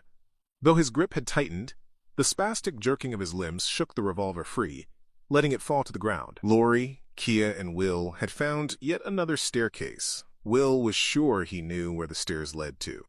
The trio were in the process of discussing this when Lori raised a hand for silence, a troubled look on her face. "Wait up," she said, voice trembling. "You hear that?" Kia and Will did what she asked. They listened. It was distant. It was echoing. But it was clear. They could hear the sound of screaming. Linderman was wild with terror. He stood transfixed in the open doorway, screaming and screaming. Stubbs had told him to run away, but he couldn't. He had to watch. He wanted to see the deputy blow Jason away, and he did. Only it didn't work. Electricity. Gunshots. Voorhees just took it all. and he was still standing. It was Stubbs who was turning all black and charred. Stubbs whose hair had blackened, and whose eyes and mouth had dried up and shriveled. Jason just stood there, conducting the electricity, killing the deputy. Almighty, all-powerful, invulnerable. Jason! The monitoring console overloaded with one final explosion of sparks. The air now thick with the smell of charred flesh and electrical burning. Almost immediately, what few lights were on in the clinic now cut out. The destruction of the control panel had tripped most of the main fuses in the building, causing a few scant red emergency backup lights to activate. Every corridor and every room in Weston Hill Psychiatric Institution was now the color of blood. Stubbs hit the ground, his skin completely char-grilled. Jason's machete, too, was red-hot. It glowed in the dim light of the cramped room, but Jason didn't seem to notice the heat as he withdrew the weapon from the console. Nor did he seem in any way affected by the electricity or the gunshot wounds. Stubbs was a blackened slab of meat, while Jason merely displayed some minor singeing at the edges of his already torn and ragged clothing. Now Jason turned his attention towards the terrified Linderman. The terrified young man scooped up Stubbs's gun and ran screaming for his life. Chapter 14. Freeburg had sunk all the hypnosil and was now searching through a drug cabinet in the patient room. He had seen or heard nothing of Stubbs's fight with Jason in the adjoining room. That's because Freeburg was fast asleep, giving Freddy the power to channel himself through Freeburg's dreaming mind into Freeburg's sleeping body. And about fucking time, Freddy had thought he'd had everything worked out. It had all seemed so easy. Get Jason, send him to Springwood, get him to kill some brats, make the kids afraid, give the kids nightmares that would open their minds to Freddy, grow strong from the kids' fear. Then kill the little bastards in their nightmares and feed off their fucked up little souls. All Freddy had needed was enough fear until he became powerful enough to carry on business as usual. Sure, the townspeople thought they'd been so clever. Get the last remaining kids who were open to Freddy kids who were still having nightmares and give them hypnosil, round up the little fools, imprison them in this asylum, then kill their dreams with drugs. They'd shut the door on Freddy. If the kids stopped having nightmares, he couldn't get at them. Then they couldn't spread their fear to other kids so that they'd have nightmares, and so on and so on. The people of Springwood had quarantined Freddy, which is why he brought Jason back to open the door, to break free of the interdiction. All Freddy needed was someone to start killing the kids of Elm Street again, then everything else would follow. Once kids started dying in their sleep, they'd start digging up the past. And they'd find out about Freddy Krueger. Who else could it be? Surely there couldn't be two invincible maniacs stalking Springwood with almost supernatural evil. It had to be Freddy. It had to be. Wrong, was Jason. Fucking Jason, only the stupid fucking retard didn't know when to stop. Jason should have called it a day the moment Freddy grew strong again, but no. That moron Voorhees wouldn't stop killing. He killed that Gib bitch when she was exactly where Freddy wanted her. She would have been the first. She would have been Freddy's homecoming. The first one to perish in her dreams and die in real life. But Voorhees went and fucking offed her. Now he was trying to kill all of them. He was taking them away from Freddy. He was taking their souls away from him. He was unwittingly pushing Krueger back into the darkness. Freddy had thought he could control Jason, but he knew now to his cost that he couldn't. He'd fooled Jason into going to Elm Street, but then everything had spun out of Freddy's razored hands. Jason had begun a killing spree, and, like so many other people before him, Freddy had realized too late that Jason Voorhees was unstoppable. The only way Freddy could get to Jason now would be in Jason's dreams. If Freddy somehow materialized in the real world, say, if Freddy attacked Jason now with Freeburg's body, Freddy would be finished in seconds. Jason was way too powerful in the real world, which is why Freddy didn't give a hot flying fuck who was being fried in the monitoring room. Freddy was master of the dream world. But his plan for Jason Voorhees had foundered. If he could dispose of the killer, he could then return to the far more pleasurable task of killing more kids and sucking strength from their souls. Trouble was, right now he could get to Voorhees only in his sleep. But the maniac never slept. Freddy could feel this one they called Freeburg, fighting to regain control of his body. Perversely, what had made Freeburg so easy to possess now made Freeburg difficult to control. The teenager's brain had been scrambled by years of drug abuse, making it hard for Freddy to retain much command of any of Freeburg's basic motor functions. The guy's brain was unlike any other brain Freddy had entered, Controlling Freeberg was like trying to hold onto each and every strand of a bowl of moist spaghetti. Freddy felt Freeberg's right arm begin to shake independence, but a wave of red and green bands rippled down from Freeberg's shoulder to his hand, and Freddy was in control again. But for how long? Freeberg opened another drawer in the cabinet and found what Freddy was looking for. Tranquilizers. Freddy/Freeberg began to sing a quiet lullaby. Then he picked up a bottle of thin pink liquid. A label on the bottle read, "Concentrate. Dilute 1,000/1. Dilute, my ass." Freddy grabbed hold of the 2 biggest syringes he could find, then filled them with the pure tranquilizer concentrate. Proud of his handiwork, Freddy held the syringes aloft, 1 in each hand. 1, 2, Freddy's coming for you. The other teenagers were out of breath when they reached the patient room. They'd followed the sound of Linderman's screams and run as fast as they could. They were pretty sure that the screams came from somewhere around here. Kia waited in the hallway, while Lori and Will re-entered the ghoulish psychiatric ward with its rows of sleeping bodies. Freeberg was nowhere to be seen, but something had changed since Will and Lori were last here. There was a pile of empty pill bottles lying scattered around the lab sink. Will hurried over and picked up a couple of the bottles. Hypnosil. Shit, they're all empty, he snarled. But Lori didn't respond to the setback. Will turned to look at her. She stood still, dumbstruck, gazing off somewhere to the side. Will followed her stare. She was looking at the window, leading to the adjacent monitoring room. Will jumped. He could see a body, a smoldering body. But who? Almost as if she were in a trance, Lori walked across the room and took a closer look through the window. Will waited in silence. The bodies lay quite still on their slabs. Closer. In the red glow of the emergency lighting, Lori stepped towards the... Stubbs's charred body came hurtling through the glass with an enormous crash, sending shards and splinters of the large window pane in all directions. Lori screamed and ran back in horror. Stubbs's body had been hurled clear through the window and had landed on the patient room floor in a springwood fried heap. Stubbs had been thrown. Will looked up, and there, standing right up against the shattered window frame, was Jason Voorhees. Lori and Will ran for their lives. They bolted out through the patient room door and rushed straight past Kia, who knew better than to waste time asking dumb questions. She'd heard the glass break, she'd heard Lori scream, so she shut her mouth and ran too, straight into Linderman. All 4 of them cried out at this abrupt and unexpected meeting at the junction of 4 hallways. Linderman still had Stubbs's revolver, but he was holding it awkwardly, and Will had to wonder who posed more of a threat to him. Jason Voorhees or Linderman with a loaded gun. Deputy Stubbs. Linderman was hyperventilating. We know, bustled Will. Let's go. But Lori held back a moment. Where's Freeberg? She asked plaintively. But Linderman just shook his head and continued gasping for air like a fish out of water. They were standing at a crossroad of corridors. Will pretty much knew which way to go. If only the proper fucking lights were on, this red crap was giving him a headache. Right. Time to move. Will led the others round the corner, into one of the 4 corridors, where they saw Jason ahead of them. Jason was clambering out of the monitoring room.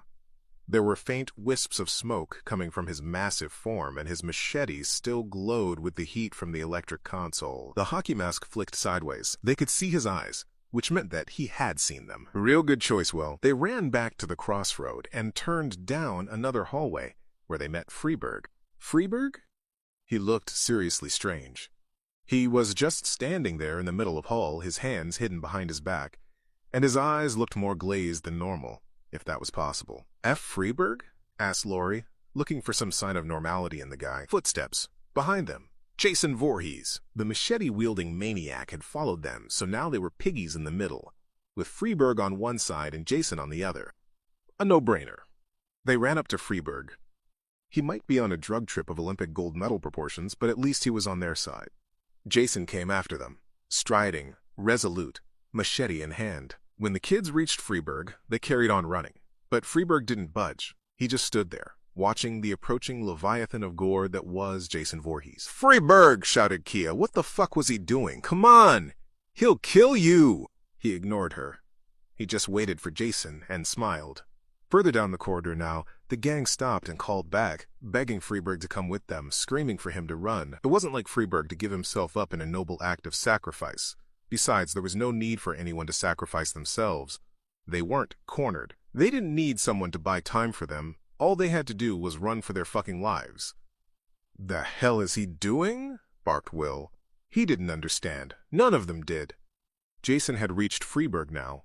"Run!" He raised the red-hot machete, ready to hack Freeburg straight across the chest. "Rune!" Freeburg revealed the two giant syringes from behind his back, dived forward, and buried the needles deep into Jason's neck. "Come to Freddy!" gloated Kruger as he pushed the plungers, slamming the pure, undiluted tranquilizer into Jason's knotted veins. But no drug works that instantly. Jason blindly lashed out with a machete using all his might. He felt the blade connect with human flesh, a feeling he knew well, but wasn't sure where the blow had landed. "Freeburg!" Lori cried. In the dull red glow of the emergency lighting, it was difficult to see just what had happened. Jason and Freeburg seemed to be on pause. They just stood there, facing each other. But the machete, Jason couldn't have missed. As the four friends looked on, the top half of Freeburg's body toppled forward, separated itself from the bottom half of the body, then fell to the ground with the heavy, sodden sound of tenderized offal. Jason had hacked Freeburg in two, clean through the waist. For a moment, Freeburg's legs just stood there, braced, glistening red in a clear, flat, anatomical midsection slicing of organs, muscle, and bone. Then they, too, collapsed onto the ground, knocking Freeburg's trunk aside. Jason stood over Freeburg's halves, towering, motionless, triumphant. Lori couldn't help but watch. Somewhere at the back of her devastated mind, she knew she should run. But there was something utterly magnetic about this bizarre tableau, the sudden stillness. What she didn't know was that Jason was quietly reeling under the attack of the tranquilizer. The impossibly powerful sedative was coursing through his veins, subduing him, numbing him. He tried to fight it, tried to resist. Jason fell backwards, his body straight, his back slamming into the ground. He just lay there, the remains of Freeburg lying by his vast feet. Silence. It was Linderman who broke the magic of the moment. "Fuck Emmy." Chapter 15. Jason didn't sleep. He never slept. When they hacked him to death with his own machete, he was awake. When they chained him to the bottom of a lake, he was awake. When they put him in a grave at Eternal Peace Cemetery, he was awake. Even when they dropped the torn pieces of his body in a drip tray in the federal morgue at Youngstown, Jason was awake. And even when Jason had been dragged down to hell, he'd been awake. His eyes flicked open inside the holes of the hockey mask. He had been asleep. Where was he? Jason sat upright, his arms hanging by his sides as he raised his back into the vertical position. Where was he? He stood up. Pipes. Steam. Valves. Ducts. Catwalks. Hollow metal stairs. Furnace. A boiler room. "I'm very disappointed in you, Jason." Who was that? A woman's voice. Familiar. Jason looked, but could see no one. "You disobeyed me." That voice again. "You were supposed to come back home. Just kill a few of them." There. A figure stepped out of the shadows on the iron walkway in front of him. He knew her. She looked upset. It was Mummy. Pamela Voorhees. She had brought him back. She had raised him from the grave. But he had not disobeyed her. He had done as she'd commanded. He'd found the teenagers and made them pay. They'd paid for the death of his mommy. They'd paid for letting him drown in the lake. They'd paid. But now, this place, had his mother rescued him? How else did he get here? Pamela Voorhees walked slowly forwards. Now she sounded angry with her boy. "But I blame myself. I should have known you wouldn't be able to stop killing. You're like a big stupid dog that can't stop eating, even when your masters said you've had enough." She came closer. Something was wrong. Jason raised his machete uncertainly. But now, Pamela's voice grew deeper, hoarse, more guttural. "It's time to put this doggy to sleep, for good." Suddenly Pamela's face contorted into rage, and she screeched and charged forward, raising her right hand into a claw as if she planned to scratch Jason's face.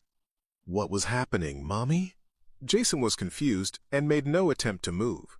Not even when Pamela Voorhees started to change into Freddy Krueger right in front of Jason's sunken eyes. The clawed hand sprouted Krueger blades, and Freddy reached out and dragged the 5 razors along the metal rail on the side of the catwalk. Screech!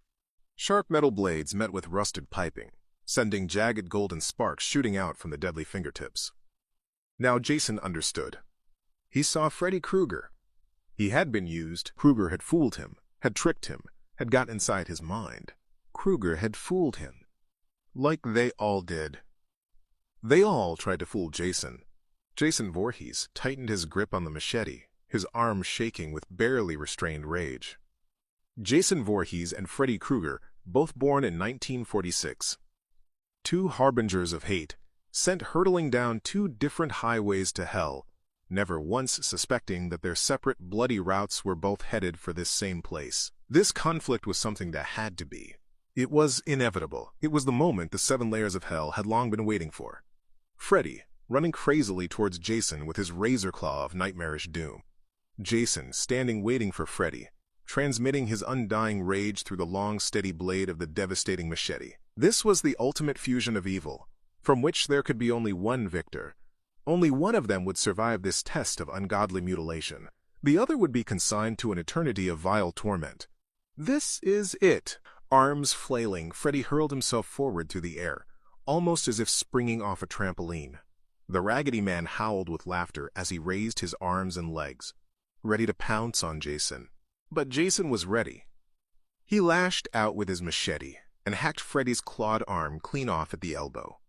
Freddy's severed half limb went tumbling over the edge of the catwalk and fell down into the depths of the boiler room below, the metal claws of his glove clattering distantly against the maze of iron pipes and boilers. "Ark! My fucking arm!" cried Kruger. Way below, his severed hand hit the ground. The claw fingers were still writhing, the razors slashing and twitching like the death throes of a cutthroat spider. Freddy fell back against the pipes, staring at his butchered arm in disbelief. Thwack! Jason struck again, his blow striking with deadly accuracy. Ah! Freddy's other arm fell away too, only this one had been hacked off at the shoulder. Freddy dropped to his knees, screaming like a banshee, a double amputee with blood flowing into the sleeves of his already red and green sweater. Jason looked down as this Venus de Kruger knelt helpless and armless before him, but Jason had a lot to learn. Freddy was no stranger to dismemberment. In past nightmares he'd cut off his own fingers. Once he'd even torn off his own gloved arm and worn it as a seat belt. He'd do anything to terrify his victims. Oh yes, that dumbfuck Jason had a lot to learn. This was the nightmare realm, and Freddy was its ruler. Kruger smiled back up at Jason while 2 new arms quickly materialized out from the bloody sockets where Jason had done his damage. Freddy laughed and flexed his razor fingers. He clenched his other hand in a fist and shook it up and down at Jason, the big jerk-off. Unfazed or uncomprehending, Jason gripped the machete with both hands and swung it high over Freddy's head, ready to bring it slamming down on his kneeling victim. SHWWIGNN. Freddy caught the descending blades between the closed palms of his hands, stopping the blow in mid-flight. This was impossible. They wrestled for control of the machete, Jason standing, Freddy kneeling. Jason tried to use brute force, but Freddy was too clever for him. Kruger twisted his gloved hand, catching the machete between 2 of his razor blades, flipping the machete up and away. The blades spun and twirled, edge over grip, flying through the hot, humid air before slamming point first into a steam pipe. Hot vapor hissed out through the puncture. Jason had no weapon, save for his brute STR. Freddy slammed an elbow hard into Jason's face with a sound like a sledgehammer breaking a paving slab, followed by another and another. Jason fell back, step by step, his masked face slapped from side to side, until finally Freddy pulled back for the final punch to send Jason flying backwards through the air and crashing into a nest of piping. The meeting of Voorhees and labyrinthine plumbing resounded like the tolling of a death bell throughout the entire cavernous boiler room. Freddy looked down at the fallen figure. "Welcome to my nightmare," he sneered. Jason was on Kruger's territory now. The brute staggered slowly, silently to his feet. "Oh, back for more?" Freddy cackled, then raised his deadly glove. A flick of a finger blade, Jason was lifted off his feet by an invisible force and sent slamming into a wheel-shaped valve that protruded from the largest pipe behind him. Such pain. Jason tried again. Freddy waved his glove once more. More pain. And again, Jason painfully stepped away from the wheel valve, only to be sent hurtling over and over. Kruger was toying with him. Jason was Freddy's puppet. "Dance for me, bitch!" Voorhees was thrown back into the valve one last time before slumping to the metal floor. The valve, the pipe. The whole system had been dented and crushed by the repeated impact of Jason's powerful body. But it wasn't over yet. A sly grin crossed Freddy Krueger's face.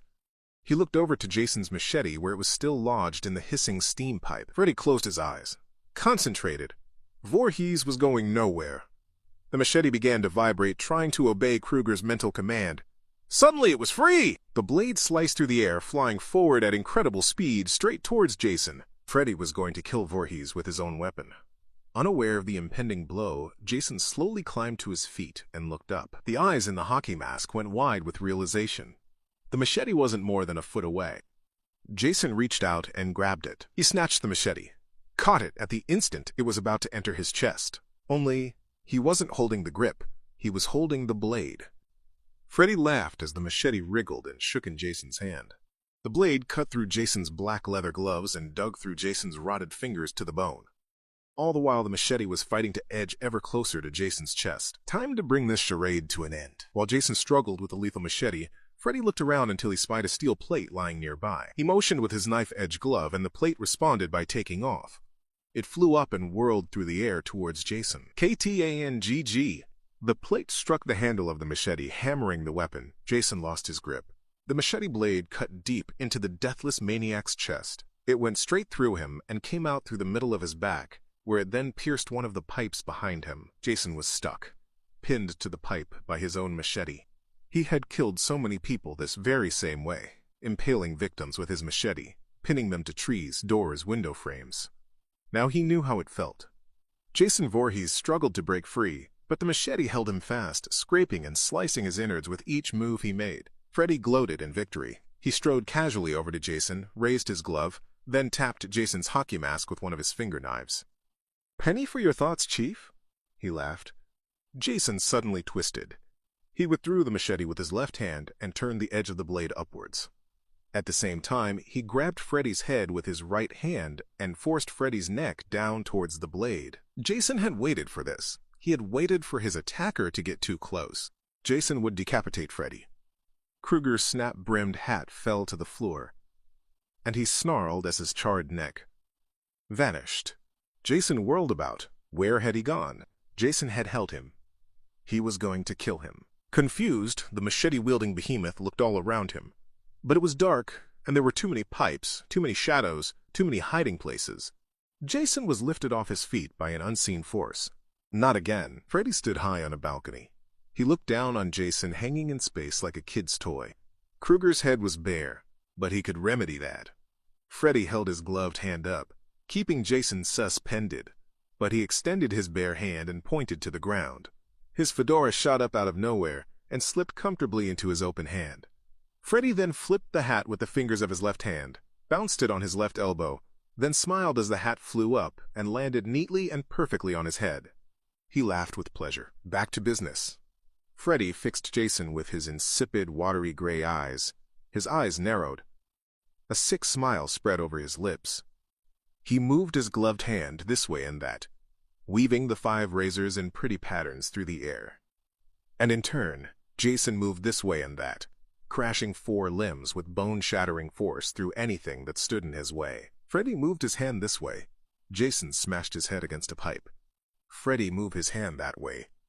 Jason's back slammed into a scalding boiler. Krueger laughed and scuttled quickly down an open metal stairwell. He wanted to get closer to the action.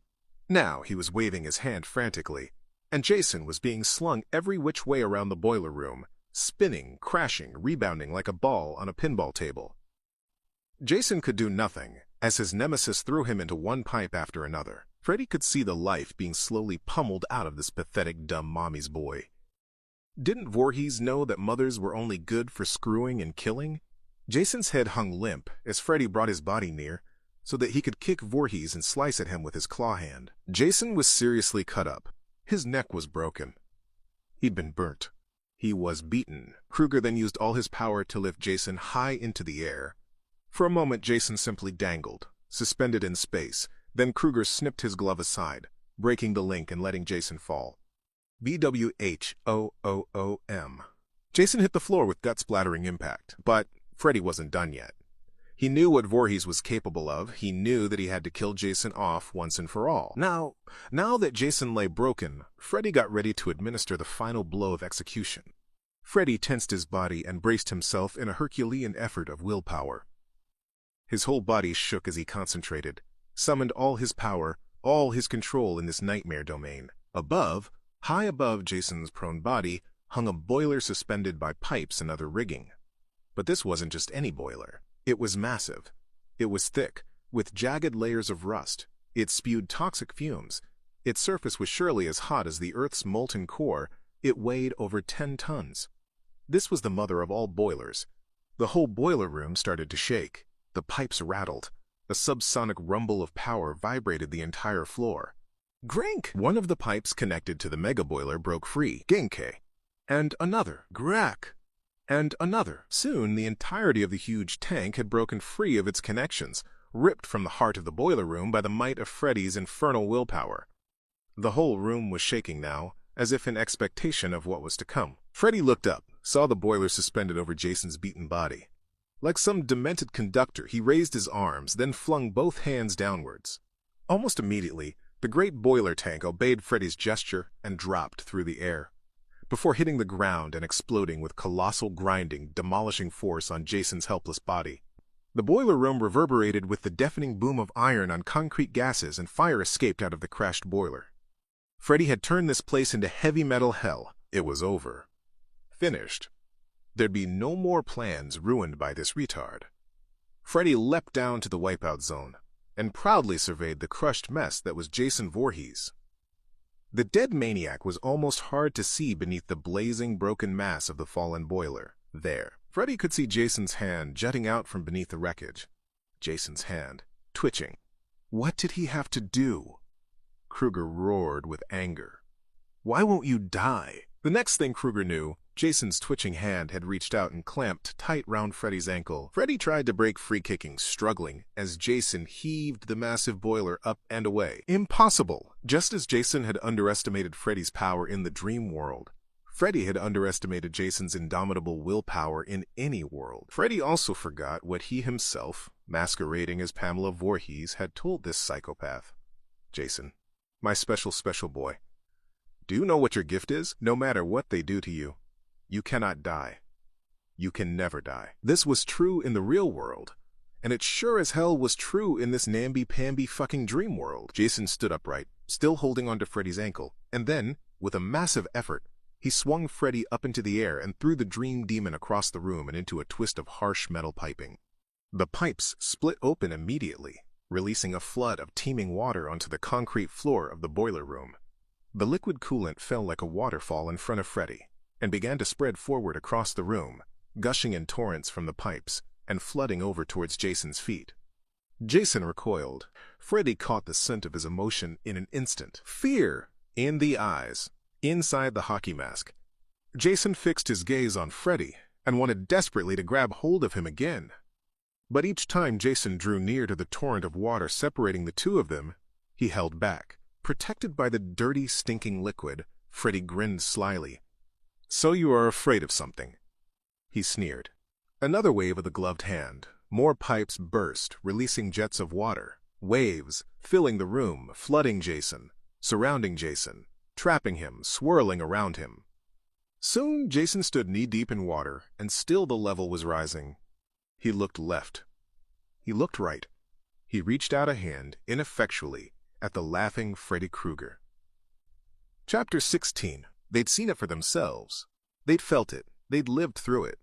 But Lori and her friends still had trouble getting their heads around the idea that while someone might be fast asleep right in front of their eyes, that person could be awake in Freddy Krueger's dream world, living, breathing, fighting, dying. They might even be in the same room in both worlds, like Freeburg had been when he had spoken to the coma victims. In both reality and in his dreams, Freeburg had been in the Weston Hills patient room. It was too fucking much. Linderman sat on the floor of the speeding van. They'd screwed up the Hypnosil plan, so now they'd gone to Plan B. Well, they hadn't got a Plan B such. In fact, they didn't have any plan at all. No, what they were doing now was pure opportunism. It was Lori who had come up with the idea. When Jason fell on the hospital corridor, the rest of them had just wanted to run. but she'd stopped them. She quickly put together some of the things Will had been saying, and she'd somehow guessed that Kruger had been in control of Freeburg, and that it was Kruger who'd put Jason to sleep. And if Kruger wanted someone to fall asleep, that could mean only one thing. Kruger wanted to kill them. So Kruger wanted Jason dead. But that alone didn't fully explain why the sleeping body of Jason Voorhees was now lying on the floor in the back of Will's van. Linderman was clutching 2 boxes of tranquilizers like his life depended on it. He looked over at Kia. She looked down at Jason's massive body. Jason lay between them. They'd tied him up in ropes, chains, tape, everything they could find before dragging the big, heavy bastard out of the psychiatric hospital. Jason's white hockey mask glowed eerily under the funky lights. Up front, Laurie was having to explain it all over again. Will could not understand why the guy they were most afraid of, the maniac who'd been trying to kill them, the serial freak who'd murdered most of their friends, was now lying sedated in the back of his van. Why didn't they just leave him at Weston? Or kill him in his sleep? Or set fire to the motherfucker and drive backwards and forwards over his blackened body with the van until there was nothing left but mud? Why don't we just try and do it here? Will was saying. Why go all the way to Crystal Lake? Laurie was in the passenger seat. She had to convince Will. She had to keep them all together. The 4 of them were Elm Street's only chance. Freddy was attacking Jason right now, inside of Jason's dreams. If Freddy won, they couldn't stop Freddy. Not these guys. Not the police. Not the quacks with their bottles of Hypnosil. You need a nightmare to kill a nightmare. Only Jason had the power to kill Freddy, but Jason couldn't kill Freddy inside a dream. He had to do it for real. Somehow. But then if Jason succeeded, how would he be stopped? When they'd been down in Freeburg's basement, Linderman had downloaded some files on the Voorhees case. On almost every occasion, Jason slayed at home. If he wasn't already at Crystal Lake, he went back to Crystal Lake soon as he could. So even if they couldn't kill Jason, they might be able to contain him. Take him back to Crystal Lake. Minimize the risk of fallout. Take him home. Well, best case scenario, Laurie explained. We need to lure Freddy Krueger out, dream him up, and drag him into this world. Best place to do that is where Jason is strongest. If Jason wins, he'll be home, back where he belongs. Why follow us anymore? It'll all be over. And if Freddy wins? Asked Will. Laurie didn't answer, so he looked across at her. She had a grave expression on her face. Well, shrugged Will, knowing that no one had a better idea. At least Jason gets home field advantage. Jason was held fast by the water, the virtual fall gushing down around him. Freddy pushed forward, wading claw first through the torrent. But what? Jason the hulking masked killer was gone. In his place was a kid, just a kid, a boy, maybe around 11 years old, and he was huddled up against the wall, shivering with fear. And yet, the boy was wearing Jason's hockey mask, though only a pair of Camp Crystal Lake swim trunks covered his puny body. The boy was Jason. Little Jason was drenched. He whimpered and cowered away as Freddy reached a finger knife towards the little boy's face. Snick! Freddy cut the strap of the hockey mask. The mask fell and landed with a faint splash on the surface of the water, where it floated, empty, faceless. Immediately the boy turned away, hiding his face in shadow. Now isn't that sweet? Mocked Freddy, a wicked smile twisting his burned face. Buried in the heart of every strapping young serial killer is a scared, simpering little crybaby. Freddy reached out and gripped the boy's chin.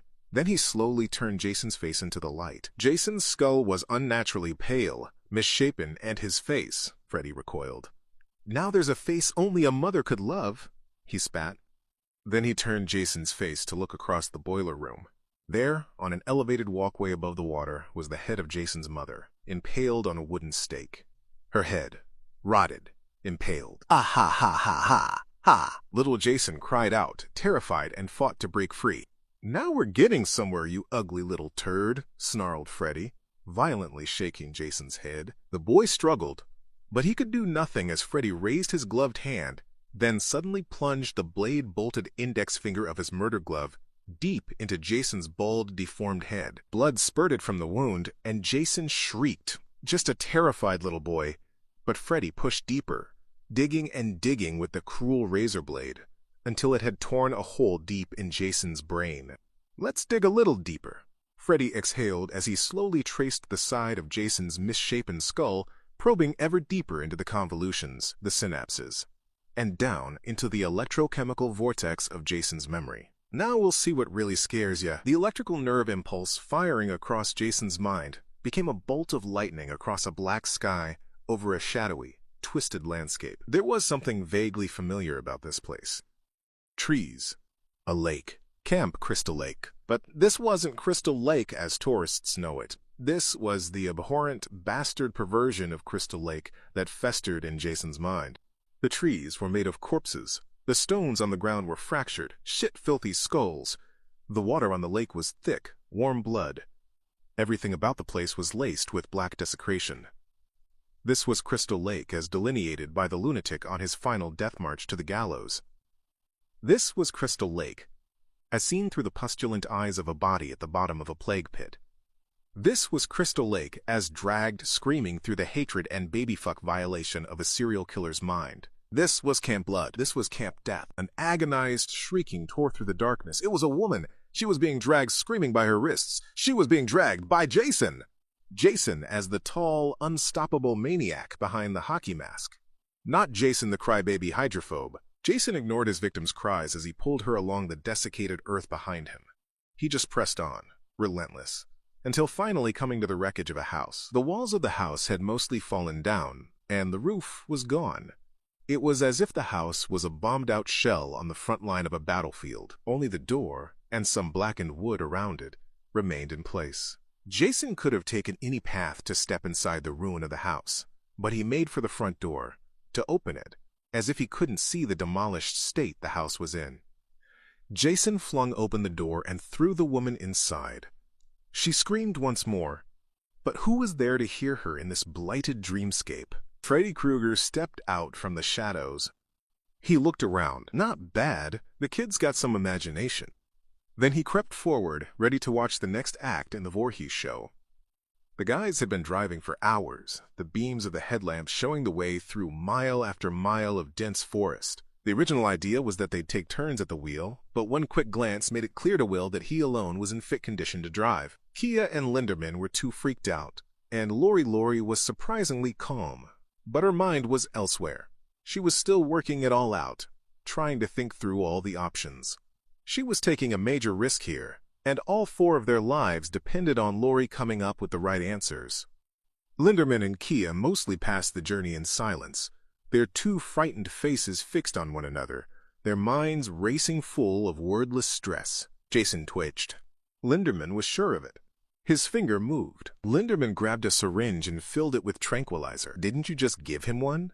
asked Kia. "Better safe than sorry." Linderman emptied the syringe into Jason's neck. There was no way Linderman was going to let this creature wake up while he was still in the van. No way. Kia looked away. She sighed. The sound of the engine rumbled beneath them. It had been a long drive.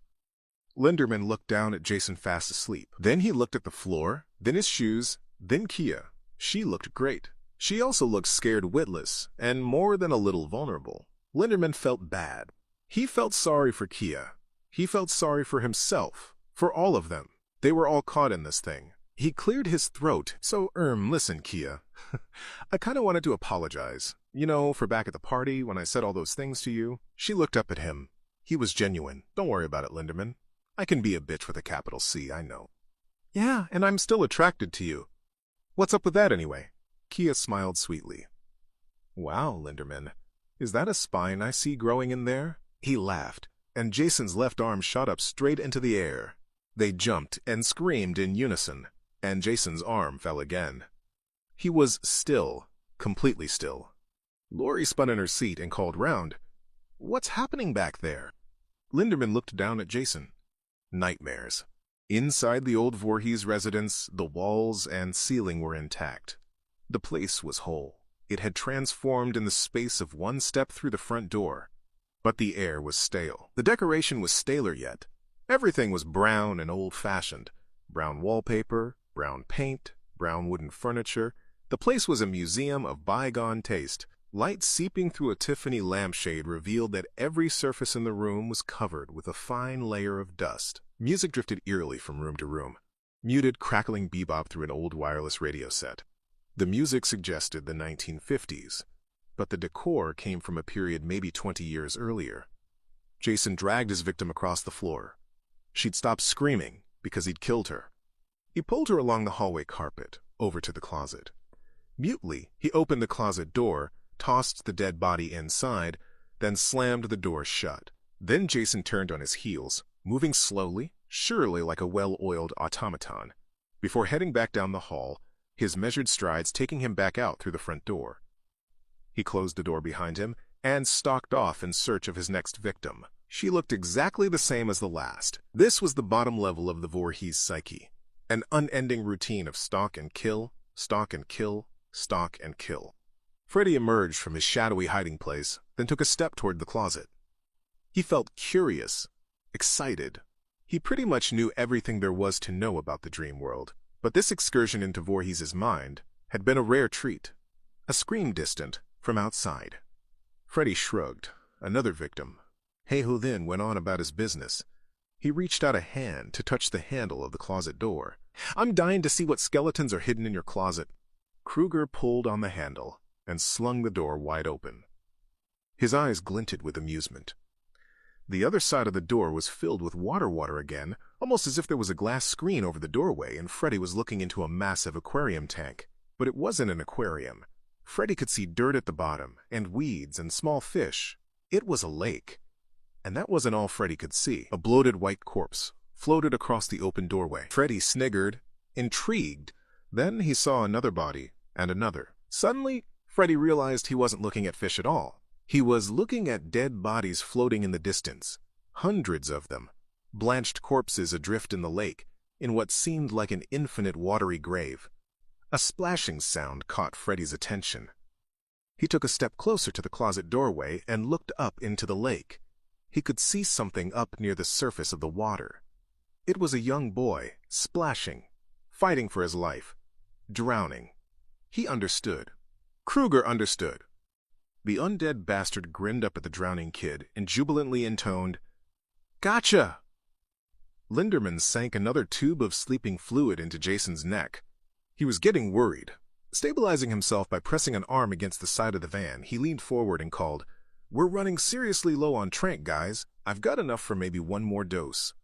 Plus enough for Lori." Will shot Lori an angry glance. Damn that crazy plan of hers. She didn't notice. Will looked back at Linderman. "We're almost there. Then I better get going," said Lori resolutely. She turned in her seat, then clambered up and headed for the back of the vehicle. "How do you even know this is gonna work?" questioned Will. "Last time I fell asleep," recalled Lori, "I pulled part of Freddy out from my dream. This time, I'm just gonna bring back all of him." "But how are you gonna find him?" Will sounded doubtful. "I won't have to. Whenever I close my eyes, he's always there. He'll find me." Damn that crazy plan of hers. Will dabbed the brake and pulled over to the side of the road. Lori nearly fell, but continued to make her way back. Will grabbed her arm.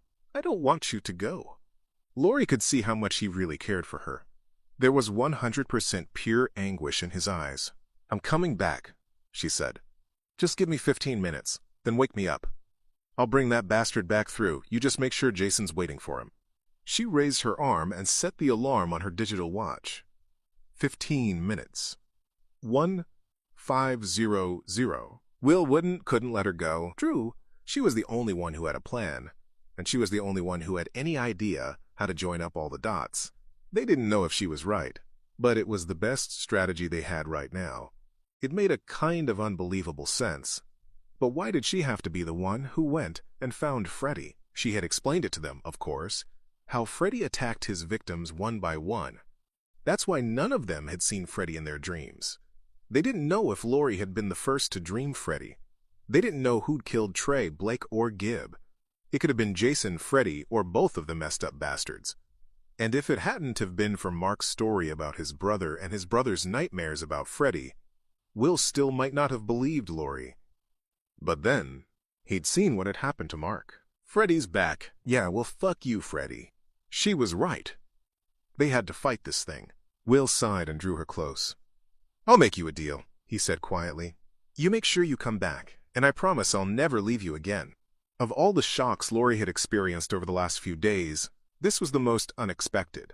She knew what Will meant, what he was saying. It took every bit of willpower she had not to burst into a flood of tears. She was already tired and emotional, but this, Will, he pulled her close and they kissed. The kiss was pure, passionate. It was a single pure kiss, blessed with love. Moments later, all four of them were in the back of the Van 5, if you included the sleeping meat grinder that was Jason Voorhees. Linderman checked the syringe for air bubbles, tap-ping like he'd seen them do on TV, then gently pricked Lori in the arm. He was nervous, but tried his best not to shake. He had no experience of this stuff. Lori watched Linderman withdraw the needle. The tranquilizer had entered her veins. She looked at Kia. She looked at Will. Then she lay down beside the chained and bound bulk of Jason Voorhees. "And now I lay me down to sleep," she sang quietly. This was too much for Will. He hurried back up front and started up the van again. As the van crawled back up onto the road, Jason's head shook in time with the suspension. Inside the mask, his eyes were closed, but his eyelids were twitching. He was in REM sleep. He was dreaming. Chapter 17. It was a beautiful sunny day, beautiful sky, beautiful trees. And the lake. The water was calm and clear. The wooded hills and blue sky above meeting their reflection on the surface of the lake with sharp, inverse symmetry. The mirror illusion was so clear it gave Lori a feeling of vertigo. She felt that if she stepped out onto the lake she would find herself falling up through the sky. But this was a great place to be, so peaceful. This was a place to relax, not get caught up in irrational fears. Smell the clean air, listen to the wind rustling through the leaves, feel the solidity of the place. The lakeside was heaven on earth, and not at all what she'd expected to find. Not at all the kind of place where... Shush! The lake was just ahead and to the right of Lori as she walked along a road that was little more than a dirt track. Even the sandy soil looked appealing beneath the golden sunlight. Birdsong? Wow, this was wonderful. Lori had always seen herself as a city person. She didn't think that the beauty and tranquility of nature could get under her skin like this. She almost felt as if she'd come home. The road led to a sign. 2 carved totem poles, one each side of the road, holding a large panel of wood, cut in the shape of eagle's wings, and crowned by a painting of a Native American chief in feathered headdress. Below the portrait of the chief were 3 words made from what looked like bits of tree branch lashed together to form letters. Camp Crystal Lake. An additional legend in white paint said, "Welcome kids ages 8 to 12. So this was it, Camp Crystal Lake. Lori paused for a moment to look up at the sign. Then she took a deep breath and walked under it and headed along the dirt road towards the camp. The camp itself was little more than a handful of cabins built next to a narrow wooden pier that ran out onto the lake. The cabins were mostly painted green, but some were furnished with notice boards and old-fashioned electric lights. Walking closer now, Lori could see some canoes lying near the water's edge, and there was a tall lifeguard's chair with a first aid kit and some bright orange life jackets. And there were some green wooden seats for lounging on. A tall white flagpole stood in an open square at the very center of the camp. Lori smiled. The stars and stripes, still a reassuring sight even in these cynical times. Near the flagpole stood some replica teepees and a tall wooden statue of a brown bear. Lori liked the feel of the place. It was all about nature and about history, and it was fun, the kind of place Lori would have liked when she was a kid, even if the camp seemed a little old-fashioned. A black 1940 Chevrolet pickup was parked alongside the camp recreation hall, and the camp counselors she could see talking on the veranda of the hall looked like they'd just escaped off the set of Happy Days or something. There were 2 gals and 2 guys, talking and laughing in what looked like museum regulation navy blue shorts and starched white t-shirts with stiff round necks. And their hairstyles. They were the kind of cuts Lori had seen in her family photo album, black and white pictures of her parents, aunts and uncles when they'd been kids. She didn't get it. She knew Crystal Lake was a bit out of the way, but she didn't expect it to be so locked down on the whole Elvis thing. She could see some of the kids now. They were all dressed in the same white shirt and dark blue shorts as the counselors, not forgetting their choice of either white or blue ankle socks. The kids were playing a game. There were around 20 of them, and they were all running and shouting, "Freak show! Freak show!" Freak what? Lori could see now that the kids were all running and shouting because they were chasing someone, a small boy at the front of the pack. Not only that, but they were pushing and shoving him. and taunting. "Freak show! Freak show!" What kind of sick game was this? The kids caught up with their victim and formed a circle around him. The boy couldn't be much more than 10, 11 years old. Lori couldn't quite see him in the middle of the crowd, but she could hear him running, his shoes scuffing the dirt as he lurched this way and that, to break out of the ring tightening in around him. Lori moved closer to see just what the hell was going on. It all looked a little too serious for her liking. This wasn't a game. The kids were being cruel. As she drew near, she saw a girl pull a cloth sack over the trapped boy's head. "Cover that ugly face, Jason!" she teased. The boy, Jason, stumbled around, blinded by the bag over his head. Another boy pushed him to the ground. "Monster!" he shouted. Lori couldn't believe it. They were all young boys and girls, all sons and daughters of someone, somewhere. Bright young things, clean-cut boys, cute kids. One day they would grow up to be lawyers, doctors. These brats were the future of America, and here they were tormenting a kid just because of the way he looked. Outraged, Lori walked over to the teenage counselors who stood talking outside the recreation hall. There were two couples, touching, flirting. They weren't paying any attention to what was going on among the kids. "Hey!" Lori shouted. "Shouldn't you be doing something?" They ignored her completely. "Hey, why don't you help him?" she called again. No response. They just kept on gazing into each other's eyes and smiling. Lori could hear the kids beating on Jason, could hear him yelping with pain and fear, but nothing could prepare her for the shock of what she saw when she walked up onto the porch of the recreation hall. One of the pairs of counselors were actually having sex. They were standing, the girl with her back to the wall, the guy up in front of her, thrusting, both their shorts round their ankles. The guy had his back to Lori. He was too busy humping his gal senseless to notice Lori's presence at all. She couldn't believe it. It was the middle of the day, in the open. The kids could see them? And they were screwing? What kind of place was Camp Crystal Lake? Lori grabbed the grunting counselor from behind. "Beat it! Can't you see I'm busy?" he chided, not even bothering to turn round to look at her. Not missing a beat in his humping. Sheer disbelief wavered through Lori's voice. "You're not coming?" Now the camp counselor paused in his labors. He turned round to face Lori, the words, "Camp Counselor," printed on his clean white shirt. But his head and shoulders were the bald, burned, raw visage of Freddy Krueger. And the girl pinned by Krueger's dick to the wall? She was pallid, blue in the face. "Freddy Krueger was screwing a corpse. It's not my fault. This bitch is dead on her feet. Ah-ha, ha, ha, ah, ha." Lori fell back, horrified, her mind spiraling away from her. Now she was beginning to understand. Just then, little Jason broke free of the mob of cruel little bastards and ran crying towards the lake. He ripped the cloth sack off his head, and now Lori could see that his head was huge, pale, bald, and deformed. "Run, you little baby! Run!" screamed the kids. The boy tore off down the long floating pier that led out over the lake. His tear-streaked face was a picture of unbearable anguish. The van was going full speed now. Kia checked her watch. "It's been 2 minutes," she said with a look of determination in her eyes. Linderman responded by slamming another injection into the decaying skin of Jason's neck. "That's the last of the trank," he declared. "We're out." Lori still lay beside Jason, rocking on the floor of the van. Her eyes were twitching. She was dreaming. Both Lori and Jason were dreaming. And in the world of dreams, Freddy Krueger held all the bloody aces in the fingers of his razor-gloved hand. As soon as Lori heard the splash, she raced to the end of the dock. She didn't know if the boy had slipped or if he jumped, and right now she didn't care. She had a boy's life to save. "Hang on!" she shouted as she knelt down on the wooden floor and leant forward to reach into the water. She could see his hand, thrashing, fighting for life in the water. It was inches away. Just a bit further. A bit more. There. Lori braced herself, then pulled hard, lifting Jason up out of the water. Jason. His pale, ugly white face. His uneven, bulbous, insipid eyes. His lifeless lips. His ugly, distorted squat features. His repellent corpse mass of a head, alive and yet abhorrent in the eyes of nature. A thing. A satanic genetic deviant who should never have been born.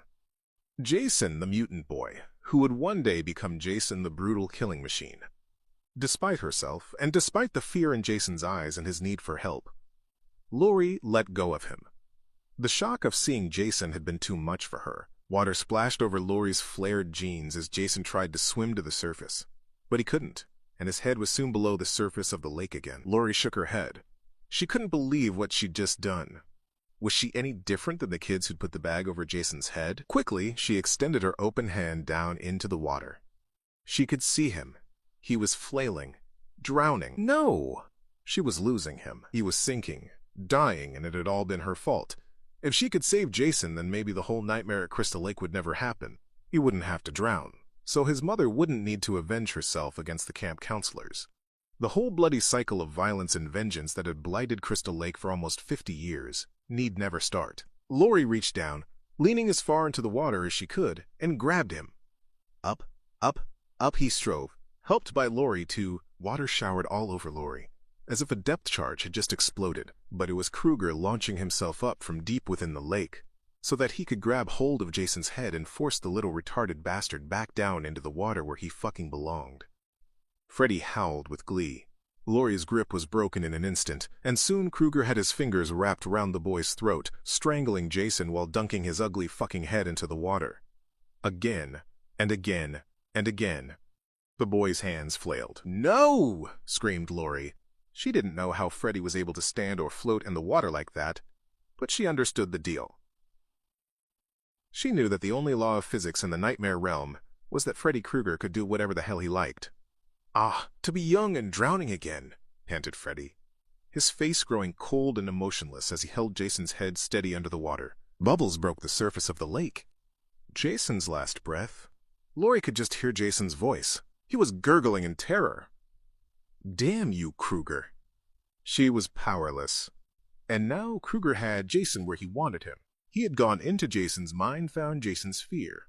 And now Jason was weak, afraid. Freddy could kill him. Freddy could kill Jason Voorhees in his childhood nightmare, thereby killing Voorhees in real life. There would be no more Friday the 13th around Crystal Lake ever again. "Something's wrong," warned Kia. She had seen Jason's massive chest heave, his back arcing high above the floor of the van, and there was a gasping sound coming through the air holes of his beat-up hockey mask. "He's choking!" Kia scurried away to the front of the van. Linderman was about to join her when he saw something incredible. Water coming up through the holes in the mask. And it wasn't just a trickle, there was a whole flood of water pushing up through the gaps. "He's drowning," said Linderman, his voice spiked with incredulity. "Freddy's killing him." "Well, do something," called Will from the front of the van. "We need him alive." And they did. If Jason died, Laurie's plan would be useless. And if he died while Laurie was still asleep, what would happen to her? Will guessed it would be impossible for Laurie and Jason to somehow share the same nightmare.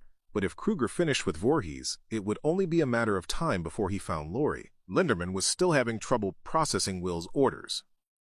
"What are we supposed to do?" he laughed grimly. "Give him mouth to mouth? We'll let silence do the talking for him." Linderman looked over at Kia. She was already looking at him, their eyes locked. "Mouth to mouth? Hell no," said Kia, shaking her head and waving her arms. No way! "You have to," argued Linderman. "I've had asthma since I was 6. I don't have the lung power." Kia looked down at Jason. Water had now spilled all over his filthy, ripped-up jacket, and his body was racked with spasms of asphyxiation. "No way! It's only a nightmare. It's only a nightmare. It's only a nightmare." Laurie looked at her watch. 15 minutes. Soon. Her face was horror-stricken as she watched Freddy continue to force little boy Jason down into the muddy depths of Crystal Lake. "It's only a nightmare. It's only a nightmare." "No!" Laurie dived forward and grabbed hold of Jason. She would do everything within her power to save the boy from Freddy's evil plans. Linderman held Stubbs' revolver at the ready, the barrel mere inches away from Jason's head. Kia was trembling. No, delete that. Kia was scared to death and shaking like a dog with its tail on fire, which only showed how big her balls were when she reached down with her well-manicured fingers to touch the bottom of Jason's hockey mask. Linderman gripped the handle of the gun tighter and tighter. Kia tensed, ready. She moved the mask, lifting it ever so slightly up and to the side, exposing the full-on fetid canker of Jason's mouth. Kia almost hurled. Instead, she just whimpered, "Ew." "You can do it, Kia." Oh yeah, easy for Linderman to be a cheerleader. He wasn't the one who had to. You can do it. Good job. Kia didn't see Linderman cringe when she leant in close to Jason. Oh, hell. She could see the moldy gash of his lips. The stench. She leant closer. Her lips, soft, full, young, tender. That god-awful stink. His whole glistening, withered, pulsating. Their lips were close, almost touching. One slight jerk of the van, and their lips would touch. The sweet, sickly stench of maggot shit. Ack! Suddenly it was Kia who needed oxygen. Her throat. She was choking. "Kia!" shouted Linderman. He had seen Jason's arm spring to life, immediately locking a meat hook of a hand round the girl's slender throat. Her eyes began to bulge, and she opened and closed her mouth with an awful ratchet sound, trying desperately to claw some oxygen down into her lungs. Jason sat up, snapping his bonds as if they were made of paper. K-T-I-N-G. Thwick. The ropes and chains just fell away as Jason awoke from a bad dream. Linderman fell back and pulled the trigger. The shot went wild, narrowly missing Will up front, shattering the windshield. Almost immediately the van began to lurch from left to right, rocking Linderman to his knees and flinging Kia in all directions, but always with her throat locked in place by Jason's grip. Jason was now breaking the ties around his legs, never relaxing his hold on Kia for a second. If the van hadn't gone out of control, he would have broken her neck by now. As it was, he'd had to adjust his grip, content to strangle her to death instead. Jason moved with a fury that had rarely been seen. He had been attacked. He had been put to sleep. He had been tricked by the creature who pretended to be his mother. And he had been forced to reveal his innermost fears. He, a creature without fear, a creature who could not be killed, had been forced to admit his weakness.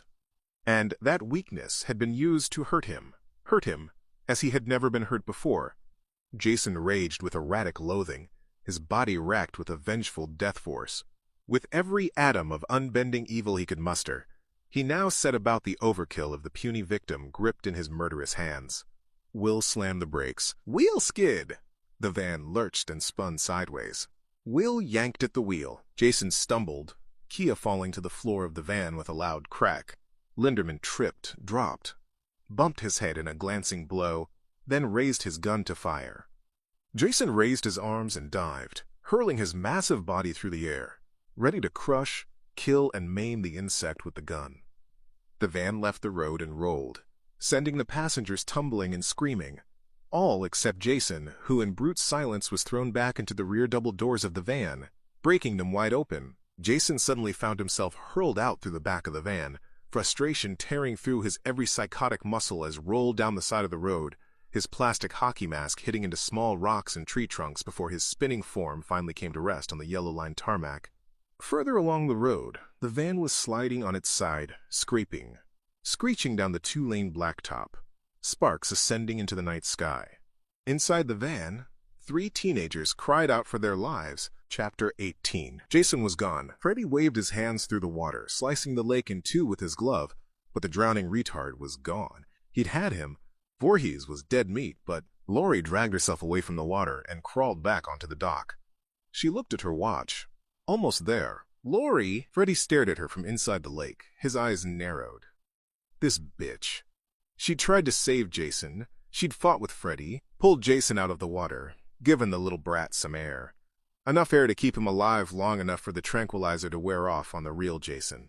She'd saved him. She'd saved Jason Voorhees. Freddy darted his head at her and snarled, "You!" And suddenly, every ounce of rage Freddy had ever felt, rage for his years of imprisonment in the abyss, rage for every victim Jason had deprived him of, rage for Jason slipping through his sickly abattoir hands, rage. Freddy Krueger clenched his fists, tensed his body, then forced his volcanic fury through every corpuscle and twisted cell of his being. Lori screamed till she thought her lungs would burst. Slowly, before her terrified eyes, Freddy began to distort, to change, his very skin becoming an expression of incendiary wrath. In the space of mere moments, Lori found herself staring into the eyes of something utterly feral. She was already terrified of Krueger, but this transformation, this apotheosis into the embodiment of a hellish dream demon. His eyes had become narrow yellow slits with a dead black dot of a pupil. His ears had become pointed, like those of a devil. His brows had become arched, forming an eye mask of hatred. His lips were black, his teeth jagged and sharp. His whole face had taken on the look of eternal evil. While his skin was now the color of blood, only more pitted, more sunken, more a tangle of veins inside a shadow of psychotic slaughter. He raised his right hand, the glove. The blades were longer, sharper, more curved, truly now a nightmare of precision steel talons. Whew! MMMM. Darkness fell across the lake. With a cut of his hand, Freddy had killed the day. And as Freddy's rage continued to build, a storm began to rise. In the midnight blackness, all Laurie could see were those two yellow eyes. The eyes of snarling hatred.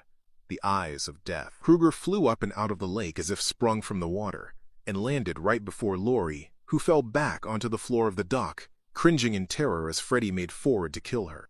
If evil could kill by evil alone, she would already have been dead 1,000 times over. Laurie was paralyzed in the waves of unbridled animosity that ripped out of the hellishly transformed razor killer. Beep, beep, beep, beep, beep, beep. Freddy glanced. The alarm on Laurie's wristwatch. 15 minutes. Not giving herself time to think, Laurie leapt to her feet and lunged forward straight into Freddy's chest. He snarled as she threw her arms around him. It was time. Wake me up, she shouted. I've got him! I've got him! Bip, bip, bip. What was that? There was a gentle hissing sound from the blown engine as the van lay on its side. All else was silence, save for that sound. Bip, bip, bip. Bip, bip, bip. Will came to, held in place by his seatbelt. It had saved his life. He glanced at himself in the rear view. Some minor cuts, bruising. He'd been damned lucky. Lucky? What?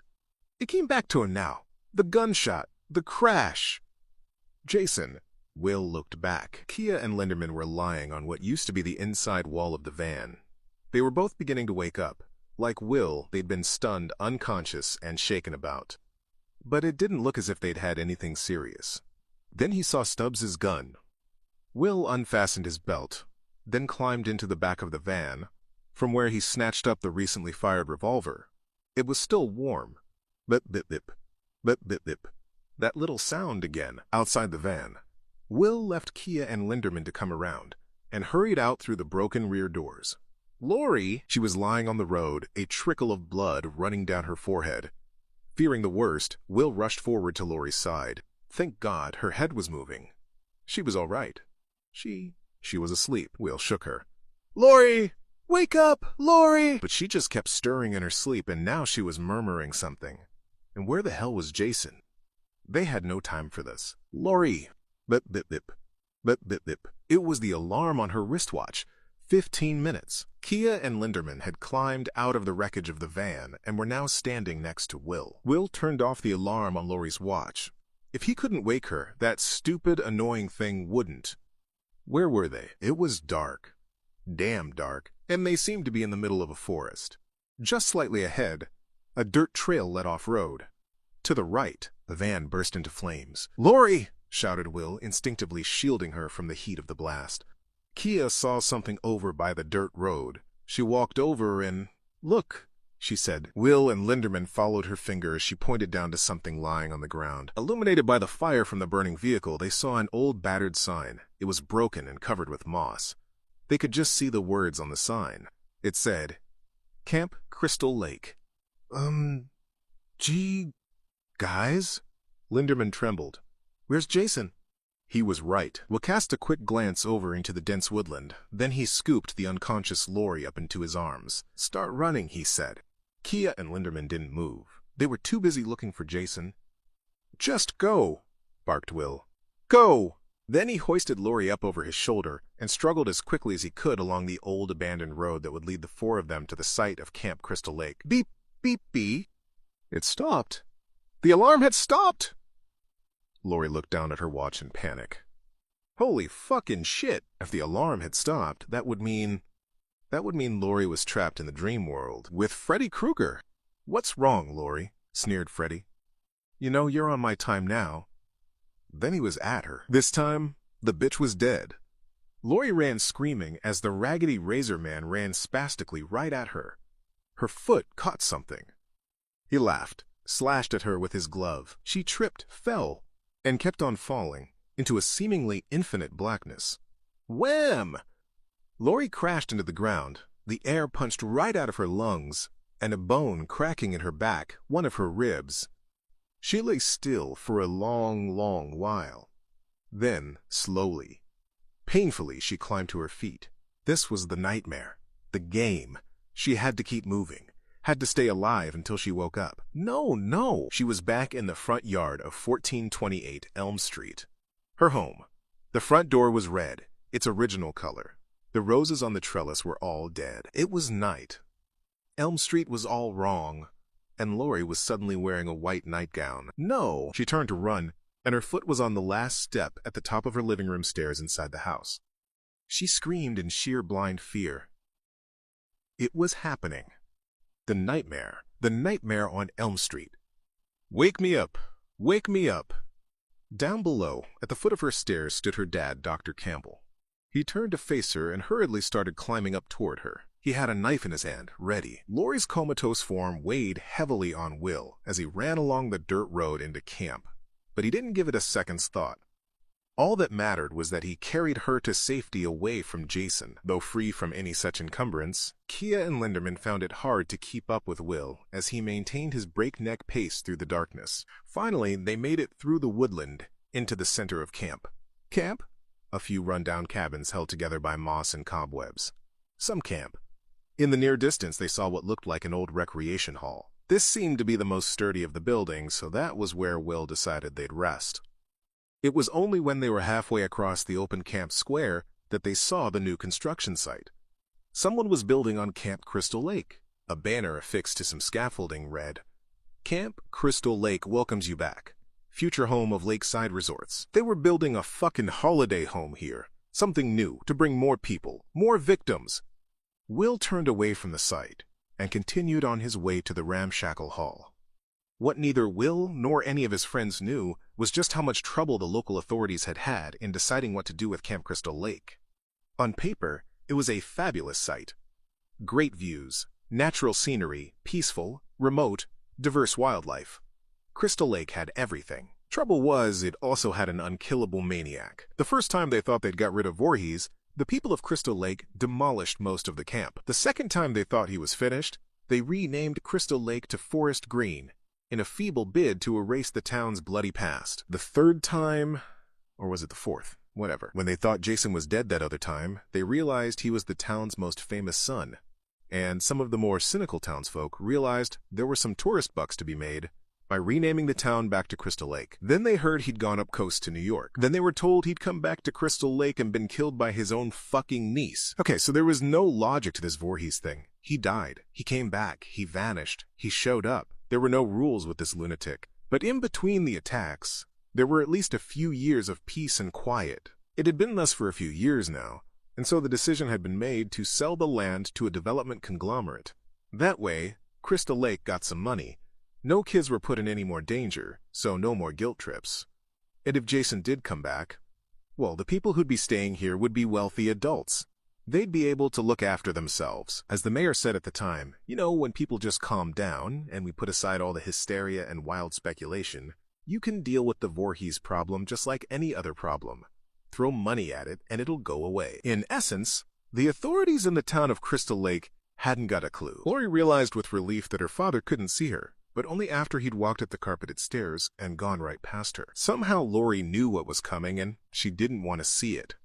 She saw the knife in her father's hand. She had seen it before, in her imagination, when Will had told her the revelation that had turned her entire world inside out. She knew where he must be heading. She remembered what Will had told her. She knew that Freddy was somehow in her mind. "Daddy, no!" she cried. "Don't, Daddy! Don't do it!" But he didn't hear her. Dr. Campbell rounded the corner of the landing and strode swiftly in the direction of his bedroom, where, Lori knew, he would use the knife to stab his wife to death. Carefully, Will lowered Lori's unconscious body to the floor. Behind him, Linderman had found a fallen wooden plank and was using it to bar the door of the recreation hall. No one was getting in now unless Linderman wanted them to. The place was a wreck, and it stank of mold and dirt. It looked like no one had been in there for years. The hall itself was dilapidated and ramshackle, with rotting camp equipment strewn everywhere. Kia went rummaging through the discarded stuff and came up with a kerosene lamp. Amazingly, it still had some fuel left in it. She pulled a lighter from her pocket and lit the small fabric wick. Let there be light. That's one thing, at least. Kia set the lamp down on the dusty floor next to Lori. Will knelt beside her, watching Lori as she moved in her sleep. Lori wasn't murmuring anymore. She was talking quite clearly. No. Will slapped her across the face. He didn't want to hurt her. But if what she'd said was right, she could die in her sleep. Freddy could kill her in her dreams. Whatever the truth, Will needed her. Now. He grabbed her shoulders, lifted her back up off the floor, and shook her. Come on, Lori. Wake up. Dr. Campbell kicked open the bedroom door. Inside, he could see his bed.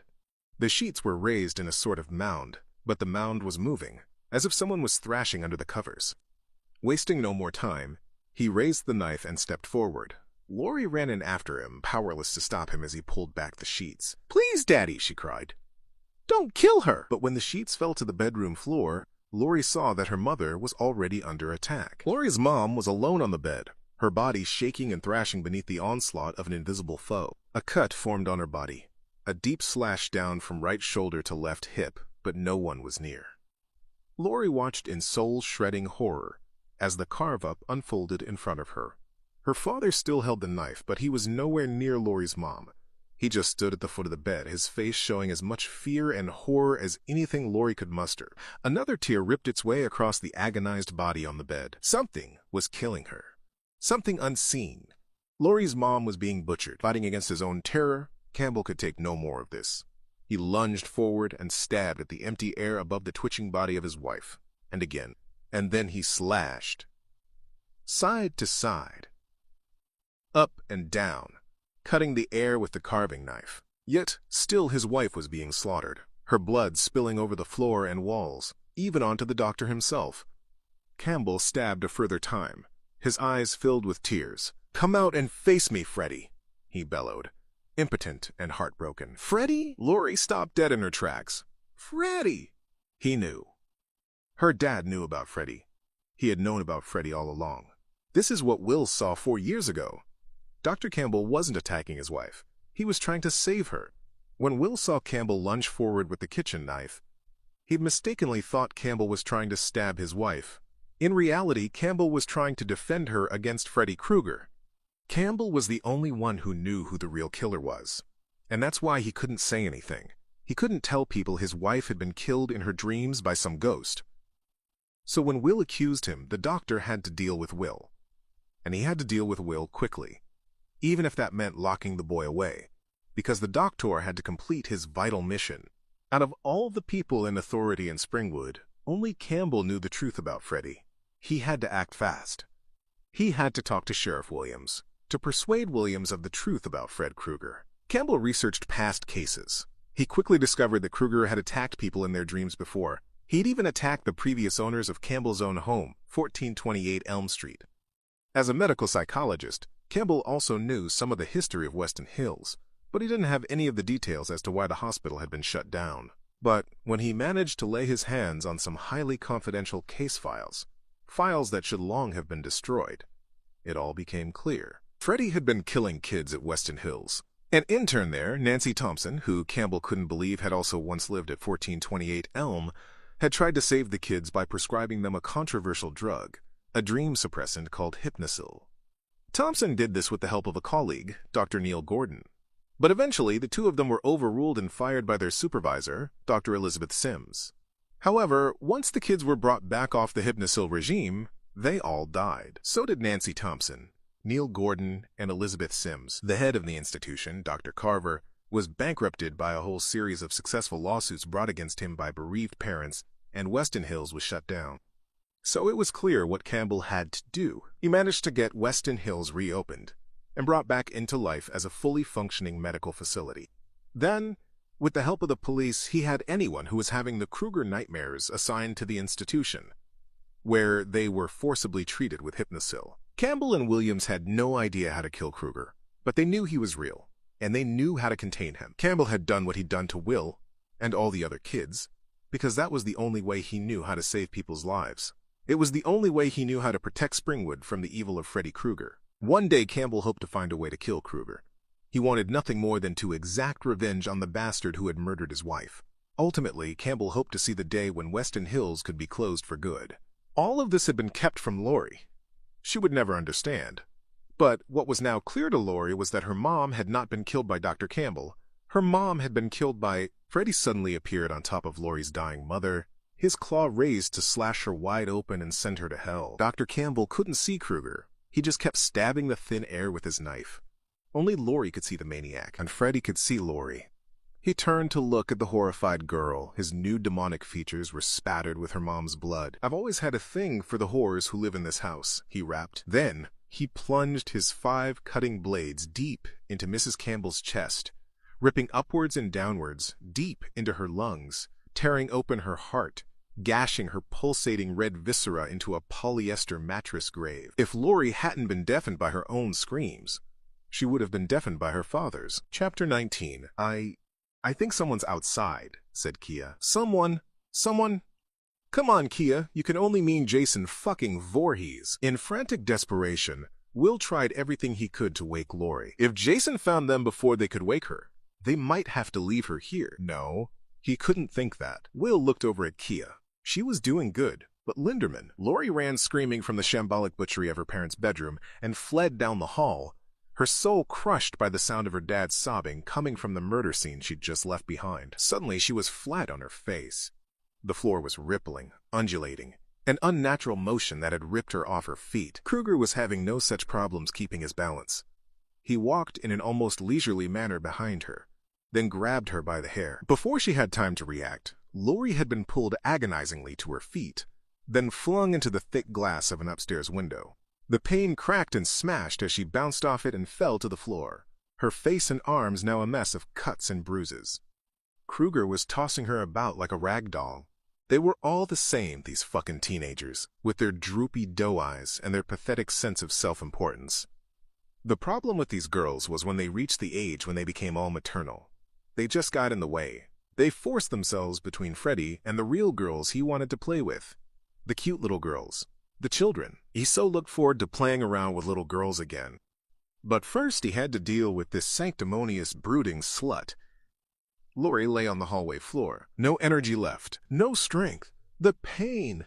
No fight. He grabbed her by the hair and dragged her along the floor, putting her just where he wanted her, so that he could smack this bitch up once and for all. Laurie knew. Will almost fell back in shock. Laurie was moving across the floor. Her body had jerked, then started sliding, as if someone was pulling her along on invisible strings. It wasn't possible. Even if Krueger was somehow attacking her in her dreams, how did that explain this? What was pulling her in the real world? Oh God. Cuts suddenly appeared on Laurie's arms and chest, and she began to writhe in pain. Will didn't know what to do. Linderman was no use. Kia. She hadn't noticed. She'd been too busy watching the window where she thought she saw Jason a second ago. Kia backed away from the grimy sheet of glass. Something was moving outside, she was sure of it. There. Not the window now, but through gaps between the boards that made up the cabin wall. A glimpse of the white hockey mask. There. A glint of machete in the moonlight. It's him, she shouted, in no doubt now. He's here. Good timing. The plank wall exploded as Jason hurled his mask through the aged, rotted wood. Debris filled the room, showering Will and Laurie with dust, dirt, and bits of broken wooden pieces. One of the shattered planks landed against the kerosene lamp. The lamp fell and broke against the floor. Almost immediately, the floor of the recreation hall was set on fire. The room was filled with debris and old bric-a-brac, all nice and dry, all perfect fuel for a bonfire. Linderman and Kia scattered, but, despite his earlier fears, Will would not leave Laurie's side. Jason looked in at the 4 of them, then made his move. The impassive, murderous bastard carved forward for the kill when Will whipped the police revolver out from his belt and let loose some point-blank cordite action. Blam! The first slug hit Jason in the shoulder. Blam! The second spat a chunk of dead meat out of Jason's chest. Jason lashed out with his machete, catching the gun.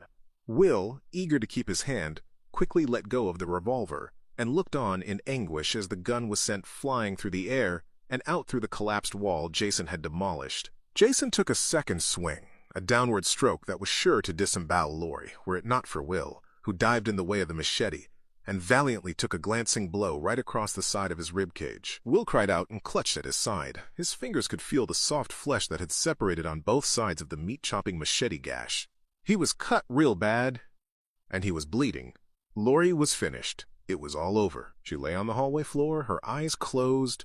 She was trembling. She had no skills for this. She wasn't trained. And it was in his world, with all his rules. The great plan had gone wrong. She was supposed to wake up, bring him out, and let Jason Voorhees deal with him. But Kruger had drowned the deformed boy, and Lori hadn't woken up. And just to add the final touch, Freddy had shown her that he himself had killed Lori's mom. Bastard. Freddy stepped forward, then dropped to kneel over her, one leg on either side of her bloody, prostrate form. "Welcome to my world, bitch." This was the end. He leaned forward, breathing heavily. The stench of decay and burning coming off him must have been what hell smelled like. "Bastard. I should warn you, princess." He stroked her leg with one of his razored fingers, the sharp tip of the blade leaving just enough of a line so as not to break the skin. He lifted her nightgown, and now chose to slice a tiny cut on her inner thigh. "The first time," he breathed noxiously, "tends to be a little messy." "Bastard." Lori cried out and knotted the frayed hem of Kruger's fucked-up red and green sweater in her fists. This was all she had left. This was her last chance. Will waited for the second machete blow, anything he could do to protect Lori. "Get away from them, Linderman." Ignoring the command, Jason raised his machete over Will and Lori. But Linderman's threat wasn't mere desperate bravado. He and Kia had grabbed both sides of a heavy wooden table.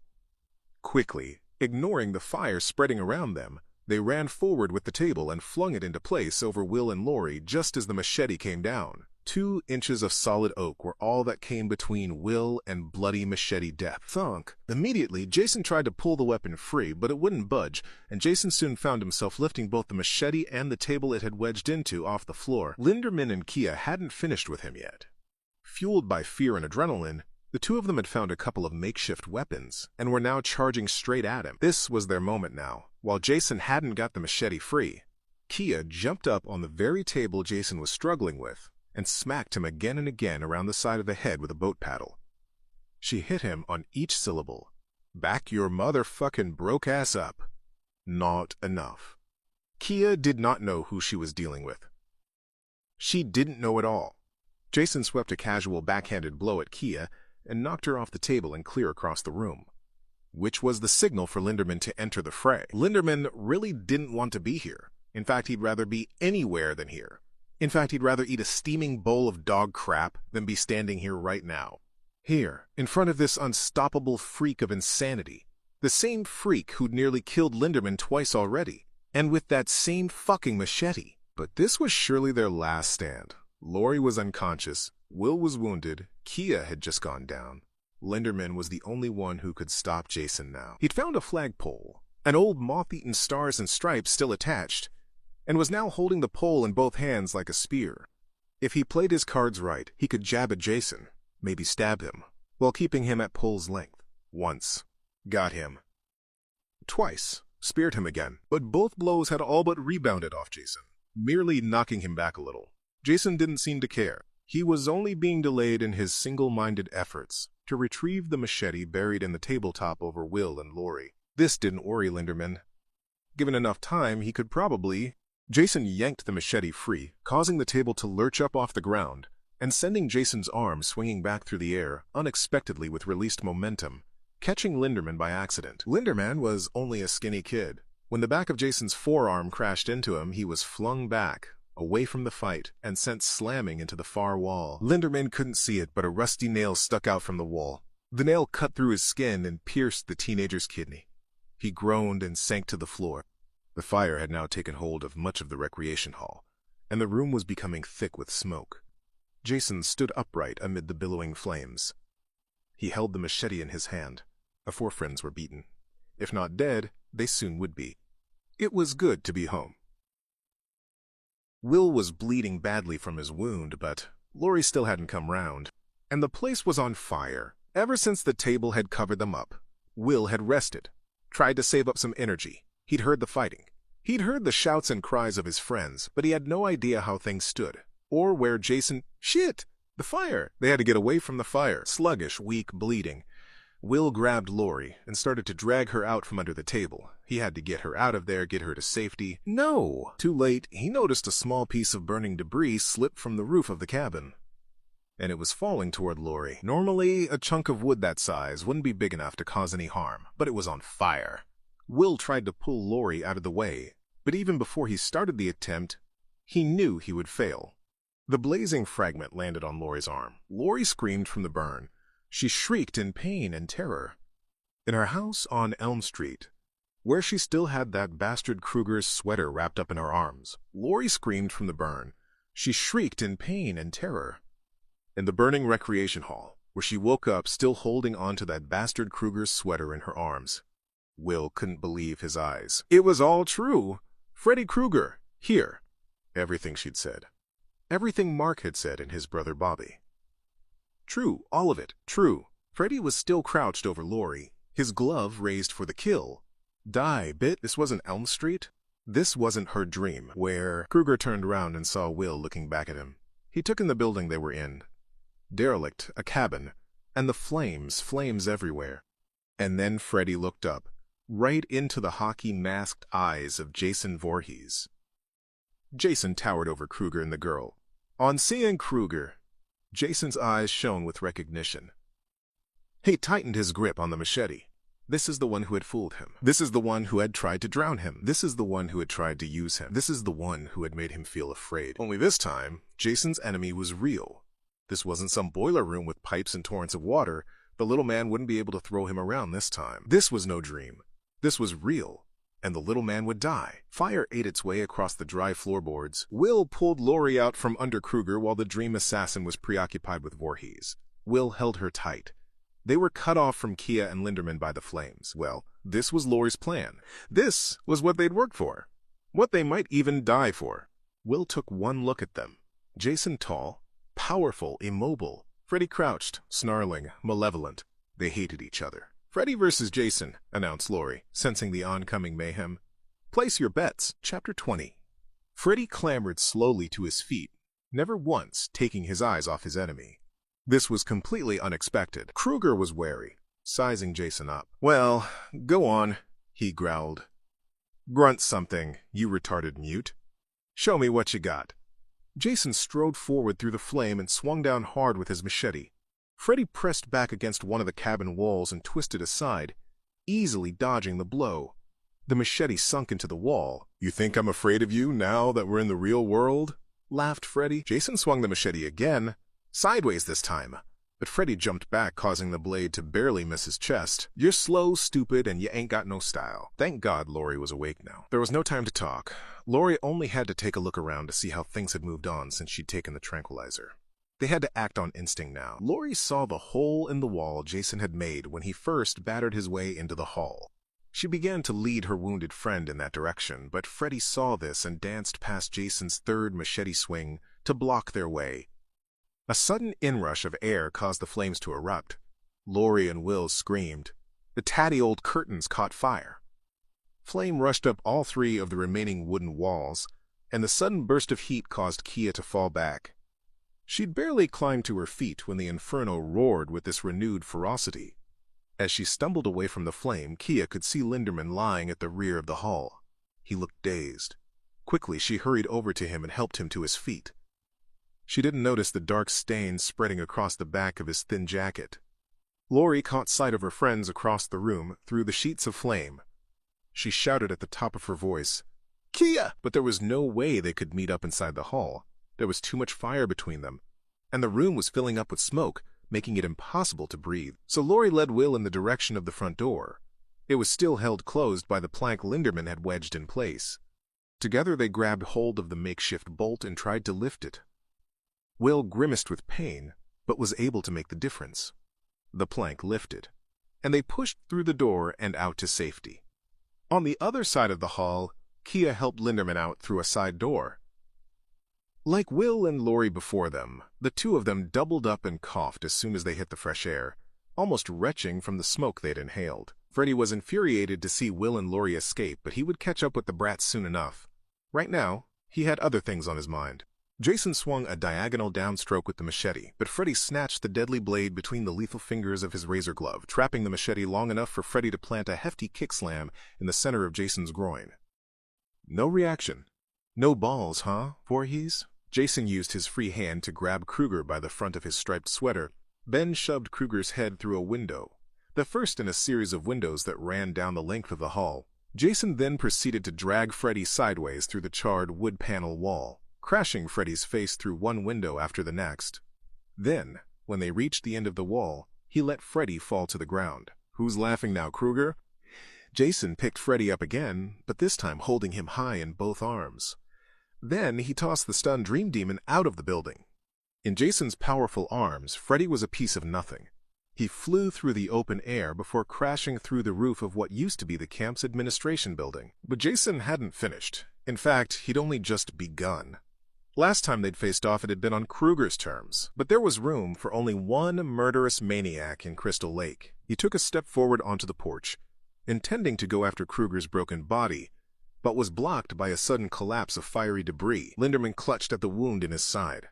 Kia was helping him to get away, but each footstep on the ground sent pain shooting through his torso. Kia noticed his reaction, saw how he gripped his back and how his hand was covered in blood. "Jesus, you're hurt," she said, concerned. He tried to smile, but his face was white as a sheet. "Don't worry about me, just a scratch." He couldn't go any further. He lowered himself against a tree trunk, half sitting, nearly falling to the ground. "Gonna rest here a second." He sounded weary, his voice fading almost to a whisper. "Linderman, I'm fine, Kia," he interrupted. He saw the deep concern in her face. "Really? Now get out of here. Go get help." Kia wasn't convinced. "But just go." He was right. He needed professional help. She had to go get someone. Okay, she relented. "I'll be back as soon as I can." At that, she turned to leave, then stopped. "You were really brave in there, Linderman," she said, trying to reassure him. "Charlie," he whispered. "My first name's Charlie." All this time they'd known each other, and they were connecting now? Kia knelt down beside him and gently took hold of his shoulders. "Then listen up, Charlie. You better fucking be here when I get back." "Why?" "So I can kick your ass if you tell anyone I did this." She kissed Linderman on the lips, long and hot. "Awesome." Linderman looked at her, smiling as she rose and dashed off into the woods. He couldn't believe it. All their arguing. He winced in pain and pulled his hand away from the wound. There was blood. Too much blood. Linderman knew it was bad. He'd known since he hit the nail on the wall, but he didn't want Kia to see it. Kia. Lovely Kia. God, she was gorgeous! Linderman smiled. Despite it all, as the darkness came down, Charlie Linderman was a happy guy, happier than he'd ever been. And as he closed his eyes and let his head slump down to one side, Linderman remained happy for the last few seconds of his life. "We have to go find the others," said Lori, concerned. She looked to Will, to his bleeding side. "Can you walk?" she asked. "Can try," he replied through gritted teeth. Carefully, Lori helped Will to his feet. Then she quickly surveyed the scene, the whole camp, now brightly lit by the blazing recreation hall. She saw a small rowing boat moored down by the floating pier. "There's a boat." She put an arm round Will's side, and they headed off. They needed to find Kia and Linderman. Then they needed to get the hell out of there and let Jason and Freddy knock 7 shades of shit out of each other. Kia could only think of Linderman as she crept through the trees surrounding Camp Crystal Lake. Would he be all right on his own? Would Freddy or Jason find? What was that? She paused. Thought she'd heard a noise, but nothing. So she carried on, and in a short while she could see out, through a gap in the trees, to the lakeside. She could see Will and Lori moving toward the shore of the lake. Lori was helping Will over in the direction of the pier. Kia smiled with relief. They were still alive, and was about to call out to them when she saw Freddy Krueger leap out of the woods from behind them, his claw raised, ready to slice through Will's neck. "Freddy!" shouted Kia. Lori and Will stopped, looked back in panic. So did Freddy. Krueger began to stalk over to her. He licked his lips. Dark meat. That bastard. That crack infuriated Kia, but straight away she sensed that it was meant to. He was trying to make her lose her cool when she needed it most. She'd met guys like him before, and she knew just how to deal with them. She stepped out of the cover of the wood and looked at him like he was nothing. "So you're the one everyone's afraid of?" she jibed. "What kind of faggot runs around in a floppy hat and a Christmas sweater?" please, your mama knit you that? Or was she too busy sucking off the local football team? Kruger stopped smiling. Now he came at her, at Kia, letting Laurie and Will sneak away behind him. Laurie knew what this was all about and mouthed silent thanks to her friend. She just hoped that Kia would do the right thing and get out of there, which was the last thing on Kia's mind right now. "And let's talk about that face of yours," she shouted at the oncoming killer. "You take a look at yourself lately? 'Cause, honey, I've flushed better-looking things than you down the toilet."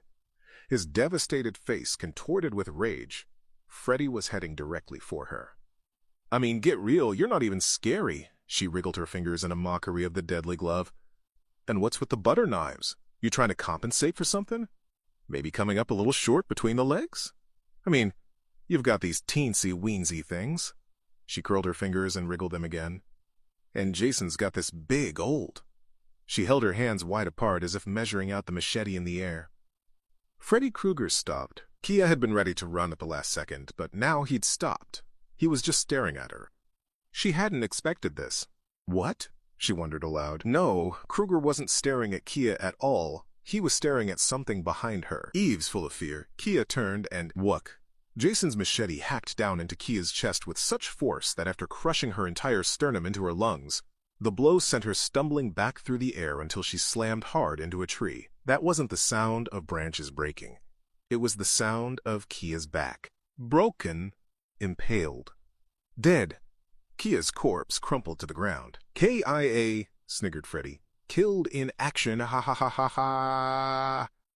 Ha ha ha. Laurie screamed. She had just seen her best friend slaughtered, hacked to fuck by Jason Voorhees. Aching, weak, Will grabbed her arm and tried to pull her away in the direction of the boat. "Come on, Laurie, let's go. We can't help her anymore." Very practical, very rational, but the wrong answer. Laurie shook Will off. Change of plan. Laurie was through crying. She was through with being a victim of these bastards. "No," she shook her head. "I'm staying." Will reacted as if Laurie had slapped him hard across the face. "Are you crazy?" he yelled. "You got what you wanted, Laurie. You pulled Freddy out and Jason's fighting him. What more do you want?" "He killed my mother, Will. It was Freddy. My dad covered it up to protect me. He didn't do it." For a moment, Will was lost. What was she saying? Krueger killed her mom? Then he remembered what Mark had said about his brother's so-called suicide. Mark said Freddy had killed Bobby. Bobby didn't commit suicide. What if Laurie was right? What if... He got it. Typical of this bastard. Get people thinking the wrong thing. Spread chaos, panic. Fear play people off against one another. That's the Krueger way in. Just the same way Krueger had torn Elm Street apart all those years ago, when he was nothing but a child-killing nobody. "I know that now," sighed Will. "Look," she said, "Freddy's taken everything from us. He ruined both our pasts, and he had." Whether Will understood it or not, whether he knew it or not, Krueger had always been there, like a cancer festering in the background, ruining all their lives. Whether they'd lost their moms, whether they'd been locked away in an institution, whether they had lost their friends, or fought with their parents, at the end of the day, it had all been Freddy Krueger. Freddy fucking Krueger. The fire from the burning camp was reflected in Laurie's eyes. But the heat of the conflagration was nothing compared to the rage she felt within. Her mom. Her dad. Gib. Kia. Laurie stood up, looked across at Freddy and said, "I'm not leaving until I see him die." Chapter 21. Jason cocked his head to one side. He stood quite motionless, his arms hanging limp by his side. He was looking at Kia's body. The way she lay there. The blood. The open eyes. Death. He was looking at death. He watched her. Dead. Jason roared like a beast in pain, the 5 razor knives of Freddy's glove plunging deep into his left shoulder. Krueger had attacked him from behind. Reacting with superhuman speed, Jason whirled and struck Freddy with the flat of his machete blade. The freak flew sprawling to the ground. They were near the new construction zone now and thwack. Jason caught Freddy a second time, sending the red-skinned devil bastard crashing into a rack of oxyacetylene tanks. Krueger yelped in pain as his back a second fell onto the tanks, toppling the canisters like 10 pins. He tried to reach out to slow his fall, but instead his glove accidentally sliced the stem valve off one of the tanks, An explosive expulsion of gas through the damaged valve sent the canister rocketing skyward like a missile, which gave Freddy one hell of an idea. Jason stomped heavily across the construction site in Freddy's direction, his machete ready to deal with the Elm Street maniac once and for all. He would hack Kruger into 13 bloody pieces, but Kruger had other plans. Laughing, he slunk over to a second rack of oxyacetylene tanks. Jason was even closer now, his measured stride beating in time with his festering black heart. Freddy smiled and fanned the razors of his claw hand. Then he proceeded to slice all the stem valves off all the oxyacetylene tanks, one after the other. Suddenly the clearing was filled with the whooshing of escaped gas as the tanks explosively decompressed, then began firing off the rack like a mortar shell volley. Freddy kept well back as the tanks hurtled crazily outwards in all directions through the air, one of them slamming with body-mashing force into the middle of Jason's chest, causing the masked killer to miss a step. Freddy continued the attack, slicing more valves, sending more tanks airborne. Most of the tanks rocketed off in random, useless directions, but enough of them found their target, hitting their mark and pummeling Jason backwards. Jason couldn't resist as gas tank after gas tank punched him back into the center of the construction area, a maze of scaffolding and piping that made Freddy feel almost at home. WHABM. One last tank smashed into Jason's face, cracking his mask and sending him staggering back into a half-finished building. Arms flailing, Jason fell in an ungainly heap among the scaffolding, bringing the bolted framework crashing down on his head. Bar after bar, pole after pole, the entire scaffold fell down on top of Jason, instantly burying him beneath a heap of impossibly disjointed metal. There was a crackle of heat lightning in the distance.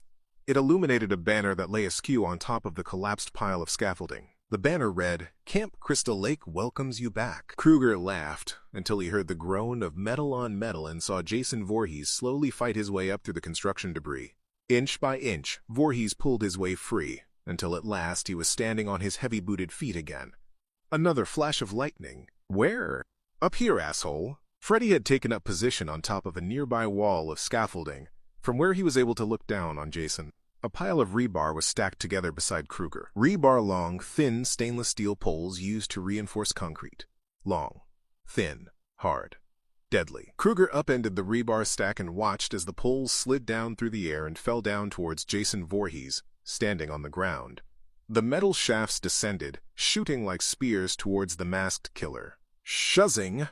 One of the poles skewered Jason through his right shoulder, boring a hole clean through his solid, undead mass of flesh and bone. Shuzzing! A second shaft drilled neatly through Jason's left leg, both bars causing thick, glistening dark blood to ooze sluggishly out from Jason's shafted wounds. Jason staggered. Not only were the 2 lengths of rebar stuck through his body, but they went straight on and down into the ground. Voorhees hung there, run through, pinned like a bug on a board, yet partially supported by the 2 stainless steel rods that had speared him and were now fixing him to the dirt. Freddy laughed at the stupid idiot, then skipped off across the scaffolding in search of another weapon. If he couldn't kill Jason and his kid-ugly dreams, he'd just have to settle for the real thing in this world. Jason struggled to pull himself free from the rebar, but every time he moved, he began to fall, his body sliding further down the painful steel rods. He jerked backwards, trying to pull the 2 spears out of the ground. As he did, the rough steel poles rubbed and moved through the inside of his body, dragging and scraping through Jason's rotting innards. Thick black pieces of corpse pulp dripped out of Jason and fell onto the ground. But finally, ever so slowly, he was able to pull one of the bars free. Freddy could see Jason's pathetic struggle, but it didn't matter what Voorhees did now. He was way too late to save his sorry carcass. Kruger had run over to a heavy cement mixer. The machine stood on a wooden platform up among the scaffolding. Connected to the mixer was a steel cable. Kruger followed the cable with his eyes, tracing it up from the mixer to the boom arm of a crane that stood high above the construction site. The maniac laughed in delight, then got himself behind the cement mixer and began to push it with his shoulder. Down below, Jason had just extracted the second rebar spear from the ground. Freddy pushed harder. Voorhees hadn't seen him. He had his own problems. Able to move at last, Jason grabbed hold of the first of the 2 spears, the one in his leg, and began to pull the rebar out through the wound. But it would take more than one tug to remove the entire length of the steel. 1 hand, 2, and, driven by some unknown instinct, Jason looked up to see the cement mixer swinging down towards his face. Pushed off the scaffolding and connected to the crane by the steel cable, the mixer swung down like a pendulum. Jason waited stolidly for the wham! The mixer smashed into Jason, delivering a sledgehammer blow, before ricocheting away from his body, striking a wall, and then like pendulums do. Beginning its return swing, Jason Voorhees collapsed. High above, Freddy had long since left the platform where he'd found the mixer. Now he'd set his sights on a massive debris-filled cart. Depending on where the hockey-masked retard had got to, Kruger could either drop the cart on him or ram him with it. The cart was heavy, and Freddy had to strain to get it moving. He didn't have to put up with this lame exercise crap in the dream world. Perfect. Freddy heaved the cart along to the top of the ramp, lined up the wheels, then let the metal roll. The cart hurtled down the ramp, its deadly cargo sure to turn Jason into Crystal Lake pulp, when suddenly the cart stopped. What? Its wheels had caught on something halfway down the ramp. Was it caught in a tangle of rope? Was one of the planks sticking up? What? Furious, Kruger snarled, then hurried down the ramp to dislodge the cart just as the swinging cement mixer, already forgotten, completed its return journey and crashed into the side of the scaffolding. The supports beneath the ramp shook, then buckled, then collapsed completely. Before Freddy knew it, he was falling over the side of the sloping wooden platform. But he didn't hit the ground. Somehow his foot had got caught in the coupling that connected the steel cable to the suspended cement mixer. So now, like a total fucking moron, Kruger hung upside down, dangling in front of the cement mixer, which itself was swinging to and fro beside the scaffold. And he was gathering momentum. Left, right.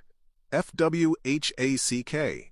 Kruger slammed into one of the construction site walls. He howled in pain, then found himself dropping, before suddenly jerking to a halt in midair once more.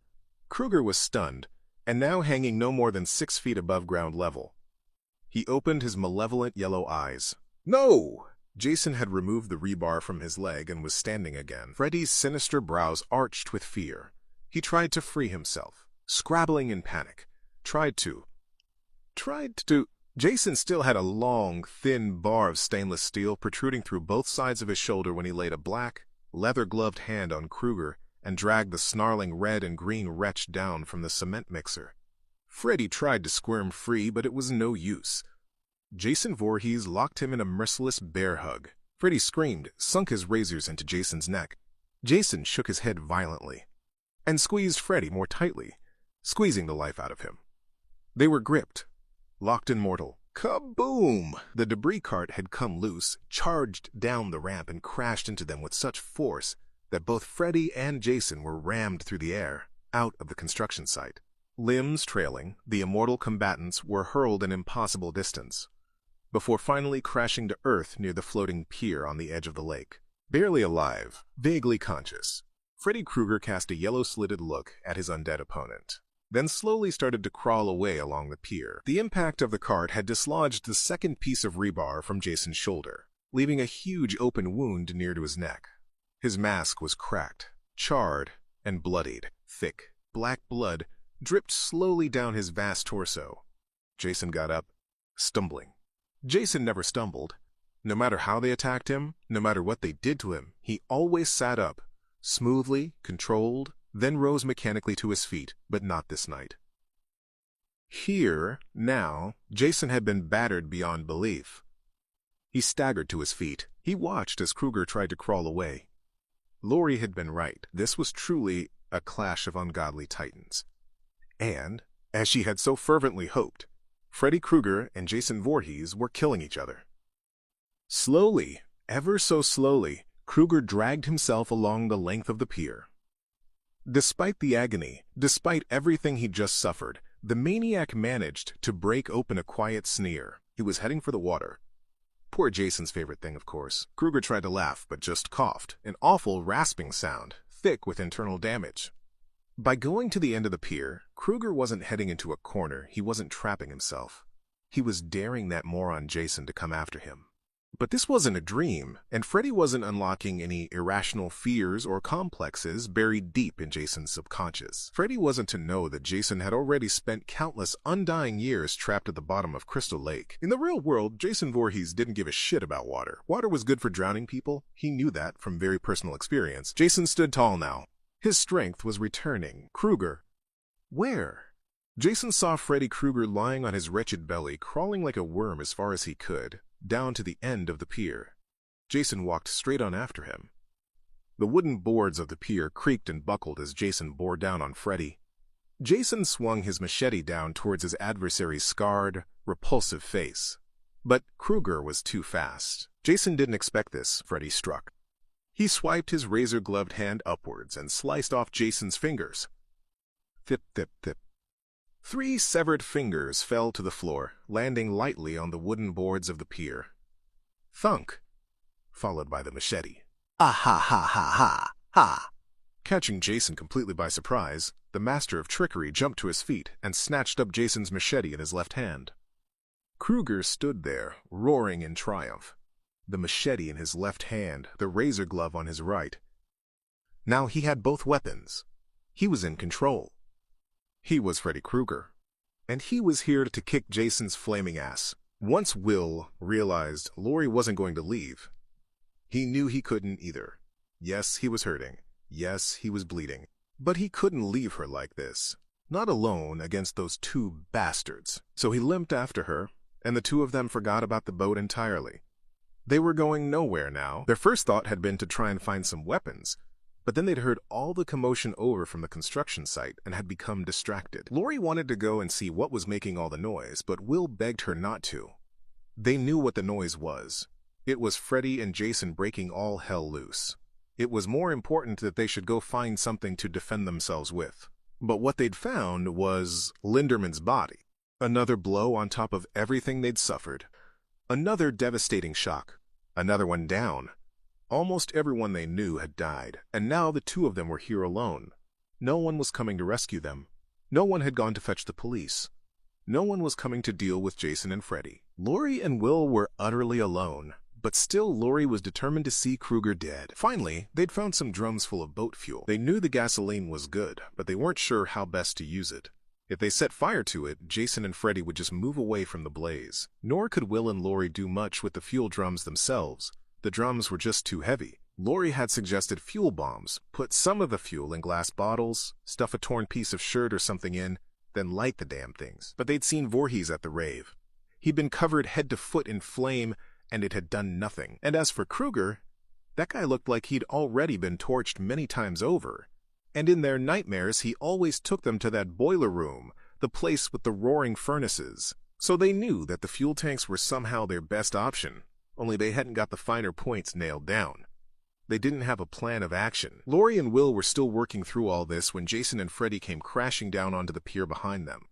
The freaks had been thrown through the air over Laurie and Will's heads. They weren't in the dream world anymore, so how was this possible?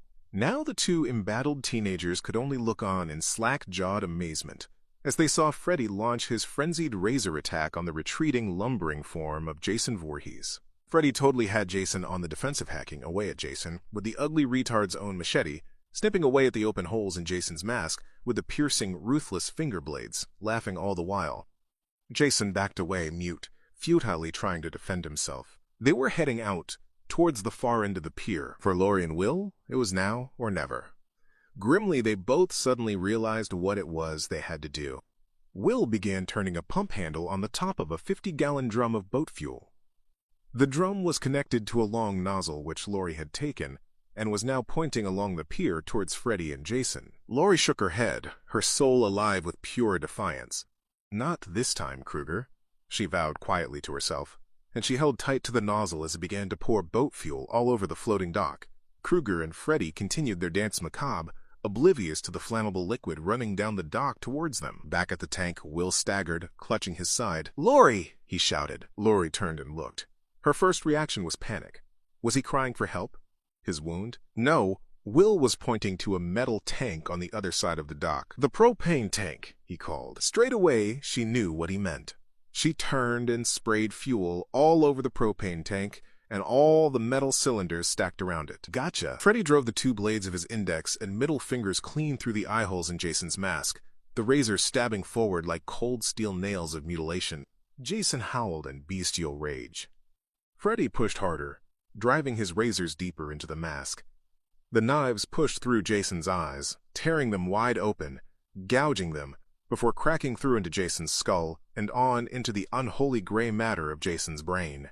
Jason tried to pull away, but his face was impaled on the twin stab attack of Freddy's glove. Freddy gouged deeper. Voorhees howled. The tips of the razors burst through the back of Jason's malformed head in an explosion of rotted bone and viscous black pus. Jason staggered back, blinded, but by sheer virtue of his weight he managed to pull free of the knives. The brute collapsed onto the wooden pier with a deafening thud. Kruger roared with sickening laughter. He paused to delicately lick the black pus off his blades, then pounced towards the wretched Voorhees Kruger, the raggedy man leaping through the air, limbs wild in a flurry of blurred red and green. The gas was all over the pier. Jason and Freddy were trapped. This was the end. Hold on. Laurie didn't smoke. No lighter. No matches. God damn it. Will had nothing either. Shit! They needed... The sky over the burning recreation hall glowed amber with the flame. Of course. Laurie ran back toward the flaming ruin, and half fell, half dived up the short few stairs leading up to the burning porch. Debris fell, almost catching her, but she managed to duck out of the way. At this close range, the heat was truly intense. Laurie couldn't stand it for much longer. She felt the face of her skin drying with each passing second. Quickly, she bent down and managed to grab 2 burning pieces of wood from just inside the hall doorway. 2 burning pieces of debris. 2 flaming torches. Grunting with the exertion and recoiling from the almost overpowering heat of the fire, Laurie turned and ran as fast as she could straight back to the pier. When she got back, she found Will almost lying on the ground. He was holding his wounded side and looked way too pale. No time to waste. Will feebly raised a hand, ready to take one of the torches from her, but she sped right past him and walked out onto the floating dock. She stopped only when she reached the edge of the gas they'd spilled. Then she held the torches, one in each hand, high above her head. "Kruger!" she shouted at the top of her voice. Freddy ignored her. Jason was beaten, blinded, whipped bad. The bastard's mask was a mess of cracks. Now it was really time to finish this thing. Freddy stood victorious over the beaten body of the Crystal Lake killer and laughed. Voorhees was blind. He'd lost 3 of his fingers. He was pulverized, crushed, beaten, near to death. And now Freddy had Jason's machete. What better way to finally put an end to this hulking moron? Laurie threw the first of the brands down onto the fuel-soaked boards of the floating pier. She threw it hard, hurling the torch as near to Freddy as she could. Immediately, the dock went up in flames. Flames that ran the length and breadth of the spilled gas. Flames that raced down towards the end of the pier, towards Freddy and Jason. But Laurie wasn't finished yet. She took the second burning stick and hurled it at the gas-covered propane tank. The tank was ablaze in an instant. It was only a matter of time before it grew so hot that it would. Laurie turned and ran back to Will. She put an arm around him and dragged him as best she could, and then the 2 of them turned tail and ran for their fucking lives. At last, the end. The ultimate finale. The death of Jason Voorhees. Freddy lifted the machete, pulled back his arm to make sure he got in a good, mask-splitting, decapitating swing, when suddenly his eyes were caught by a reflection in the machete blade. Something bright. Something moving fast. Fire! Fire like the flames in the boiler room, where he'd first been murdered by the parents of Springwood. Fire like the flames of hell, where he'd since spent most of his depraved, nightmarish existence. Fire all-consuming, all-destroying, agonizing fire. Kruger held back, terror wiping the murderous smile clean off his devil face. The wall of flame was racing down the pier towards him. He knew! Jason suddenly sat up and thrust his fist right into Freddy's gut, bursting a hole through Kruger's noisome stomach. Freddy cried out in pain. The searing fire. Jason! Freddy fell back, reeling from the disemboweling blow, and retreating from the oncoming inferno. Suddenly Jason was at him. Voorhees stood up, reached out with both arms, then clamped his hands hard around Freddy's razor claw. Freddy wriggled his fingers, trying to cut, trying to slice Jason. But his efforts were in vain. The Crystal Lake maniac locked the glove in a vice-like grip. Jason pulled. He heaved. With all his might, Jason tore Freddy's arm straight out of its socket, sending a spray of unholy blood pluming into the clear water of Crystal Lake. Freddy screamed, turned and shoved the machete forward, straight through into Jason's black heart. This was ultimate violence. This was psychotic undead annihilation. Lori and Will ran down to the shoreline next to the pier and made straight for the water. She looked up. She could see them. Freddy driving the machete through Jason's chest. Jason swinging helplessly at Freddy with Freddy's own arm, slashing the air with the infamous razor glove. The wall of fire had reached them. Any second now, and the propane tank. Lori and Will dived into the lake. KWHA boom MMMMMM. The tank and all the surrounding cylinders were blown sky high. Freddy and Jason were blasted off the pier and into the water. The two of them locked in a double death grip, fighting to the last. They sank deep into the water, just as the surface of the lake caught fire beneath a layer of ignited boat fuel. Freddy and Jason were dead. After a while, Lori dragged herself out of the water, then helped Will to clamber up onto the wrecked pier. The end of the pier was gone, blown apart. What was left of the wooden jetty was mostly ablaze, except right here, by the shore where the fire had been extinguished by the force of the blast. And the lake. There was no way anything could have survived the explosion. No way. And even if they did, the lake was ablaze. They'd either burn or drown down there. Lori and Will lay on the charred wood of the dock. Will looked real bad. She cradled him in her arms.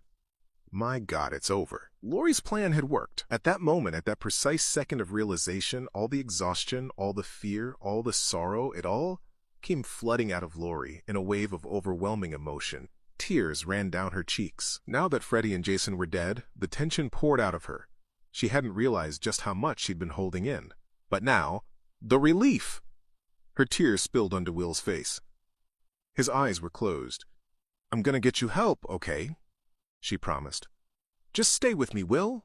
Stay with me." Will's eyes flickered open. He was losing consciousness. "Not going anywhere," he gasped, his voice barely a whisper. "Promised you." Ah ha ha ha ha ha. What? Lori looked up to see Freddy Krueger erupt with a roar from the depths of the burning lake. No, it can't be. Freddy Krueger, Springwood's most hated bastard, dragged himself up onto the wreckage of what remained at the end of the pier. His body was smoking, burned. His sweater and hat were gone. Burned away. His scarred, pitted skin glistened with greasy black oil water. His right arm was missing, leaving just a torn, jagged stump of hatred.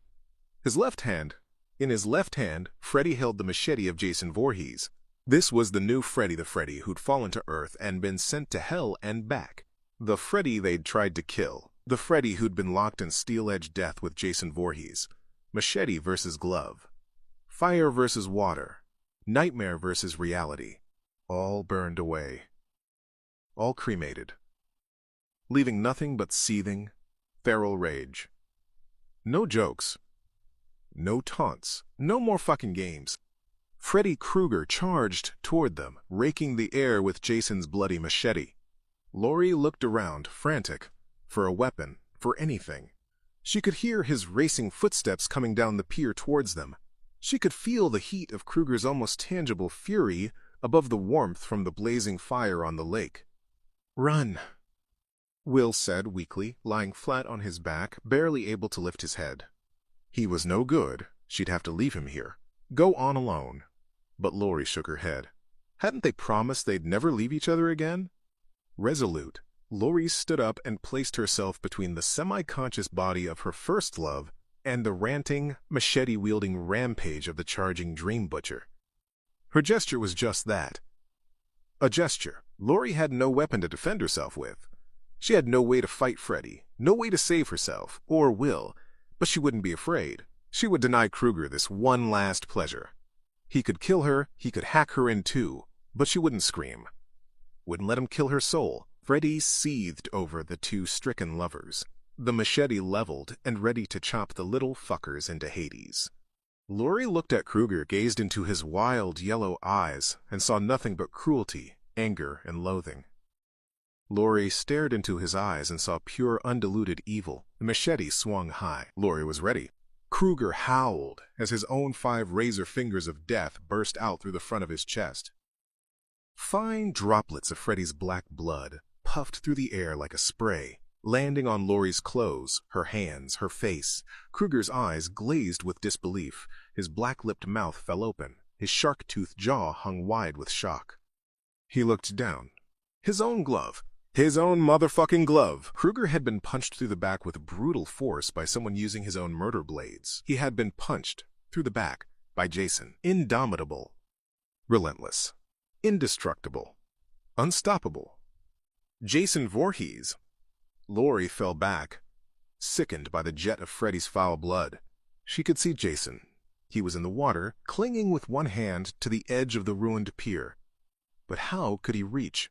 Now she saw it. Jason's other hand, holding on to Freddy's arm. The arm with the razor glove. Jason had used Freddy's arm like a machete. He had lunged forward, his body half rising out of the lake, and had stabbed Freddy with the razors on the end of Kruger's own arm. Time stood still. The two maniacs seemed to hold their final place for an eternity. Freddy gasped. He'd been skewered with his own blades. Blood trickled from the corners of his charred mouth. Foul-smelling loops of intestine sagged and excreted through the open wound. Jason waited, half in and half out of the water, not letting go of the glove until he was certain that Freddy's arm dropped, releasing the machete. The machete slipped from his fingers. It fell, landing point first in the wooden pier. Finally, Jason let go of Freddy's severed arm, leaving it to hang by the claw stuck in Freddy's back. Now, Lori's eyes shot in the direction of the discarded machete. She could do it. Kruger saw her, saw the look in her eyes. He watched mutely as she ran forward and took hold of the weapon. He tried to speak, but all he could do was cough up gobbets of foul black blood. She could do it. Lori pulled the machete back, ready to strike. She stared at Kruger, held his weakened, venomous gaze, and said, "Welcome to my world, bitch." Then she swung with all her might, and used Jason's machete to hack Freddy Krueger's neck clean off the trunk of his scabrous little bastard neck. T-H-U-B-D. Kruger's head hit the pier, then rolled over into the lake with a pathetic splash. His headless body dropped to its knees. It swayed for a moment before Will staggered up alongside Lori and kicked the decapitated corpse in the chest, knocking it back off the pier and into the water to join Kruger's head. The body sank out of view. Freddy, beheaded, his mutilated corpse now lying dead in the real world, at the bottom of Crystal Lake. After all the noise, after all the violence, all the horror silence, the fire on the lake and the fire in the recreation hall both roared at full strength as Lori stood, bloody and grimy, still holding onto the machete. In the end, it was she who had killed Freddy, not... She heard a noise, creaking, the groaning of wooden boards. Quickly, machete at the ready, she turned to see where the sound had come from. She looked down and saw Jason Voorhees. Somehow Lori knew that Jason's supernatural life force was ebbing away. Jason let go of the pier and slid back into the water. He raised his mask to look up at Lori, and for a moment she'd remembered her dream of little Jason drowning in the water of old Camp Crystal Lake. She'd reached down to help him, to try to rescue him. But now she was looking into the eyes of Jason the man, Jason the killer. Jason's eyes squinted out at her through the cracks in his broken mask. Somehow, his eyes had already healed since Freddy had gouged them out with his glove. And in them, Lori could see. Lori could see something in Jason's eyes. Some thought, some feeling. But what? Recognition? Acceptance? Peace? Jason's head sank beneath the surface of the water. The lake was reclaiming its own. Lori looked down, the hockey mask. She could see it, sinking, submerging. Then it too was gone, its battered white plastic the last thing she saw. A mere few bubbles rose to meet the surface of the lake, then stopped. Jason Voorhees was dead. The burning lake spread out before Lori as she looked out from the edge of the ruined pier. Trey, Blake, Freeberg, Stubbs, Linderman, Gibb, and Kia all dead. But now it was over. Their nightmare was over. The real horror had been defeated. Will stepped up beside Lori, took her hand in his own. They had their whole lives ahead of them, lives they could spend together. There was so much they needed to do. She needed to rebuild her relationship with her father, needed to go back to Sheriff Williams, needed to put an end to Weston Hills. They embraced. They had won. It was time to go home. Epilogue. Lori placed a new candle in the window of her bedroom in 1428 Elm Street. 2 months had passed since the nightmare first begun for her, but she still felt uneasy about the place. Trey had died here, and her mom. "You sure you're ready for this?" Hearing the voice, Lori turned from the window and saw Will lying in her bed. He was under the covers, and didn't seem to be wearing a stitch of clothing. "You kidding?" She smiled. "It's all I ever wanted." "We could wait, though," offered Will. "I mean, if you—" "Forget it, Will. My dad's gone for the whole weekend. We've got the house to ourselves." Still wearing her bustier and thong, Lori clambered into bed next to him. "Now quit stalling," she said suggestively. "And kiss me." Will leant over and kissed Lori on the lips. When eventually he lay back again, she looked at the long scar on the side of his chest. She ran her fingers over it. "A souvenir from Jason." "Does it still hurt?" she asked. "Not so much anymore." Lori lay back and stared up at the ceiling. "It's funny, after everything that happened, I actually ended up feeling a little sorry for Jason." Will snorted derisively. "I was in his nightmare," countered Lori. "I saw Freddy torturing him, saw him drowning that scared little boy." She shivered. Over these 2 months she'd tried hard to bury the memory of everything that had happened to them. But in her heart of hearts, she knew she never would. She knew that the events of 9 weeks ago would haunt her for the rest of her life.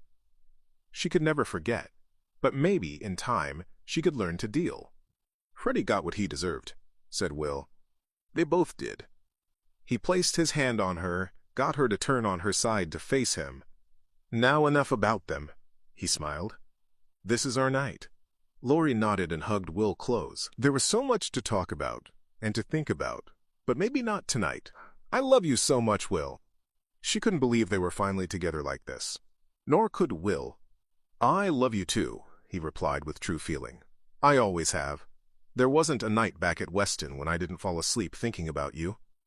Lori's eyes welled up with tears, and they kissed again. The kiss was hungry. It was the kiss of 2 young people totally giving themselves over to one another for the very first time. "Will," said Lori softly. Will ignored her and grabbed her more tightly. Then he squeezed her hard. Too hard.